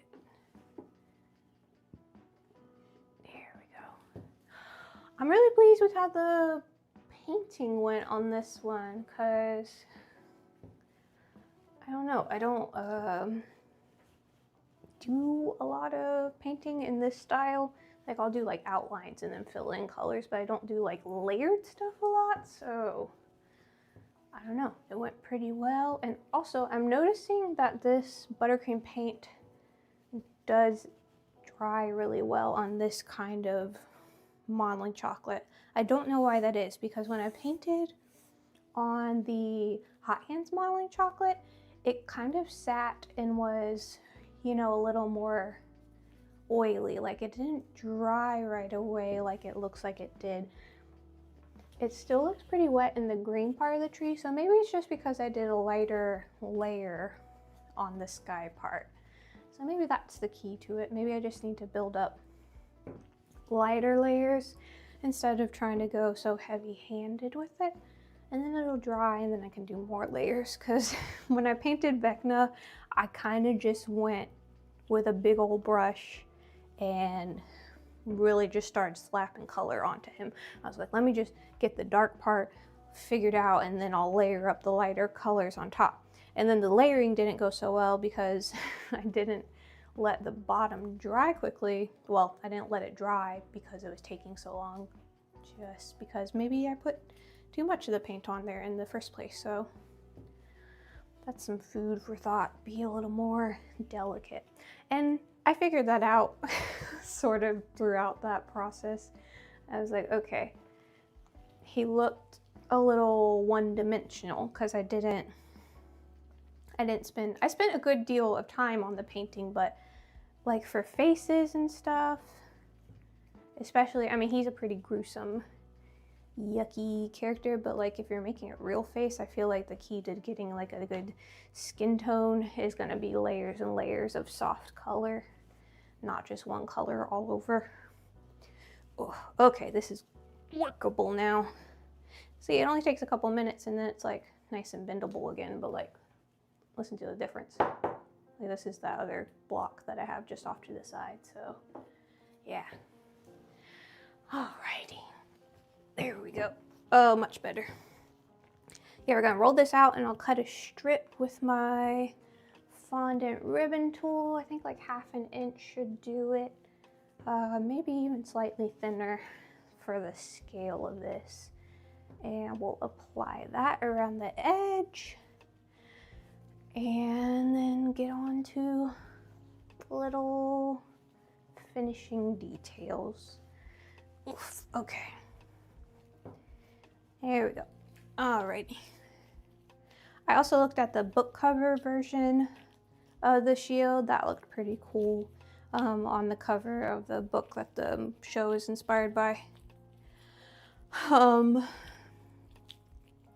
I wonder if that's like the version of it when he becomes like more of a well-known knight, because this seems more fitting. Like a painted design seems more fitting for his stature currently, because he's just trying to, you know, cobble things together basically. I only say that, I've never read the book, so I don't know. I'm just surmising. The version of the drawing of the shield on the book cover looked more like polished and filigree kind of version of the design. So I'm wondering if that's like, you know, just the artist rendering of the design and they made it all fanciful, or if like maybe he gets like an upgraded shield kind of later in the story that is made of like higher quality materials kind of thing. I don't know. I'll be curious to see that. Like I said, haven't read the book, so I don't know. That was just my musings when I was looking through some pics for inspo. But yeah, maybe of all of the, you know, Game of Thrones universe stories, maybe I would pick this one up and read it to get into the books. Because I've heard the books are really good. My dad read a bunch of them, and then I've had some friends and stuff who have also said they were good. I just know they're pretty long, so I haven't dipped into them.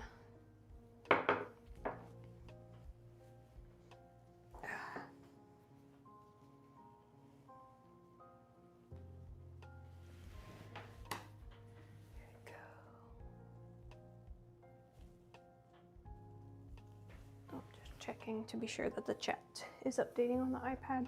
Sometimes for some reason the iPad, I feel like doesn't keep up as well. I don't know what that's about. Oh, we figured out. So we had been using Prism for streaming, and then we were thinking of switching to OBS, but we were having some trouble. We figured out what it was. I think we were having trouble like keeping Twitch connected. And I think it's because we had double VPNs on. Like you can have one on the computer and then you can have one on your browser. And I think that's what it was. Tech support informed me that they might have gotten that figured out. So that's cool. Because OBS has been around for a while, and also it's free. Prism, it's a subscription, but it's only like $10 a month or something. But if I could use the free version, much prefer that. Yeah, so for tomorrow's stream, we're gonna test run OBS again, since we got that sort of figured out. Okay, it's a nice long strip. I think it should be good. I just hope. Ooh, my knee. I'm being weird again, like sitting in funny positions for too long. Definitely gonna need to do some proper stretching after this stream, because I'm all like crouched up on the stool and hunched over the table and being weird. Okay, I'm gonna grab the ribbon roller and we'll kind of see what looks good for the thickness of the line around the edge. Okay, to scale, I think it just needs to be slightly thinner. Maybe like this. Flip this one around so it's smaller. Here's the ribbon tool.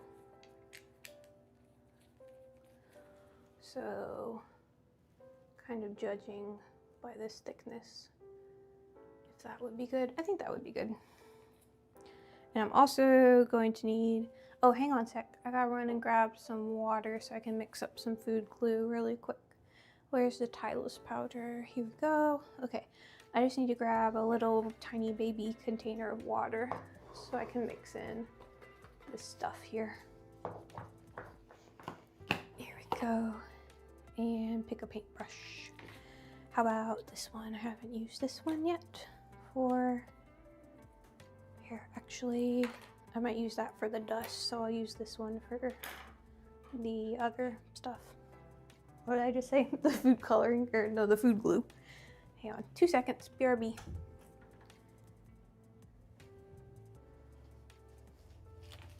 Oof. Actually, on second thought, I'm gonna take like a 2 to 4 minute break. I'm actually gonna go to the bathroom really quick too while we're kind of paused for a second. So give me 2 seconds and I will be right back. I'll grab that glue and I'm gonna run to the restroom before we start this next step really quick. Sorry for the delay, but I'll be right back.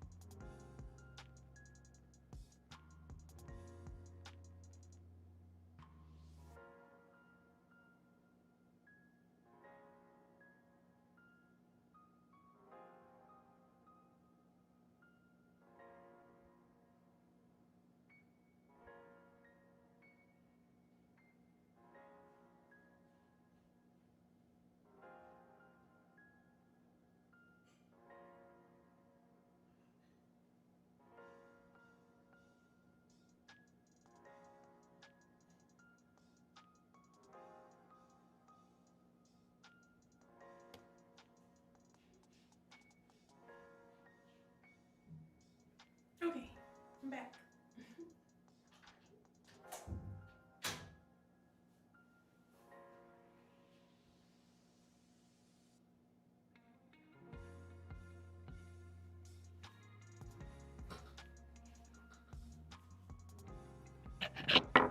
I'm back. Sorry. Yeah, looks like we had a battery swap while I ran away. Thanks, mod. We need to actually start modding people for real for the channel. I think it's time. Okay. Okay, let's see.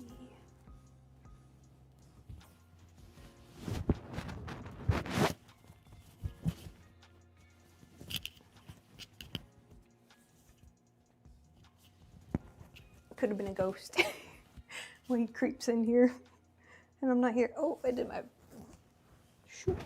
apron backwards. I don't think I got any. Okay, cool. I don't think I got anything on me. All right, back to it. Wait. Thanks for waiting. Sorry, I was like, oh, let me go ahead and use a quick break.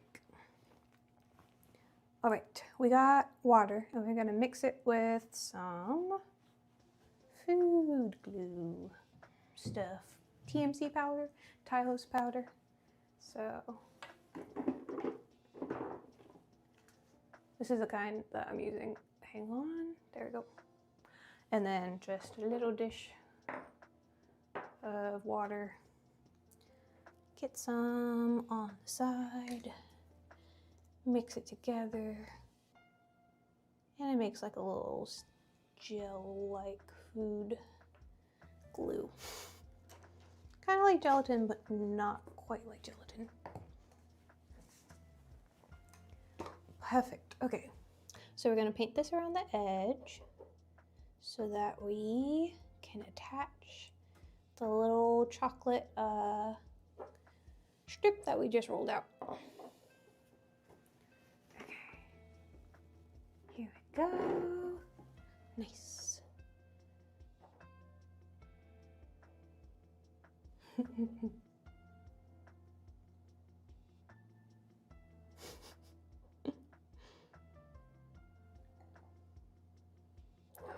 All right,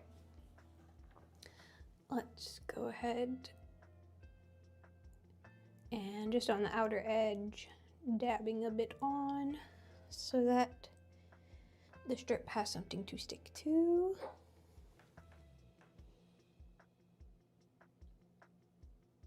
Maybe should have not made the edges quite so rounded because I'm wondering how this is going to lay down around the edge. We shall see.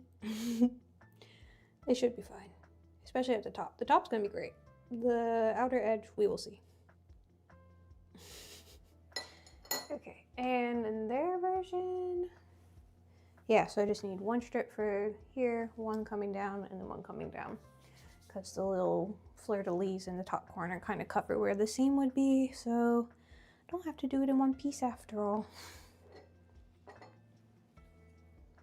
All right, let's scoot over, shove over a bit, so we can side by side. Yes, I'll show that picture.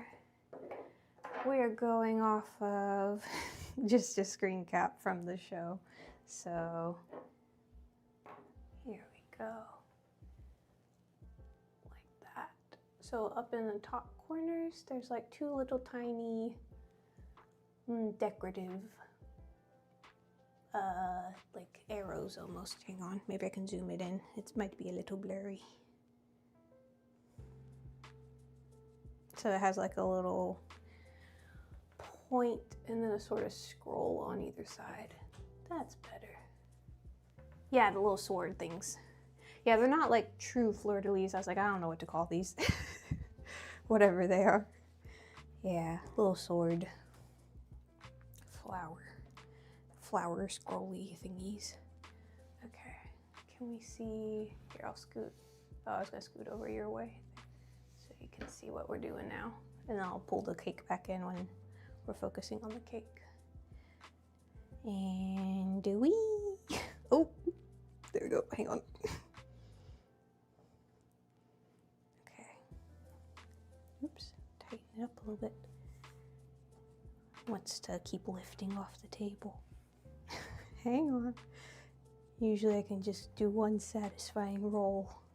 Not with modeling chocolate, I guess. This looks like leather, honestly. That's kind of fun. Oh my goodness. Stay down. There. What if I just do one hand to hold the stuff and then one hand to roll it? That's better. I don't usually have that problem with fondant. It kind of lays flat. This stuff wanted to take off. Okay, so we have, I think, more than enough length to work with. If I need this portion of it, I'll go back and trim off these sort of rough edges.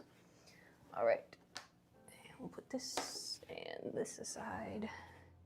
Here, I'll just use the scrap to kind of judge how big the top should be. About like that. So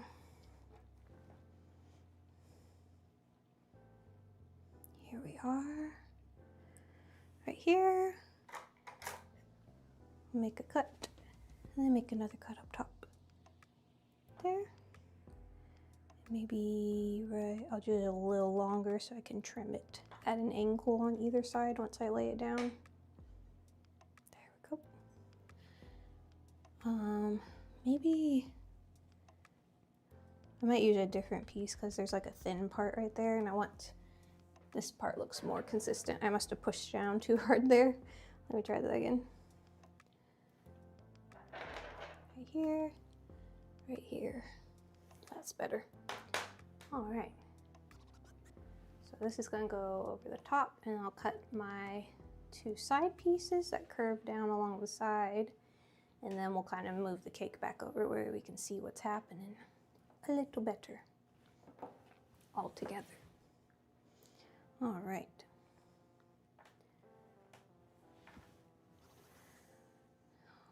Here we are. Ooh. There you go. And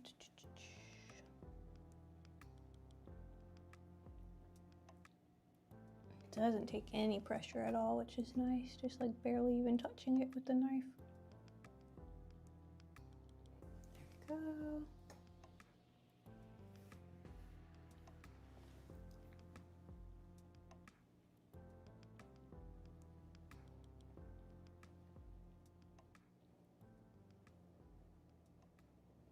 And kind of clean up the edge all the way down where the cutter didn't fully go through. I was thinking that these would be nice, extra nice if they were made out of metal, like a pizza cutter. That would be nice. Get a really, really crisp cut on the edge of that, I bet. Maybe that's a product I should develop. We'll have a specialized Cakes by You line of cake decorating products specific to my needs. Okay, well, I already cut here, so I'm just gonna pull it up top and kind of judge how long this needs to be. Hopefully it's enough for both sides, about like that. Ooh, it's gonna be close.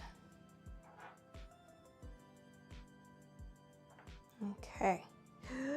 Ooh, that was actually like perfectly halfway. This one might be long enough for the other side. Let's see. Okay, setting our strips aside. I'll leave that one intact because maybe I could cut an extra piece if I like mess one of these up. Here, hang on. Turn it a little bit towards the light. Hello. Hi. Ella Nomi. Welcome in. We're making a cake today from Night of the Seven Kingdoms. It's like about a knight and he just got a cool shield. So I wanted to make the cool shield from the show. Okay, so this part will curve down like that. Sorry, move my hand out of the way. And then the other side will match. And then the top will come down. I'm wondering if it'd be easier to go ahead and dust it now, but maybe I should place it and then dust it, because I guess maybe if I bend it after it's been sitting a while, you know, there might be like cracks or something in it. So one of these brushes shed a hair on the tabletop. Okay, there you go. All right, I'm gonna do that little thing I mentioned, I guess after I place it. I'll go ahead and place them and then I'll do all the stuff. I was like, should I press the holes in it now while it's flat? But I am worried, especially about the curved ones, like whether or not it'll stretch, you know, the details. If I make details on it now, if it'll stretch them when I go to lay it down. So we'll go ahead and just pop them on and then mess with the details. Okay, there's the first one. I don't like this little edge right here, so I'm going to trim that off. Since it's like the front facing part of the chocolate, I want, like the back can kind of look whatever, but this part, I want it to look nice and crisp. Okay,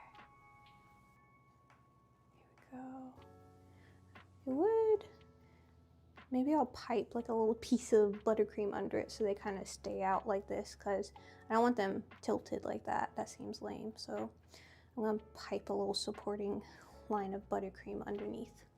The edge is definitely, you know, well, it might actually stay. Yeah, that's better. Okay, cool. I was like, it's just because the curved shape of the cake. If I made it really flat, it would look better, but then there'd be no cake inside, you know? So, and grabbing a round piping tip so that I can press it in like a stamp and make little rivets or nails or whatever they would be in real life. A really cool trick to make a rounded indentation is if you lay a piece of plastic wrap over the top here. I have a portion of plastic that was wrapped around the cake before we cut it. I just need like the world's tiniest corner of it, and I can show you what I mean.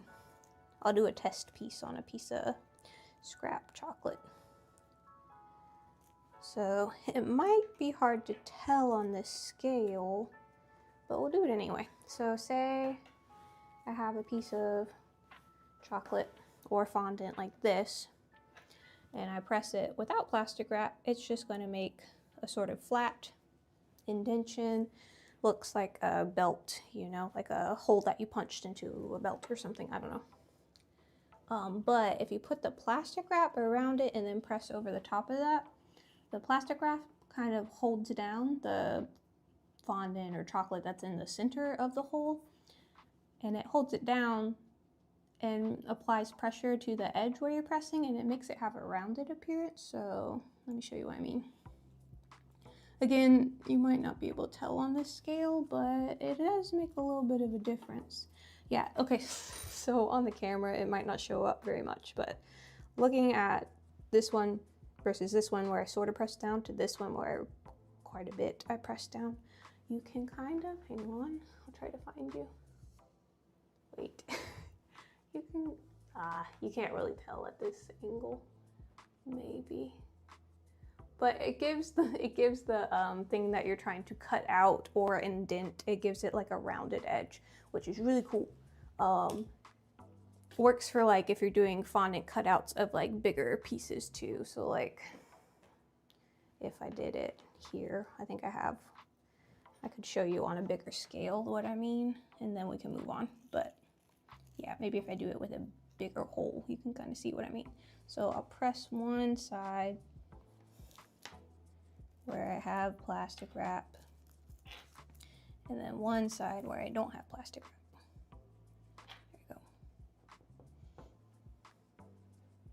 There you go. This one's stuck. Oh boy, maybe never mind. Maybe I should just move on. No, it's a cool technique that I want to show you. Get a bigger piece of plastic. That'll do it. I'm like, no, I swear it's a thing. I sound like I'm making stuff up, and you're like, okay, if you say so.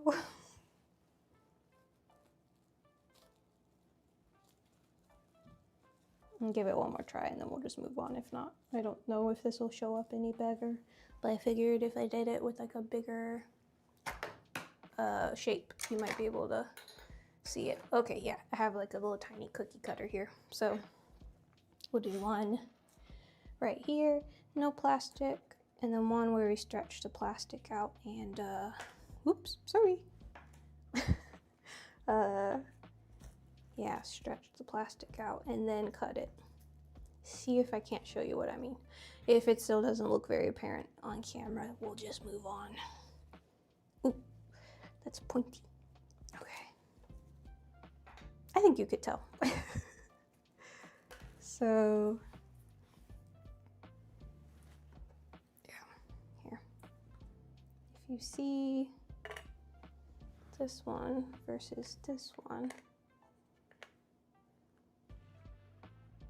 it's more evident in like when the fondant is softer where the, oh gosh. So like this one just looks really flat and angular on the edge, but this one kind of has a round appearance. It's more apparent when you know, like the fondant is softer, this is getting firm, so of course it's not pressing the edge down as much beneath the plastic wrap, but that's okay. Hey Kyle, welcome back. This is just for stream, no commission on this one, but I might, since it's a holiday here tomorrow for a lot of people on base, so I might try my plan of blasting out a free cake announcement and seeing if anybody wants to meet me to pick it up and see how that goes, if I get any interested randos who want free cake. So we'll see about that, because I'm making another small cake tomorrow, so it'd be nice if I could just give someone them both at one time and see if they like them.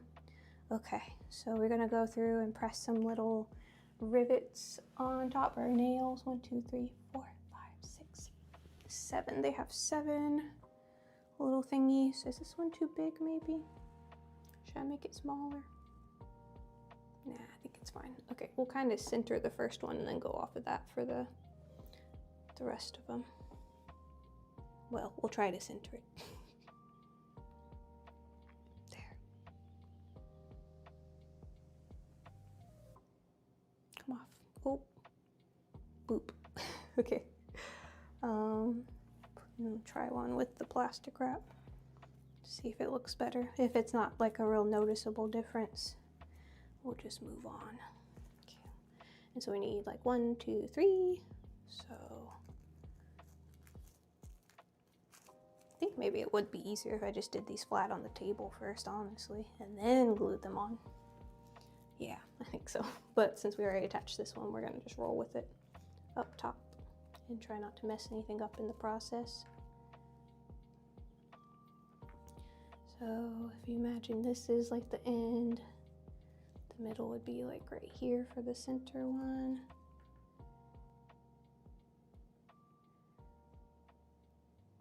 There we go. And at the very least, this kind of keeps it from, you know, sticking.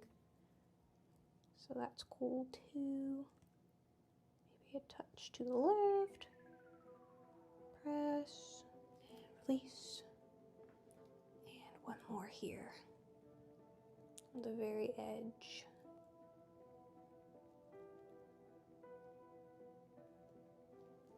There you go. Yeah, the next ones I'm going to do flat on the table before I put it up there, because this is kind of silly. I mean, it's working and it's fine, but I feel like it'll go a little smoother doing it down below. Here we go. Try to keep them as evenly spaced as possible. 1.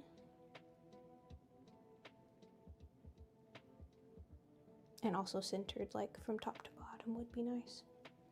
2, and then 3. There we go. That one's a little far, but that's okay. Did the Discord ever get done? No, I'm gonna try to get it done for tomorrow. I wasn't planning on streaming today, but I was like, let me go ahead and do it while I have time and cake and buttercream that's already prepped. But yeah, with any luck, it should be up tomorrow. There's like just a couple little finishing things that I want to do to it. And then also I feel like it'll kind of get refined as we use it and we all decide like what we want to see on there kind of together as a community. We can still expect yes, I was thinking, hang on, I'll pull him up for if anybody didn't see him. Charging Chuck. I think it'll be cute. I'm thinking the technique we'll do, we might do a buttercream transfer because I haven't done that before, but you do it kind of similarly to how I did the Fallout Man chocolate topper. So this is the guy I'm talking about, Charging Chuck. Hang on, let me zoom it in. Yeah, so I think that could be a cool one. Also, he's like fun, bright colors. And it'll be fun to do like a 2D cake today and tomorrow, since we did such an ambitious 3D cake on Friday. Just kind of switching it up to different types of things. So yeah, all right. Now we'll do, oh, let me pull up my little shield picture again. Yeah, also for everybody who's just joining us, this is the design we're going off of. So we're doing the silver sort of iron rim part around the whole thing, and I thought it would be fun. Sorry, he's adjusting the camera right now because, let's see, I could drop this on the tabletop now if you think that'd be easier. Okay, I was gonna say I can like drop it down and then we could rearrange the thingy. I just had it on the stand so that I could tilt it towards the camera. Actually, I could tilt it a little more now that I'm done painting. Is that better? That's a little better actually. Yeah. Cool. It's kind of tilting that way though, but with any luck. All right, so how many rivets go along the side roughly? We'll just do them evenly spaced, sort of like these are, like about, what's that, maybe a ½ inch between them, and we'll roll with that. Okay, let's see. I'm gonna set this off slightly to the side so I can creep in here and let you see what I'm doing. Okay, there we go. All right, so we're just going to press a couple the things, dents in here basically. So I'll leave a little bit of space from the edge and then just go for it. Pick up the pace a little bit, I think, if I do it on the tabletop. Because I was kind of like holding the top one underneath and I'm like, I might kind of bend this out of the shape if I keep holding it like that. Okay, and then here we go.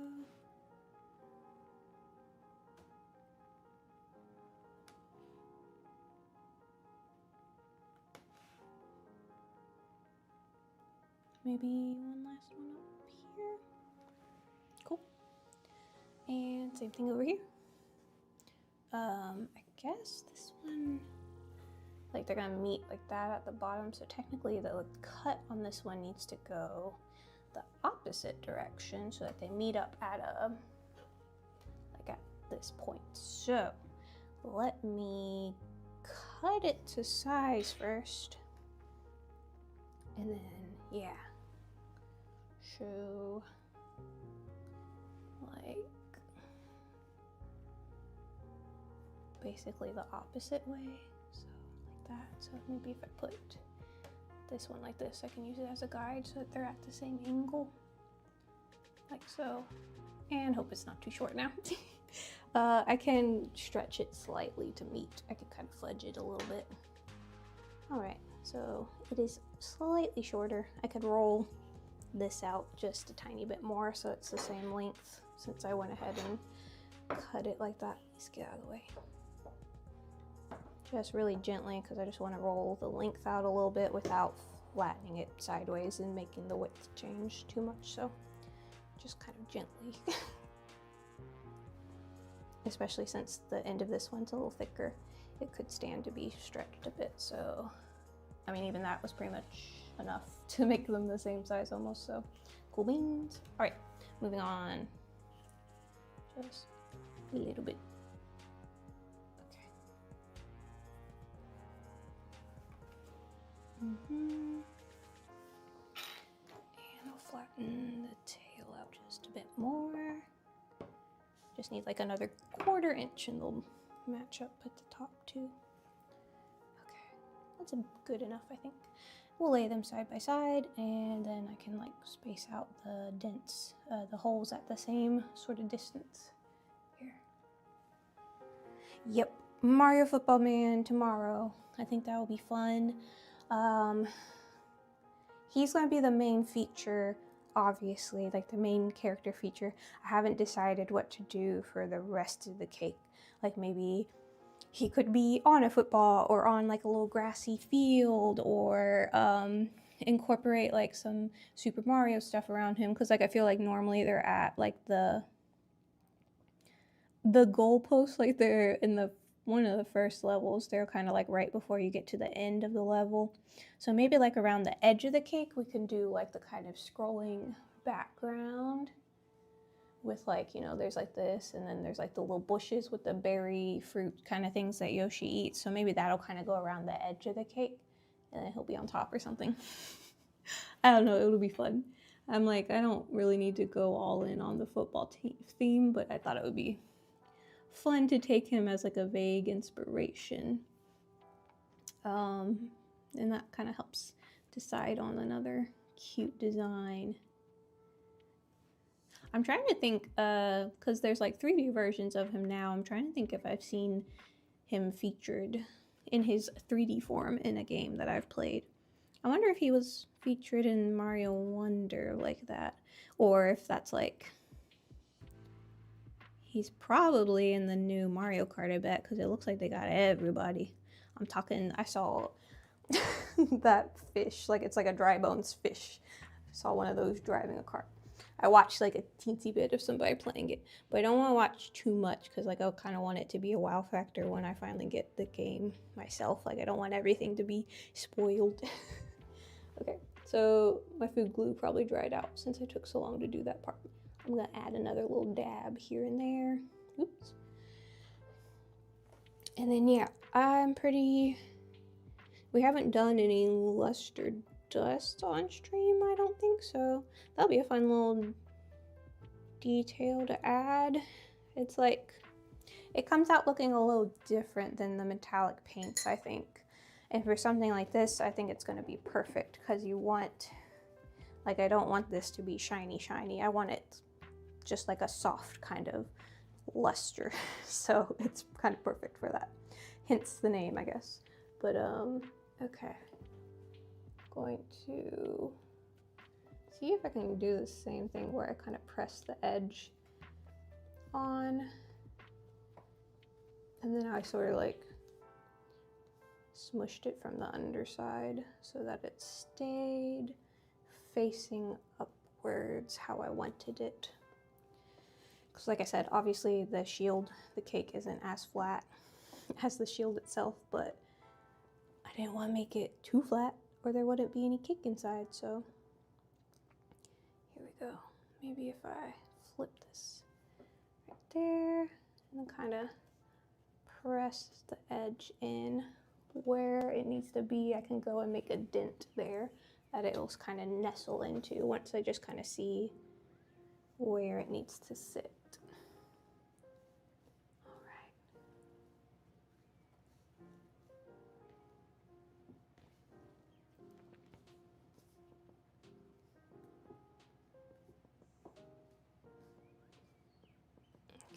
If I get it pressed up against there well enough, it should just kind of stick, and then since the modeling chocolate's pretty rigid, it should hold its shape and not flop down like it would if it was fondant. But I just need to get the contact around the edge pretty glued on pretty firmly so that it stays, you know, positioned upright. Under this corner because I feel like that's where it's not connecting. I'll go ahead and cut this one.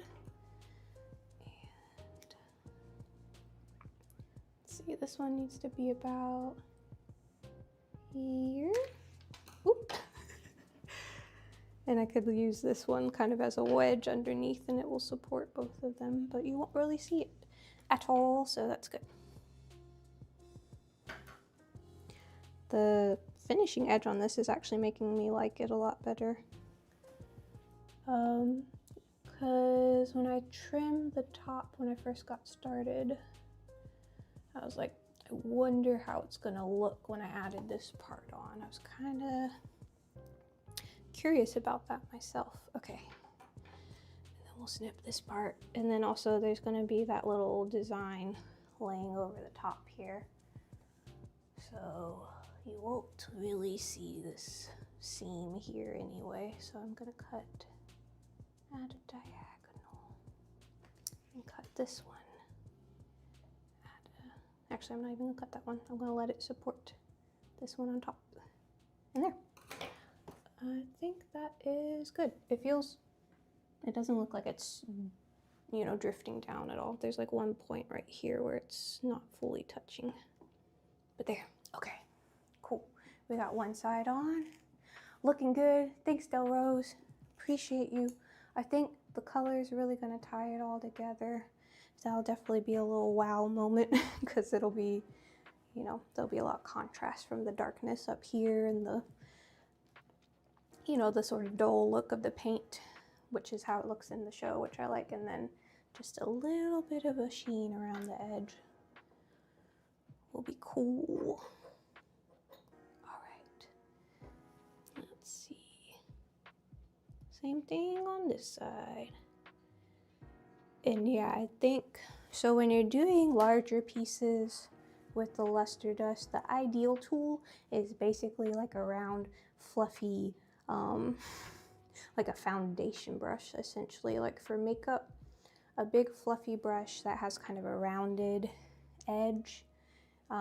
Since we're doing something quite small, I'm going to use, you know, like a paintbrush version that's similar, but yeah, a rounded brush is definitely best for dusting, I feel like.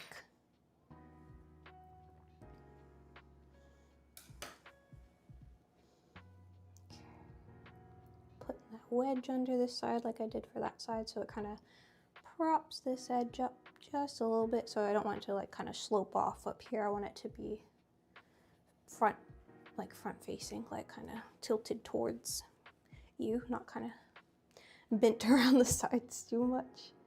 Okay, get a little bit more just to be sure. Everywhere it makes contact, it can stick on pretty well. And if we need to, I can shape up this little corner down here. I bent it out of shape just a little bit, but there. There's just like a part of the tail that was lifted. And we'll add some glue in between the two so we can press them together. I'm gonna go ahead and like cut this one again so it has like a sharp, like defined edge where I pinched it, so that both of the cut faces will meet together flat, and I won't be trying to press this flat edge, like a nice crisp flat edge, onto a smushed tail end on the other piece. Okay, so put that there. And then similarly, just going to press and hold, and this needs to come up a little higher up here, like about right there. So I need a touch more glue. I didn't bring it up quite high enough on this side. Okay, cool. Get back up there.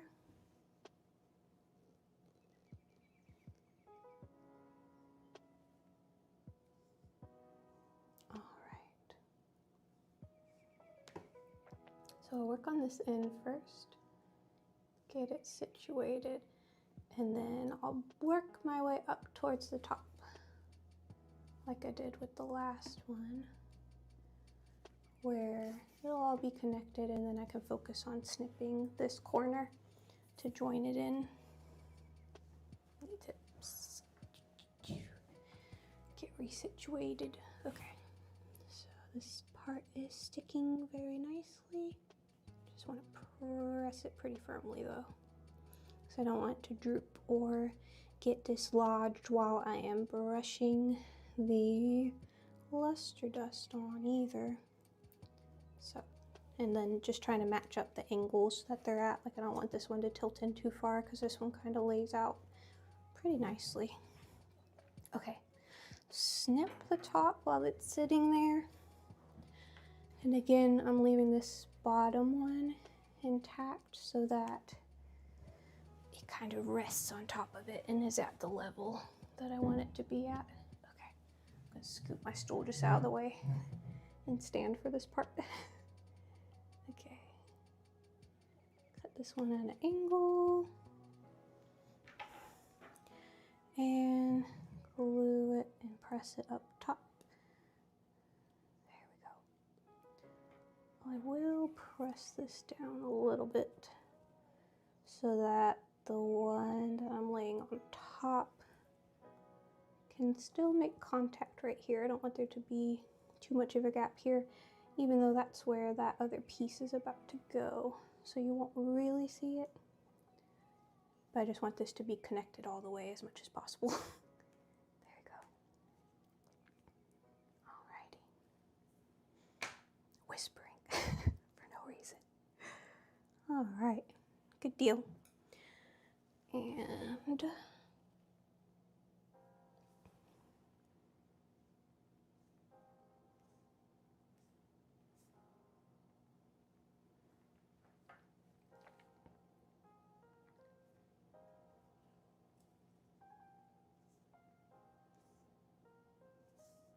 just making minor adjustments. Okay. Cool beans. I was watching a little behind the scenes thing about the shields that they used for the stunt artist, and it was really interesting. All the shields, the edge like this, tilted like up so that, you know, it almost made like a dip here, so that for the stunt artists where they were doing the breakaway lances, they prop up the bottom part also. Yeah, that might be helpful. It's levitating right now, but anyway, so this this little top edge curved out, so it created like a lip so that the stunt doubles, like their lances, wouldn't go up above the edge of the shield and then, like, you know, hit the actors or the stunt doubles who were doing the actual jousting. I was like, oh, that's smart, because like from a distance you don't really notice that it just looks like a normal shield, but a little safety precaution never hurt. Okay, there we go. Alrighty, now let's make some little fleur-de-lis. It's a little scrolly knife looking thing. Yeah, or like maybe it's meant to be like an arrowhead, I don't know. I guess we could cut them out of the piece we already rolled out. I wish I hadn't cut that one all up now. That's okay, this piece looks like it's wide enough to do what we want to do. Let me see, get where you can see, maybe right there. Yeah, we can see a little bit better if we do it right here. Okay, so let me see if I have any existing cutters that would be helpful for this shape to get it started. That's always helpful when you're trying to make something symmetrical. Here, this might help. And then if I use the other side of a rose tip as like a cutter, that helps too sometimes to make curved inside edges of things. All right. Nope, that's not it.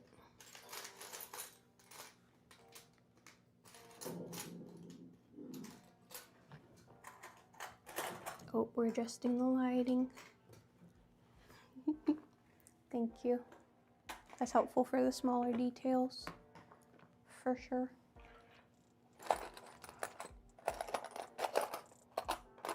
Ooh, you know what? I do have a tiny oval stamp cutter that would maybe be even more appropriate than what I was just looking for. The question is, did I get it back?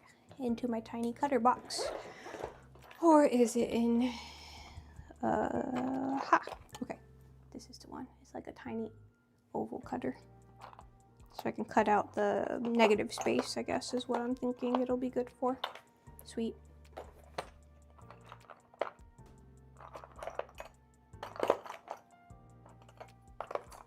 And some diamonds, that might help for part of it.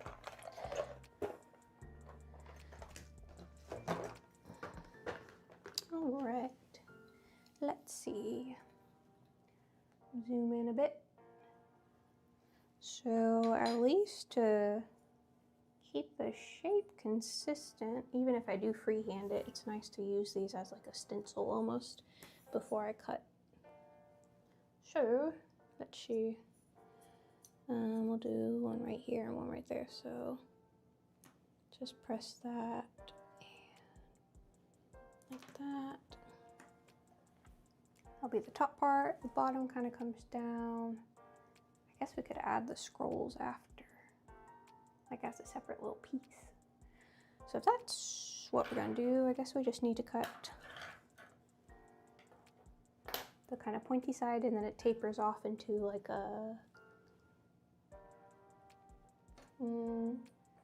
an elongated spoon shape.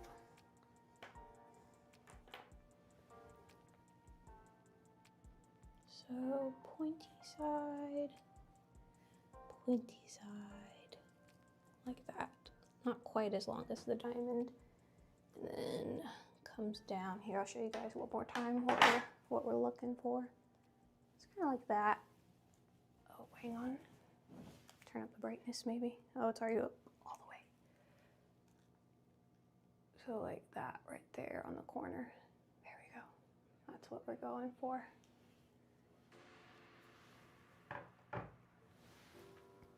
Okay.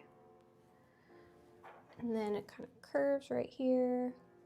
This part looks a bit like that.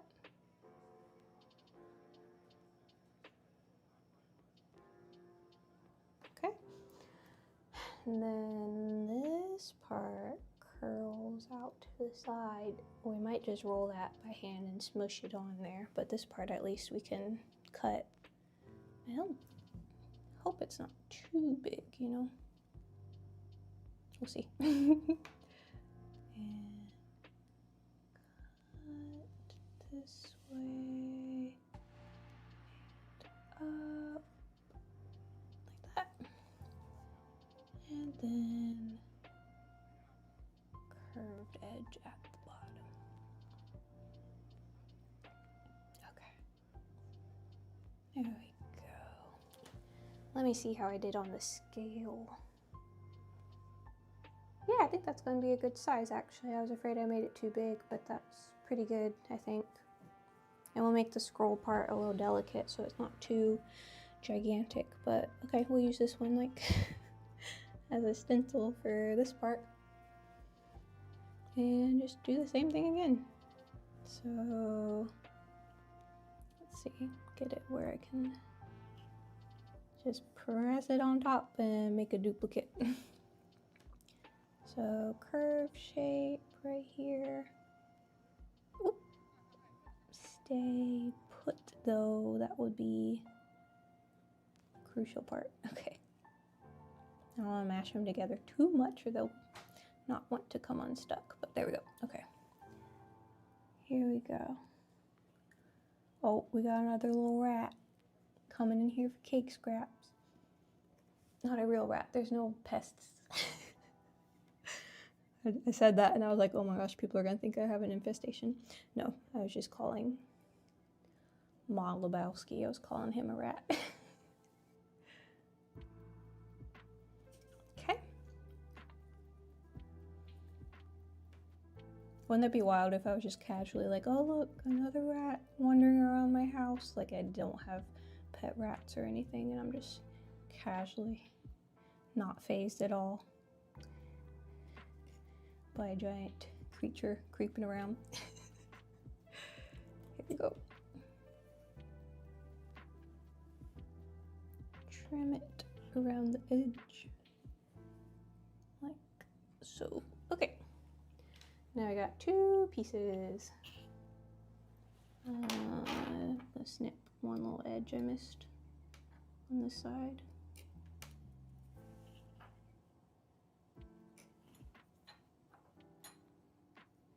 Okay.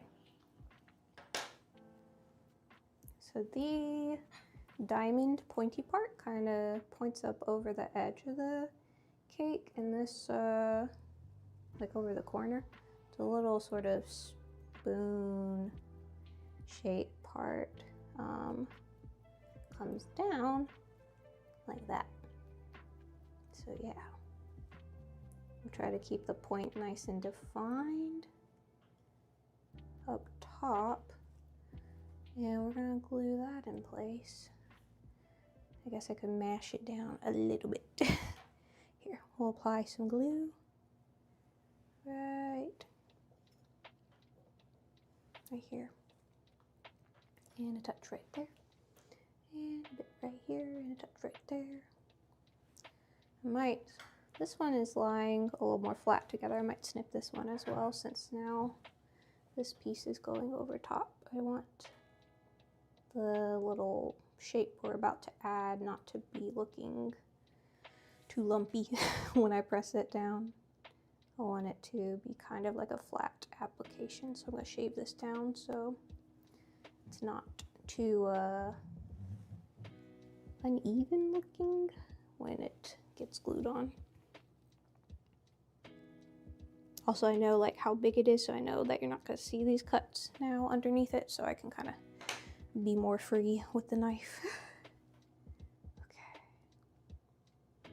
there we go. Didn't get any on the tail. We'll dip on the tail, place that here, use one of my tools to kind of, oops, not that one, shan't be using that one.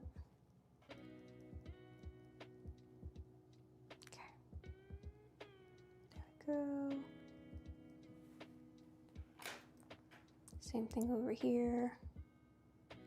Use this edge, I guess. Here, let me roll out the edge so it looks a little more rounded like that one does. Oh, got a message. Discord recap. Here's a checklist to make sure you're all set up. Perfect, because that's what I need to do after I hop off here. Thanks, Discord. It's like you read my mind. Just like an email notification.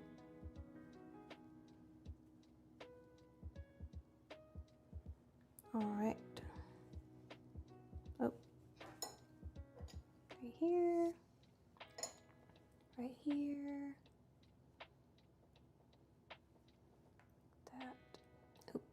Shifted a little bit. Okay, nice.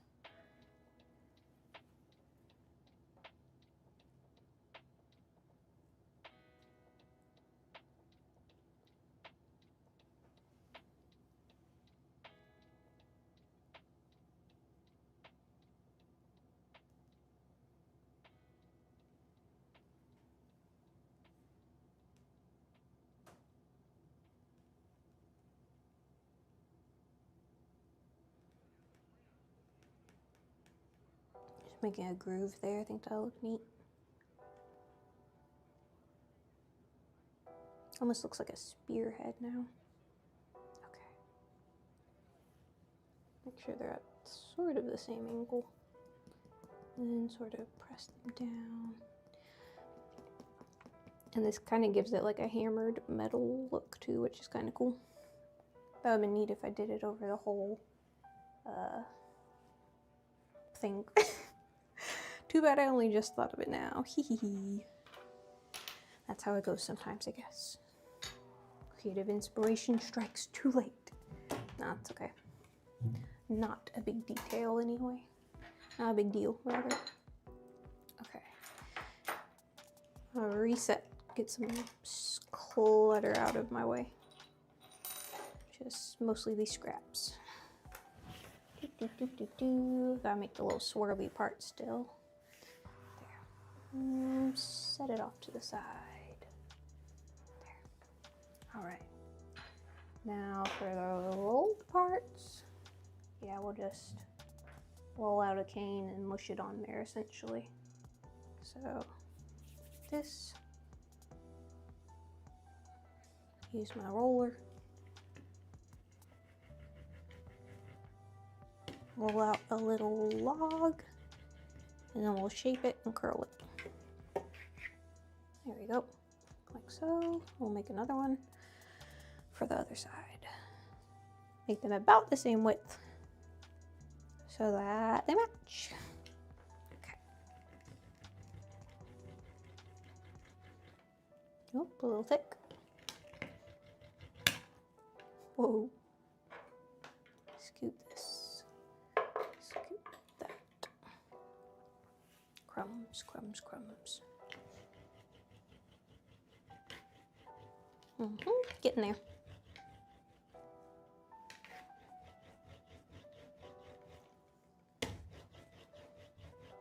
I'm really excited about the dusting part. That's gonna be a lot of fun for me. Okay, and then that's pretty close. It's about the width of a lollipop stick. We'll go a little bit further. That's better. Now it's more like a skewer.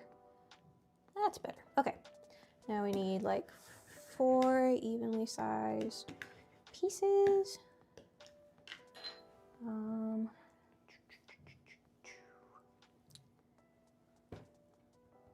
Yeah, okay, we'll cut the pieces and then we'll taper off the edge. So, okay, I'll like cut this one in half and then go off of that. There. There.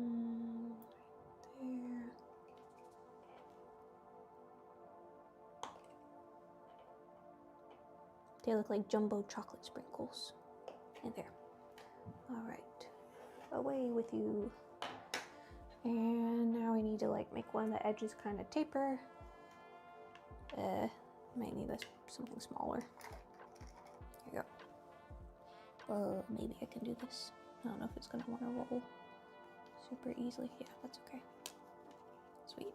Use our fingertip on the edge of it. And taper the edge off a little bit. Oh, I smushed it too much. Okay. That's good. We'll just go with that. Okay. And we're gonna have this side join right here, and this other side's gonna curl around. So make it just slightly thinner. And we're gonna place it like right. This part maybe needs to be pressed out a little longer now that I'm looking at it together. Here, we'll press this part, kind of elongate it. It's a little bit better. And maybe we just need to make the scale of our scrolls, the swirlies, they just need to be a little smaller, I think is what it really comes down to, because this part needs to be a little bigger in comparison. Okay. Just kind of pointing out the tip a little bit because it looked a little too spoon-like and it has a bit of a point to it. Okay, so maybe we'll use like half of one of these for each of them. I think that will be more, yeah, that doesn't need to be very thick at all. So roll one out to the sides. And roll this one out. I just realized you can't even see what I'm doing in the vertical version, sorry. My bad. Forgot to check the camera.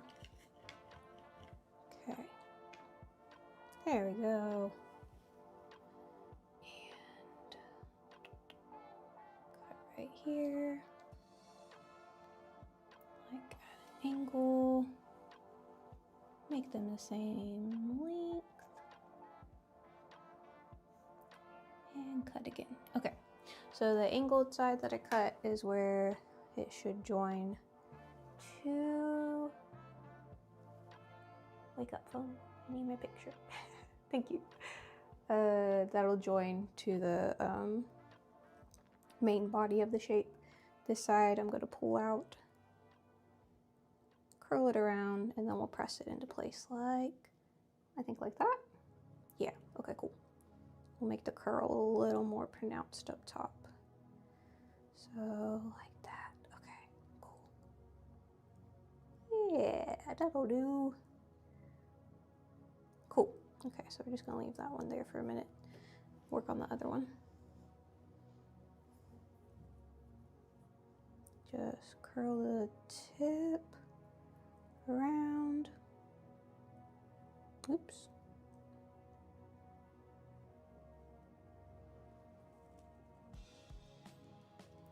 That.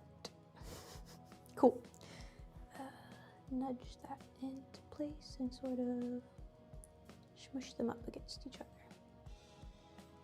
Neato. There. He needs a bit of help. And by that, I mean glue. He needs a little bit of glue at the base. There we go. That's better. Press it down in here. There we go. Okay, now it's stuck on. And now I can kind of touch up the curl a little bit. Now that that's not moving around on me. Sweet! I like that. Turned out pretty okay. Kind of a funky little shape, but I like it.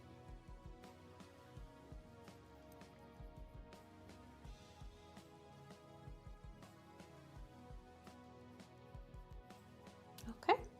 Same thing on the other side, just 2 quick little curlies. And then we need our little dusting brush. That's the right shape, but it's quite tiny. I need something that has like a rounded head to the brush, like the bristles are like in a rounded position, but I need it to be a little bit larger, or this could take forever.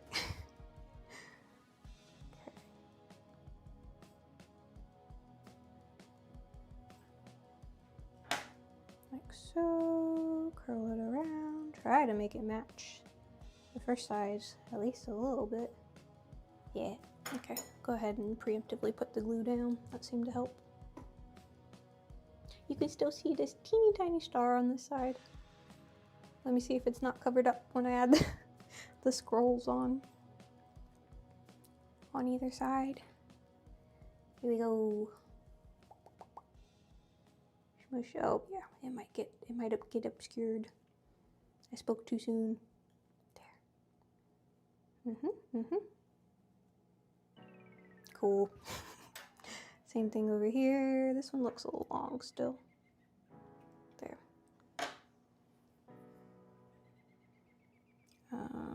This way. Where's the cut edge? Like that, and then curl it the opposite way. Like that.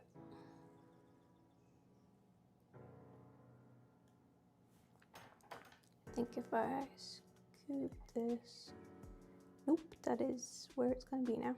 Well, I can still like shape it. I can kind of bevel the end into a little bit more of a point. Yeah, that worked out nicely. Okay, bevel it, bevel it. Nice, nice, nice, nice. All right, smush, smush, smush. Press it. And it kind of gives it the same sort of hammered metal appearance that we sort of gave the other part. Cool! So we've got our 2 little matching insignia, or what, I don't know, 2 little matching thingamabobs up top. Now we're gonna do a quick dusting of the dark black, kind of, so that the worn sort of metal look comes through the top coat of silver we're gonna do. So I have silver here, and I need to grab blackest black. I had it a minute ago. Let me see. I'm gonna tuck some stuff away and see if it doesn't jump out at me. I definitely grabbed it before I came back here because I had thought of it earlier on. Is this it? No, it's a lilac luster dust. Curiouser and curiouser. It's gotta be like, oh, it's right here. I was gonna say it's probably within arm's reach. I just can't see it. All right. So done with you for right now, done with you. All right.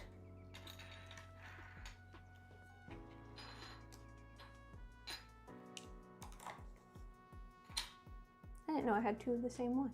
Cool. That's news to me. Oh, I dropped it. All right.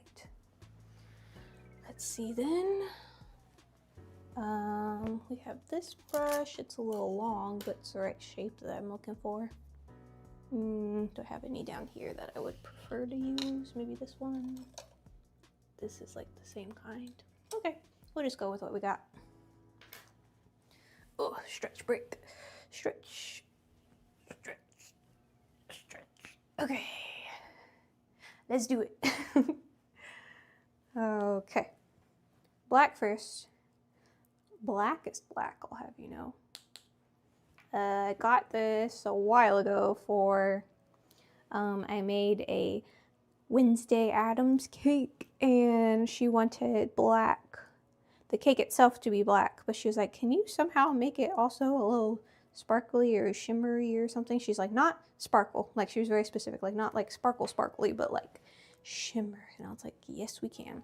So this, you can't really see super good, but it has just a little bit of a shimmer to it. So I think this is perfect for our purposes today in particular. Yeah, so let's go in with the tiny brush, and you don't need much. Okay, it's like eyeshadow, but for cakes. Oh, I dropped some. Don't want that there. Okay, tippy tap, tippy tap. Okay, I just want a little foundation of this underneath, especially in the crevices up here, and I think like on the edges. I think that'll be good.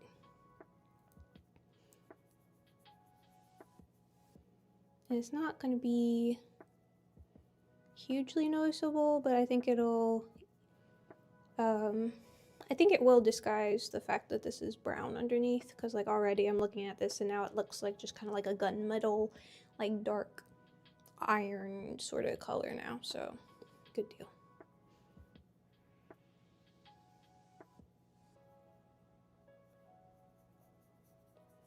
But yeah, just like dusts on really easily.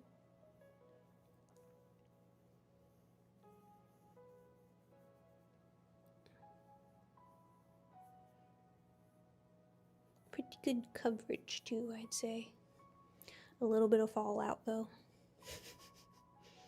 I'm talking about like how people talk about rating or you know, doing eye makeup reviews. Okay.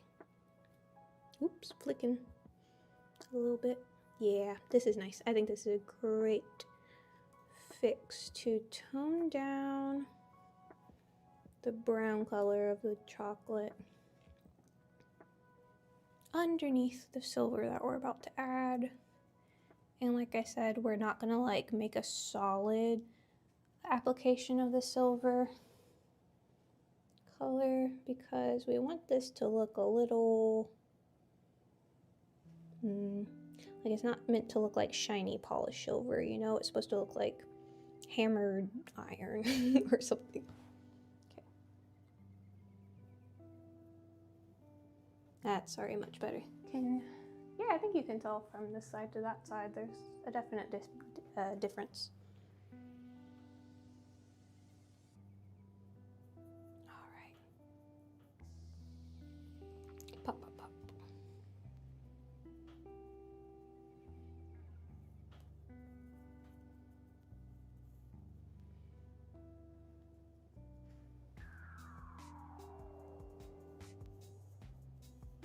It's going on smoothly.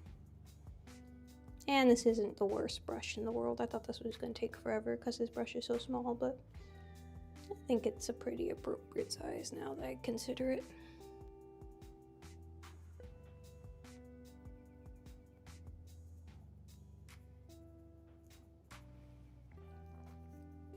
And where it is around the edges, I'm gonna brush it onto the shield itself, and that kind of adds a little bit of vignetting to the painting. I was sort of talking about that earlier on. That's their image for the shield. You know, it's very bright in the center where the sun is, and then everything gets darker and darker as it moves towards the edge of the shield. So this is perfect, actually. This is an excellent luster dust, well, like the petal dust. So there's petal dust and luster dust. Petal dust is like all of them. The luster ones specifically have like a shimmery or a metallic effect to them. Petal dust is great for adding shading and shadow to 3D cakes. So like I made like a sorting hat cake, and I used this and pressed it into the kind of folds of the fabric where I carved the wrinkles in the sorting hat, like the wrinkles and folds of the fabric, and it adds a lot of dimension to your finished product so that the color doesn't look, you know, flat. Like, yes, obviously it's darker naturally where you create texture on a sculpted piece because it is a 3D, you know, item and stuff. But if you accentuate those kinds of things, airbrushing is also good for this too. If you watched any like cake decorating, professional cake decorating, you know, airbrushing the edges of something with a darker color to create shadow really makes the shape more defined, and also it makes the color look less flat that you are applying to the piece. So yeah, shading is always a good thought. Okay.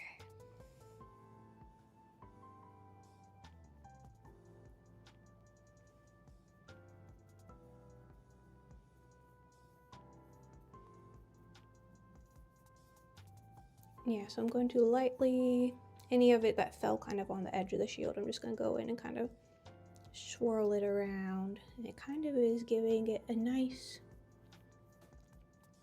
what's the word, patina? I don't know. Yeah.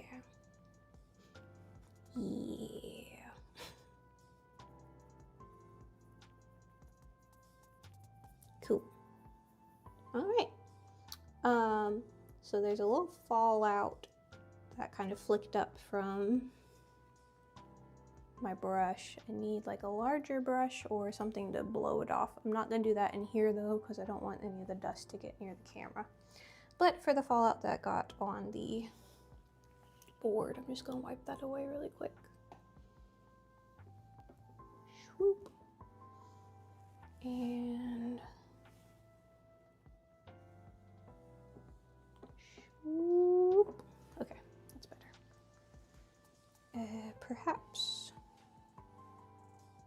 I could just use this brush. I don't think I used it for much. I could kind of just get the little parts that fell onto the painting.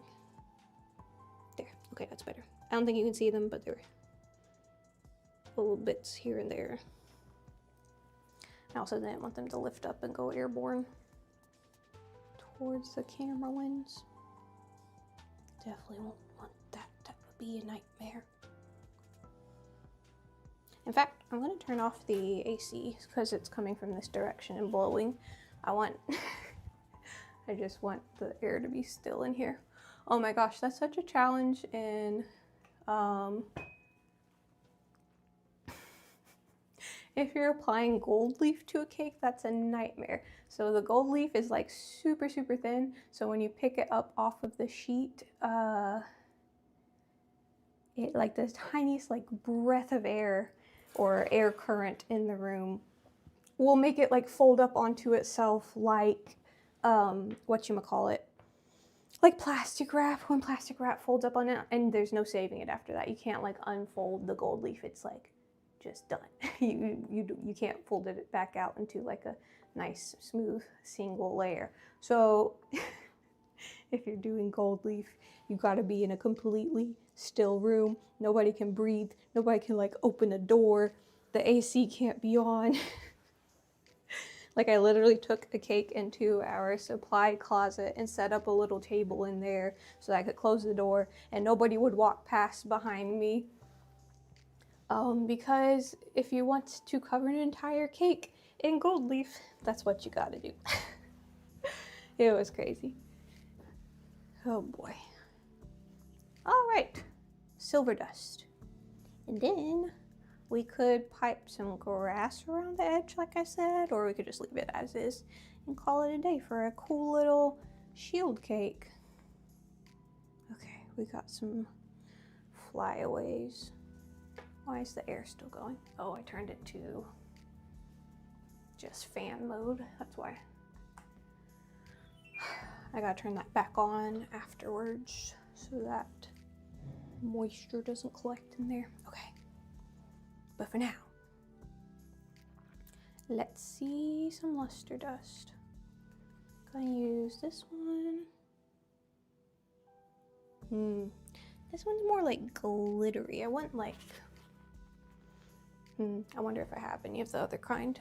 I know I have it in gold, but I don't think I have it in silver. I guess we'll just work with this one in the meantime. Yeah. Okay, that's fine. So yeah, this one's, how to put it? There are some that kind of go on, I don't know, this one is more sparkly. I want one that's just like a sheen. The gold ones that I have are just kind of like a cool sheen when you brush them onto something. This one is like a little more sparkly. This is more like disco dust. It says it's pearl dust, but that's okay. We'll go for it. We'll use it sparingly, I think.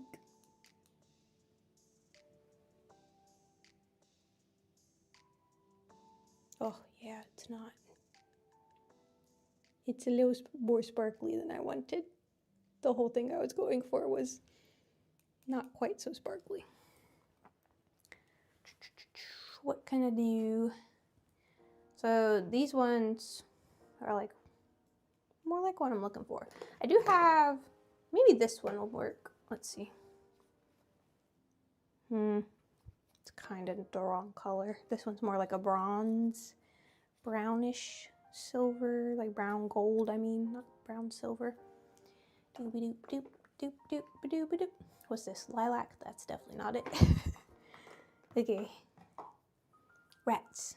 I thought this one was more different. Whatever, we'll just go for it. I guess I could try the paint now that we put the black stuff on there. Also, I am seeing some like fly away dust. I don't want that near the camera. Oh boy. Yeah. Sparkles. We will put some sparkles by the star at least. Oh yeah, that's excellent. Okay, well, we used them for that, so that's good. We made the star sparkly. We're gonna swap. I said I didn't want to use the paints, but we're gonna use the paints because this is like floating around in the air and I don't want that. And 2, it's not even quite the right color. So we're gonna use this silver paint and we'll just use a wide, broad brush and, oh, that's not what I want. This is what I want. We'll use like a wide, broad sort of brush and lightly paint it over, kind of like a dry brush style. So let me find, I used almost all my brushes today. So I'm trying to find one that is what I'm looking for. How about this one? This one maybe? Or this one? Oh, I haven't used this one. Okay, we'll try this one. It's not quite as wide as I should like, but I'm gonna go for it. Okay, silver paint. Just a dot. Just like orange powder there. I'll put it over here. Ooh, that should honestly be enough. Okay. There we go. Just a slight change of plans. This should honestly be fine.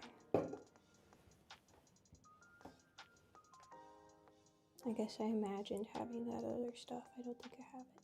Yeah, so if I kind of just apply it lightly, it should give the intended look that I'm going for. Like not super glossy polished silver. A little bit of tarnish. Ooh, too much. See, too much. That's okay. I'll like blend it out.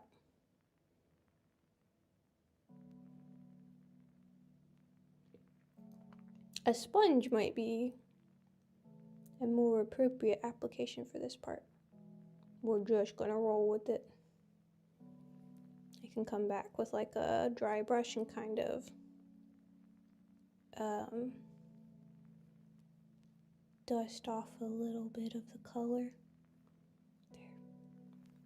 Okay, now we'll be a little bit more gentle.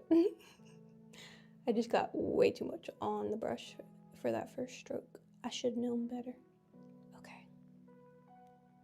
Good deal. This is more like what I was going for. And it's blending a little bit with the black underneath, which is great, because then we're getting more of that color that I was looking for. Perfect. Okay, cool. And a little inconsistency is good. Like, it'll be a little more silver looking in one part and a little darker in the other part. That's what I'm going for. But mostly I just don't want a lot of the brown showing through. I would like for the brown to be concealed as much as possible. But yeah, this area looks pretty good. And we're gonna just add a touch more down here and then move to the other side. Okay, maybe I'll dab off just a little bit of the excess.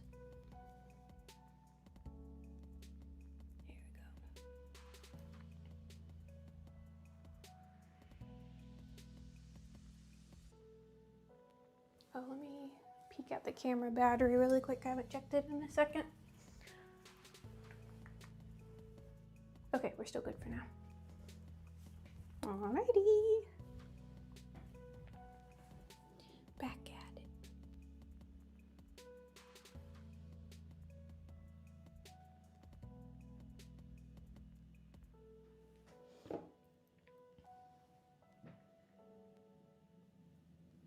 What y'all think? Should we cut this one today?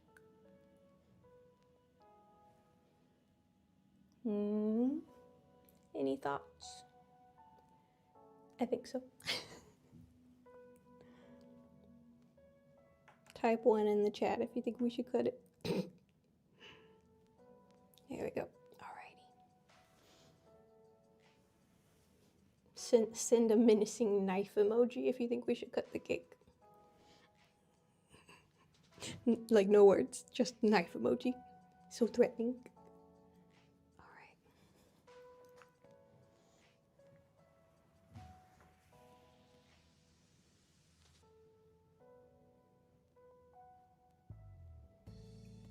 Wow. I'll get some good pictures of it though, if we do vote to cut it. Because I'm pretty pleased with how this turned out. Pretty cool. I mean, like, little cake and all things considered simple design, but I feel like the execution went off without a hitch today. No pivots needed. No backup plans employed really. Everything just fell into place with this one. I guess I gotta do more painted cakes. That was really fun. I don't do a lot of scenery, but I'm thinking maybe I should do that more often and get really good at it. And then maybe it won't take so long next time I get a cool painted cake order. That's what I was thinking for the cowboy cake order. She sent me a picture of the invitations, and before she sent like a cake picture, I was already scheming up. I was like, ooh, we could like paint the little boots and hats and things, and like there's like the outlines of some cacti and stuff on the invitation. So I was like, that would be cute to just paint around the edge of the cake. Super fun.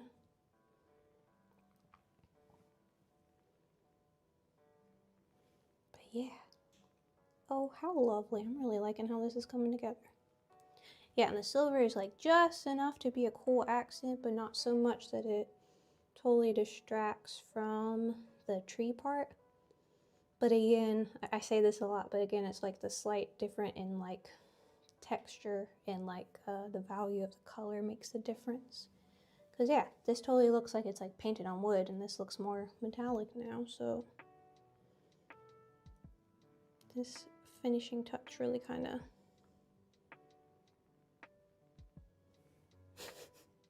it's really tying it together. Okay, dip the front edge.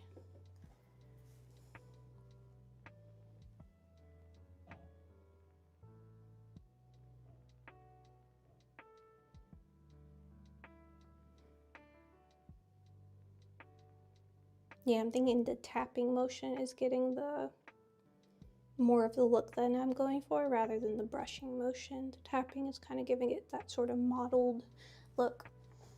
Also, conveniently enough, I didn't need, so for fondant and modeling chocolate, you can use texture mats. If you want to roll out a piece of fondant onto something, it applies a texture to it before you put it on the cake. But the texture of this table actually kind of worked out well for like a little bit of a texture on the sides that I rolled out for these metal framing pieces. But I should use those more. I have a couple small ones, so like if it's a big piece I'm applying, it's not always like something I can use because like the mat itself is smaller and you'll see like the frame of the mat. Also, they're like rigid, so like if it's a floppy like silicone texture mat, you can actually like pick it up and press it on the side of a cake too, depending on what you're doing. But the ones I have are more, they're like a thin piece of plastic like this, so yeah, they're better, and they're only about like, I don't know, like yay big. So they're great for smaller pieces and like little sculpted pieces, but not so much for like a large surface area or like the side of a cake or something.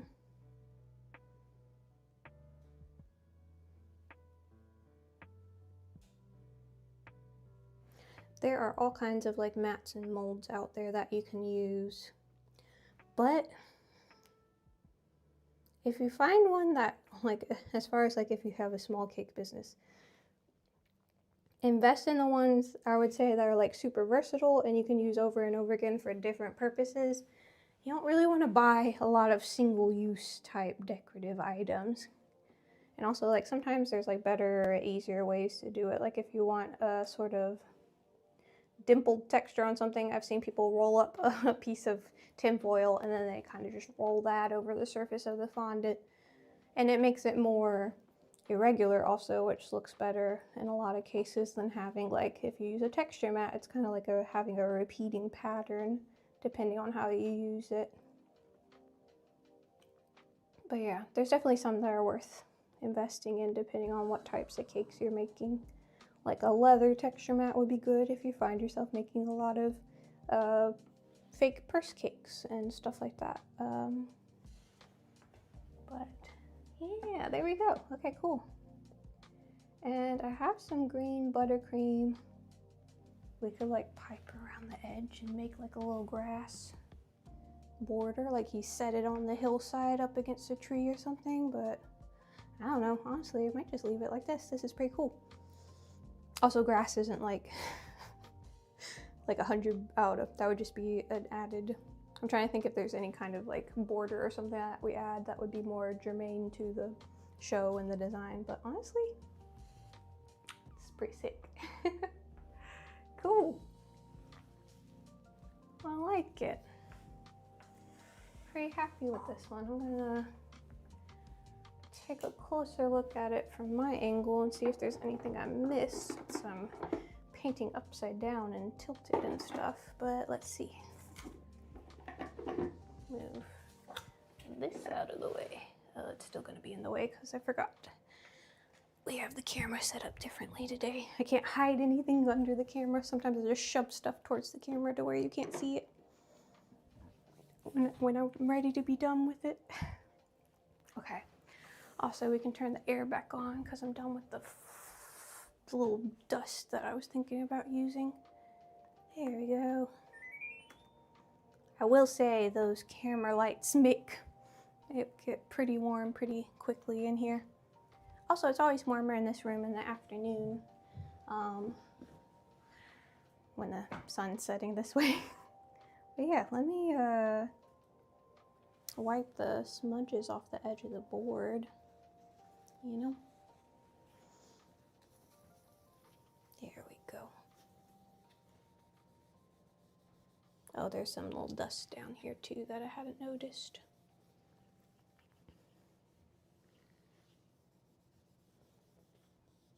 Yeah, we can just chill. And what do we think? Ta-da! Pretty cool. Here, let's do a side-by-side of the inspo and the finished product. There we go.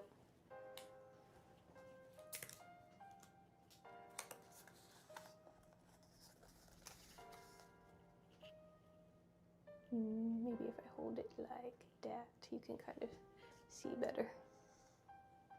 Maybe put this down here so you can see. Hang on, I'm being weird. There. Okay. Like so. Like so. Pretty good. Pretty fun. Pretty happy with that. Hakuna potato, thank you. Appreciate you. I'm pretty pleased with that. I think we'll switch at the end, going for the painted. Yeah, going for the paint rather than the glitter was definitely the way to go. I haven't used that one in a while, that Sugar Art luster dust, and so I kind of thought it was something different, honestly. I like opened it up and I was like, this is not what I thought it was. Cool beans. Good deal.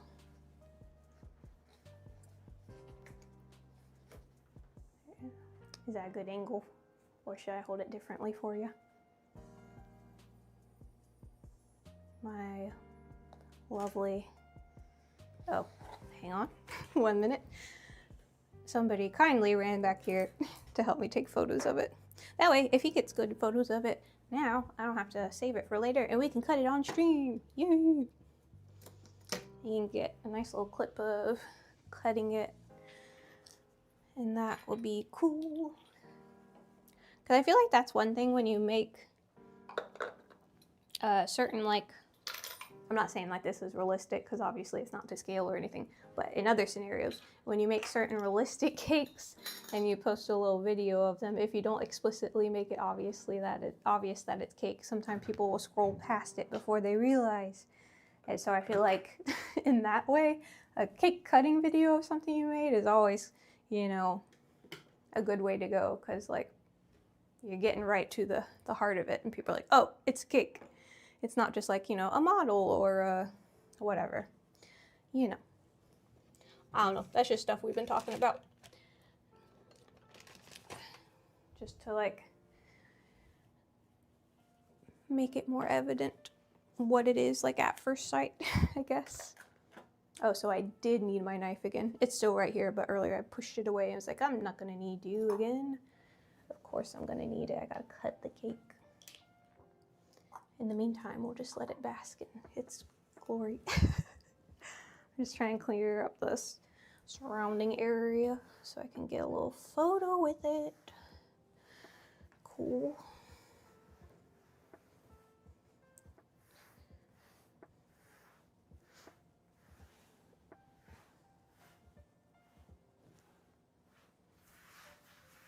There we go.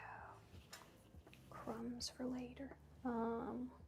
Move this stuff too, or is that good? Okay.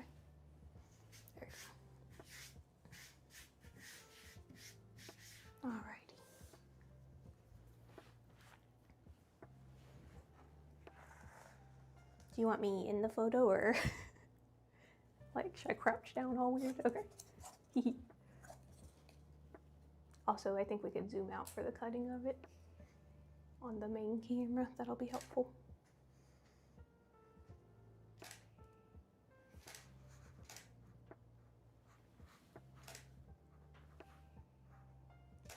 I'm probably making a weird face. I feel like I'm always making a weird face.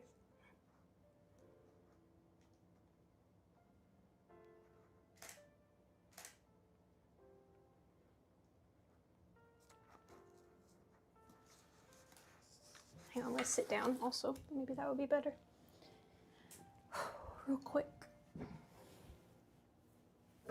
Oh, yeah, that'll be better, I think.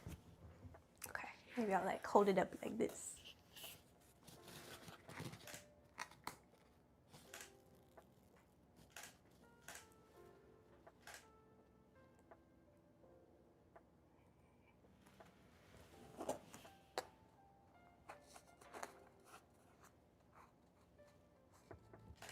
Try and get my painted fingers out of the way. Alrighty. Sweet. How fun. This one was really cool to work on. I know we just got a lot of nice photos, but I'm also going to take one with my phone.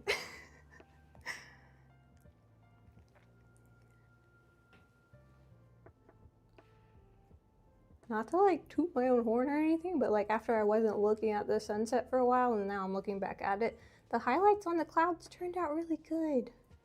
I don't really do that kind of thing a lot, so I didn't know how that was gonna go, but I'm like, also now that I can kind of see after the paint has dried consistently, because like when some of the paint was wet and shiny and some of it was matte, it was kind of hard to tell how the highlights were looking, so yeah, cool. All right. Clean up the edge. What y'all think? Should we cut it? But yeah, well, looking ahead stuff, updated the schedule because I'm going to be streaming every Sunday and Thursday US time, which is Monday, Friday, my time. And then sometimes there will be a bonus weekend stream like today. I just had the time and had an inspiration last night for after seeing this episode. So that's kind of cool. And then tomorrow we're doing a loosely football themed cake. It's gonna be Charge and Chuck from Super Mario. And then I'm thinking like the rest of the cake will just be a fun sort of like Super Mario background, kind of inspired with like the little goalpost kind of things, and I'm thinking Super Mario World, I'm pretty sure is the one I'm thinking of. And yeah, so like the little goalposts and the little bushes with the orange and red and pink type berries that Yoshi eats, and the trees in the background.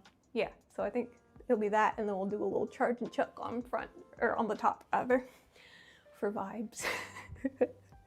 Yeah, so that'll be kind of cool. Got my knife here, and then what else? Discord is coming. I was talking about that earlier today, but that was like several hours ago now, so we might have new people in. Discord is coming. Keep a lookout for that. I'll post it in like my profile with the panels or whatever. What else? Oh, subscriber emotes and subscriber alerts. That's for sure gonna happen.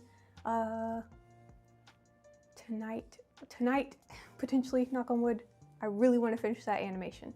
I think I'm in the finishing stretch, and then we'll load it up, and then we'll put stand-ins for all the other ones and gradually fill those out. But yeah, so Discord in the works. And then for anyone who doesn't know, we've been talking about that'll be a good place where we'll have one channel within the Discord dedicated to cake suggestions, one channel for like cake and baking advice, another one where people can post like their own creations, and then, you know, miscellaneous stuff just for the community, like other people's like artistic creations or pets. We could have like a pet channel. I know that's kind of popular to do.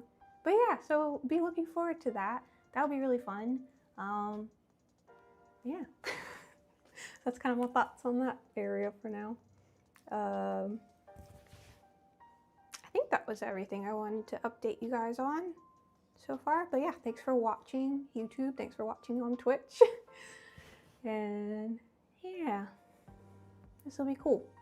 Oh, that was the other thing. Upcoming this Friday, the 13th. I know for a fact the one cake we're going to be making, I got one order for a Valentine's Day cake, the conversation heart cakes that I had like advertised. So we'll be doing one of those, and then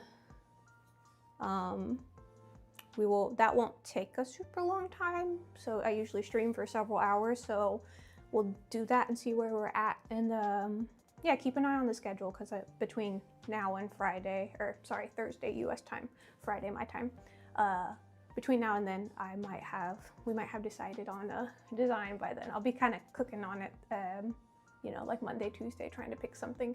Maybe it'll be germane to the holiday, maybe it'll just be a rando, but we'll at least be doing a conversation heart cake on Friday. So yeah, let's cut into this bad boy, okay? So today's cake, we have the shield from A Night of Seven Kingdoms. The cake is cake. It's vanilla cake. We got blue buttercream, and then the decorative elements are. Do we want to do a zoomed in one for the cutting? Shouldn't we zoom it out for the cutting? This way, this way, this way. Good. Okay. Okay. And so we've got cake, modeling chocolate for the decorative elements, and then we use edible food paints for the painting, and a little bit of edible metallic paint for the exterior, or the edge, whatever you want to call it. All right, let's cut into this. You ready? Straight down the middle, or maybe a little off the front. Kind of sad. This is one of the first ones in a while. I'm like, oh, I'm kind of sad to cut this already. Like that, right in the middle. Oh, okay. We're going right in the middle. Somebody's made an executive decision off screen. There, I'm gonna cut it like this way and then kind of pry it open, you think? Okay, cool. Okay, say farewell. This knife will be just big enough. But yeah, thanks so much for watching, guys. Here we go.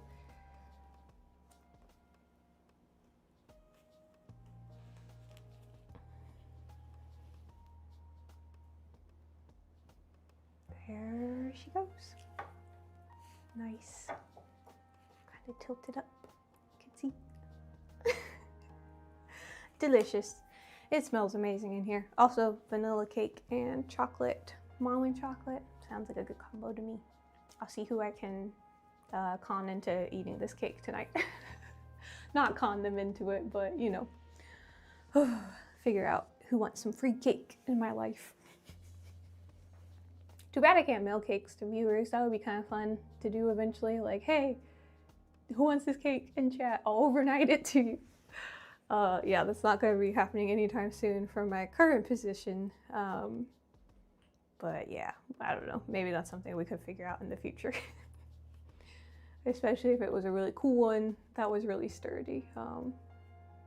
Yeah, that's just a dream right now. I don't know. There's a lot of logistic stuff with that.